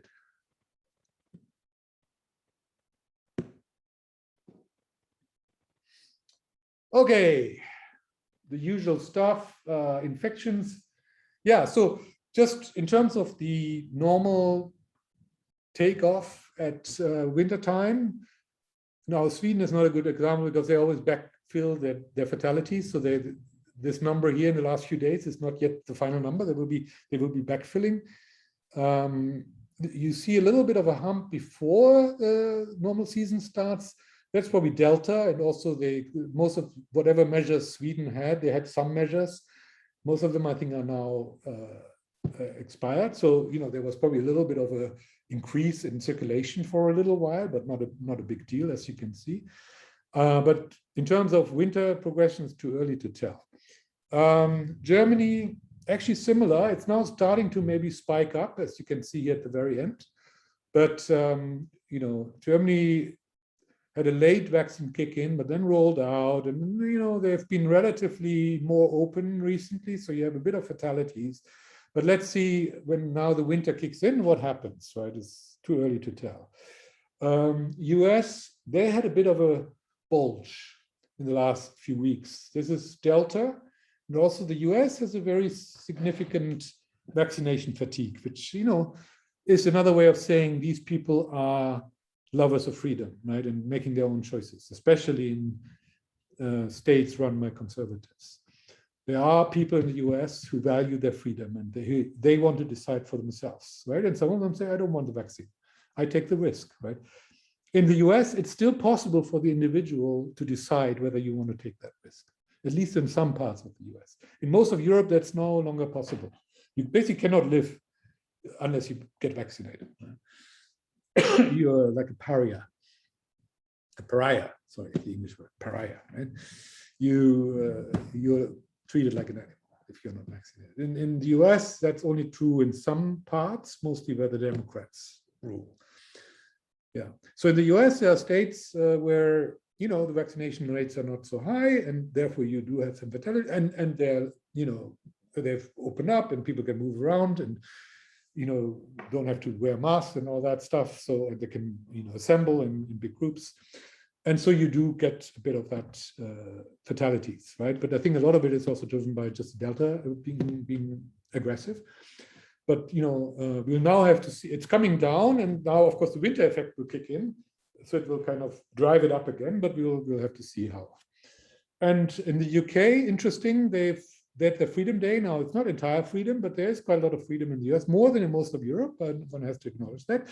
Therefore, they've also had somewhat higher fatalities in the last few weeks, but it's been very stable. And so far, there's no heavy kick-in for winter yet.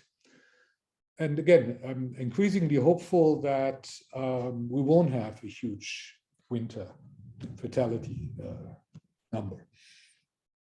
Because most of these countries, US maybe vaccination rate is 60 something, and Germany is slightly below 70, but in most European countries it's now 70 or above. So, you know, even if you didn't target the target groups, if you just splashed it out to everybody, you didn't splash it out to children, right? So that actually for the elderly means it's probably above 70%, right? Because children haven't been splashed out to so much yet. Maybe that still happens, but, you know, so the 70% disproportionately probably cover people who are adult. And so among the elderly, even if you didn't target them specifically, you may have, you know, closer to 80% or so. Yeah. So, yeah, the vaccine is not 100% perfect. It's 90% perfect. So there will still be some people who are vaccinated and still die, but the numbers will just be hopefully significantly below last year's. Yeah. I was thinking you could maybe do a little modeling, but I just hand drew this. There's distinct climate zones in Europe, and it's really interesting how I'd never thought about this before, because who cares about cold viruses normally, right? Normally we don't care, but now we are forced to care, and so I care, and you know, you can really draw like climate lines. So you say, well, where's the progression of the winter activity?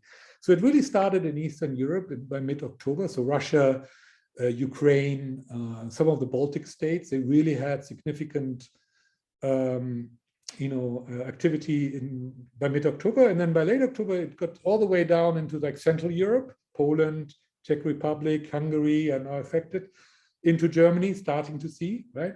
So by late October, by let's say by today, you are sort of halfway through Europe. It's the wave comes from the northeast, and you can see it's by climate zone. So the blue is the colder, and to some degree, not too dry weather. So that's really conducive, apparently, to the virus coming in from the east. And maybe by early to mid-November, so in the next couple of weeks, let's say, it will reach the British Isles, it will reach most of France and so on, and northern Italy. It's also starting to really show in Greece. And then you have, so that's sort of the temperate Atlantic climate, wetter actually than the blue, but warmer. And then you have, in the south of Europe, you have Mediterranean climate, which is dry and relatively warm, and that's where apparently it comes last. So places like Portugal, Spain, most of Spain, southern Italy, and then northern Africa, which also has this Mediterranean climate. So, the coast of Algeria, Tunisia, Morocco, it will probably get there last, and maybe by mid or late November is my current guess. So it's interesting how you can use the numbers, the COVID number, the SARS-CoV-2 PCR test numbers, I should say.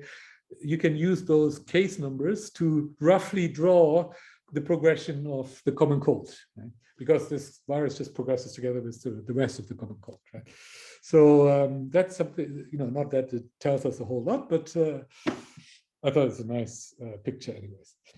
In terms of the divergence, yeah, we have a funny situation. So the back to normal countries largely are now back to normal. They just don't know it, so they don't act on it. I mean, meaning they could just drop all measures, including these requests for vaccination certificates and all that kind of nonsense. They could just drop everything. But they, by and large, they don't. They don't know. Some of them are not there yet. Russia and the US, interestingly. The US, because of this relatively low vaccination rate. And the vaccination rate now has really flattened. So there's no progression there. And that means, we are not yet at 90% coverage, according to my numbers. Right? Muddled through countries, yeah, very mixed picture. And interestingly, the new normal countries have really been able to catch up with the muddled through. They are no longer very distinct in terms of the number of months. Why? Because on the one hand, they have low natural penetration rates, and that hasn't really changed. But on the other hand, they have all now massively rolled out vaccinations. And because they're all largely totalitarian or authoritarian regimes, or at least act as if they all force the populations to get vaccinated. So the vaccination rates, having been low only 2 or 3 months ago, are now among the highest. Yeah. In places like Japan, Korea, you basically, you must get vaccinated. Otherwise I don't know what they do with you. Maybe they torture you like in the Middle Ages. I don't know. But yeah, so everybody gets vaccinated now. So they are very rapidly now moving from having had very low protection to having a very high protection in comparison to some of the other countries, which are more liberal, so that people make their own choices. So that naturally there will be some people who just don't want to get this protection, right? Even if they are considered at risk. Right?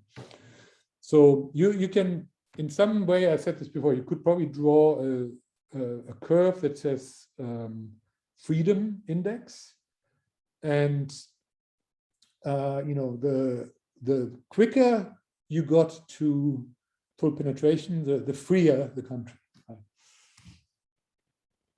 Yeah. You could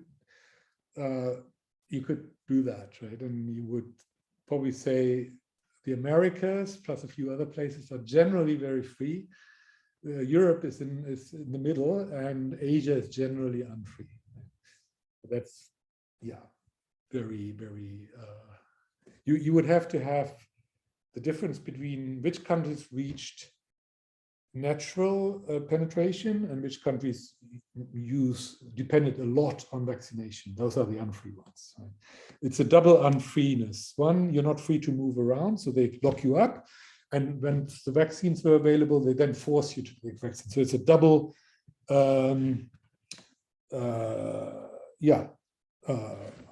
lack of freedom. Right? But these countries will have lower fatalities. COVID fatalities, that's for sure. And those politicians, they will always say, yeah, but we saved lives. Right? Now, they don't tell you how many other fatalities they have incurred, right? Suicides in Japan, we talked about it, right? The number of suicides in 1 month last year was higher than the number of COVID fatalities in the same month. Quite amazing. Yeah, but they don't count those things. Right? They don't count the other stresses that come with this.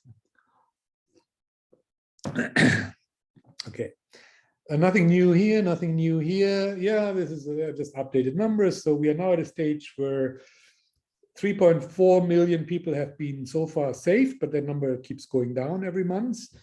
And 4.2 million have been killed by government policy, and it's the excess fatality. that number goes up. So the delta between them is at the moment is 840,000 people, right? And remember, the average life expectancy of those killed by governments is something like 40 years. And the average life expectancies of those saved by government is 5 years. So it's a factor of 8.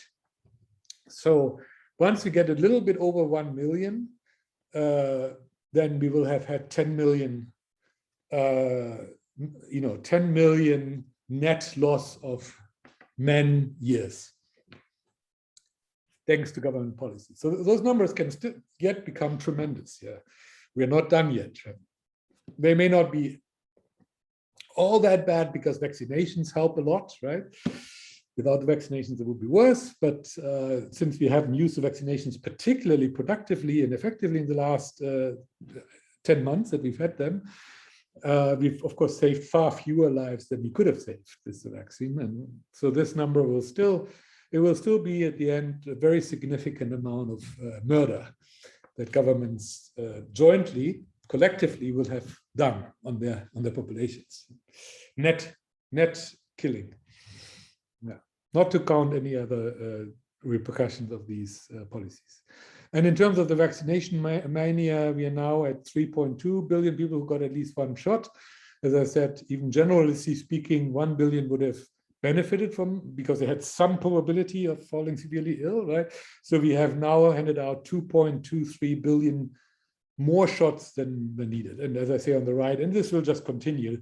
Now in the US, the authorities just legalized vaccinations for little children down to, like, I don't know, 3 or 5 years of age or something. So this just continues, right? And booster shots and booster shots and booster shots. I don't know how far this will go, but yeah, we talked about it. Okay, yeah, we are in zombie. Humanity has moved into the age of zombies. We are treating ourselves like zombies. We are behaving like zombies, as if there's no life in us, no brain, no heart, and no immune system. And this is a bit corresponding to the chart I showed earlier, where I said, in terms of our human development index, we are now, for the first time in 45,000 years, we are below the original, the first of our kind, right? The Cro-Magnon men. Our human development index, in my personal judgment, is now below the first human. We are in zombie territory. It's sort of the equivalent of saying that, right?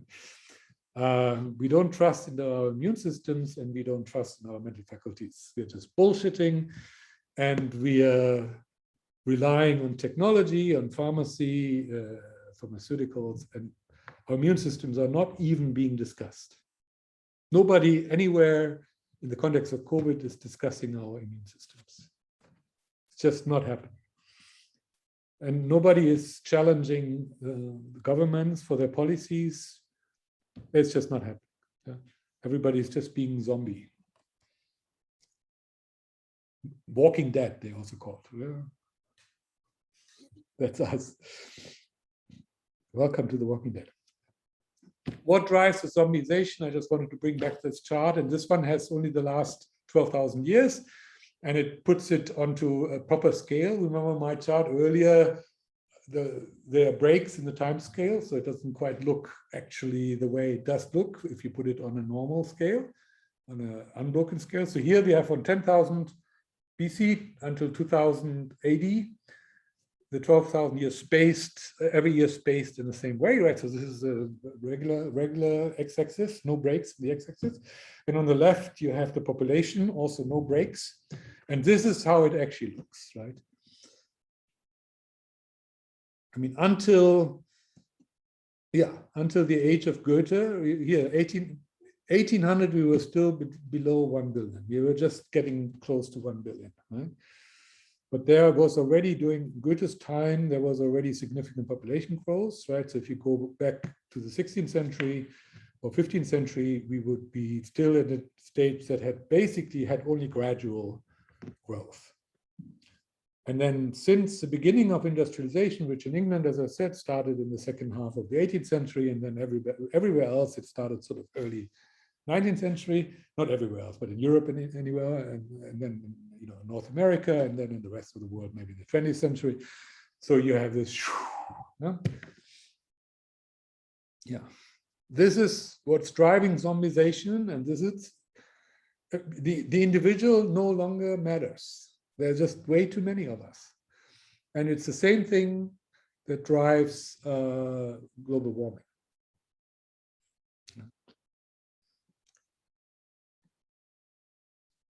As I said, delta population is delta births minus delta deaths. So what do we mean? What does it mean? Shall we kill people? No. We need to embrace death and not just try to prolong life. We have developed in the last 100 years, maybe, an ideology. In the past, people had a religion and they prayed for their afterlife. They couldn't prevent their death, so they prayed for an afterlife. And I'm not a religious person. I don't have a lot of sympathy for people praying for an afterlife, which I don't think exists. But at least they had something to hold on to in the absence of any kind of significant ability to postpone or prevent death, right? In the last 100 years, this has changed. We've almost discarded this religion in favor of a new religion, which is a material religion, which is we must apply any technology and any means whatsoever to extend our life.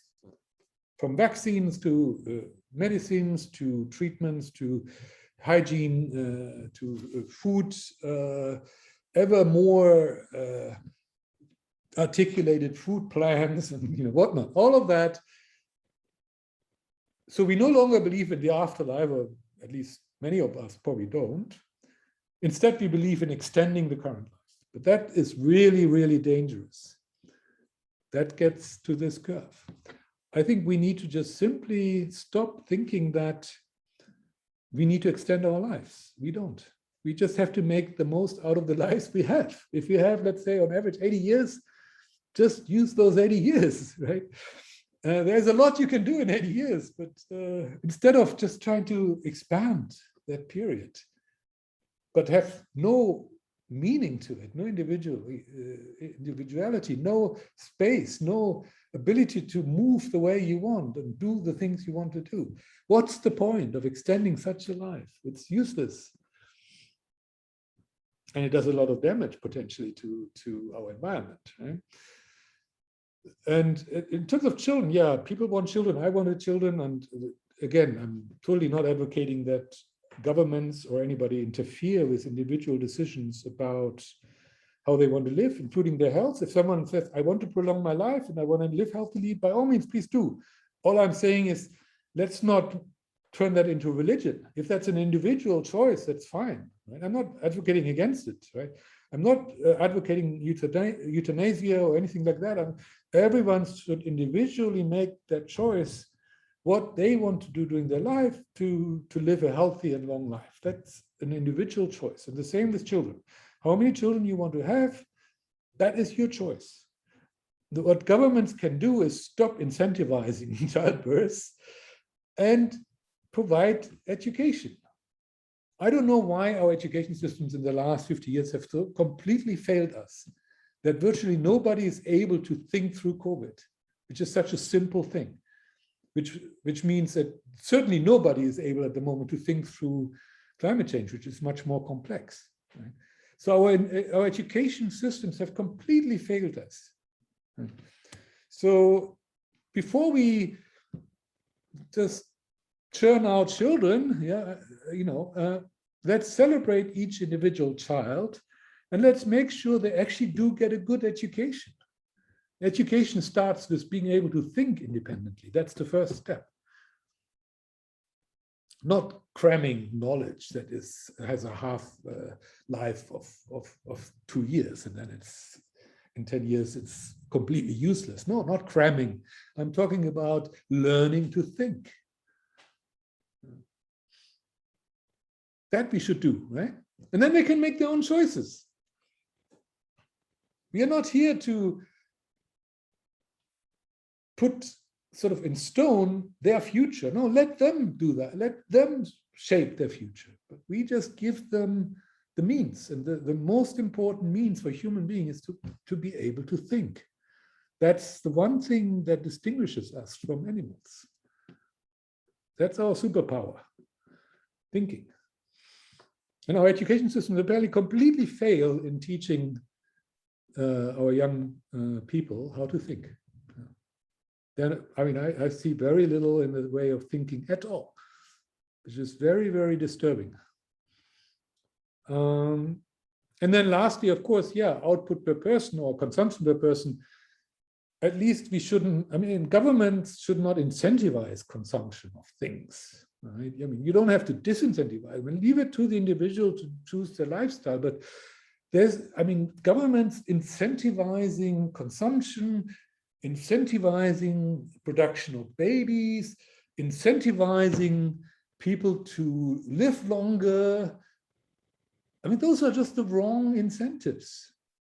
If we could just, first of all, just get rid of all of those wrong incentives, that would already make a big difference, probably.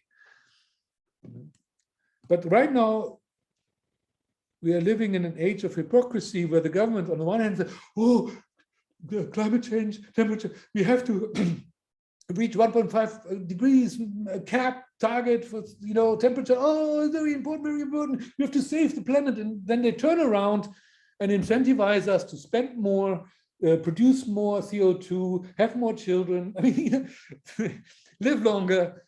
Now, hello, what do you want? That is just schizophrenic. That's schizophrenic. So stop doing that. Okay, now a recent forecast that I found, I was just sort of Googling around and I found some recent forecasts, and in the Lancet 2020, and then Wittgenstein Center is a think tank in Austria. They didn't put a date, but I think it was quite recent. And they came to similar conclusions, which is there's a UN model from 2019, sorry, typo. This should be 2019, which is a broadly distributed model that the UN did, and I'm sure it's a very fine model. They had a median value for population growth from, you know, roughly, you know, 2020 or, you know, 2019 when the model was built. They projected that the flattening takes place, but even in 2100, so 2001, in the year 2100, the population is still growing. It peaks somewhere after 2100 at a level of about 11 billion people in their model. That's their median model. They have a range of different outcomes, which are these dotted lines. You know, the blue are the outer boundaries. They're sort of extreme scenarios. The red ones are the more, maybe slightly more probable outcomes, and they have a range, right? And then they have a median. So the solid red line is there. If you ask them based on their model, they would say that's our sort of most likely or most plausible scenario. They would probably say that. Okay. Now the Lancet and the Wittgenstein Center both came up separately with similar curves, not exactly the same, but similar.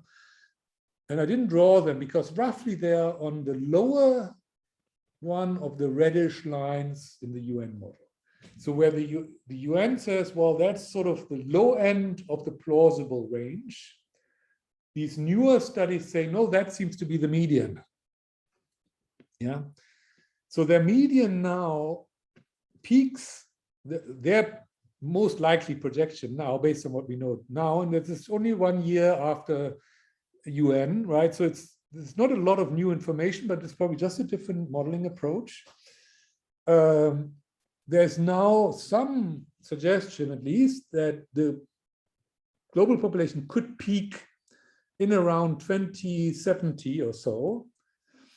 So within, you know, less than 50 years from now, at a peak population of, let's say, around about 9.5 billion. So well below 10 billion, as opposed to the UN model, which peaks at 11 billion. So this is like 1.5 billion fewer. Yeah?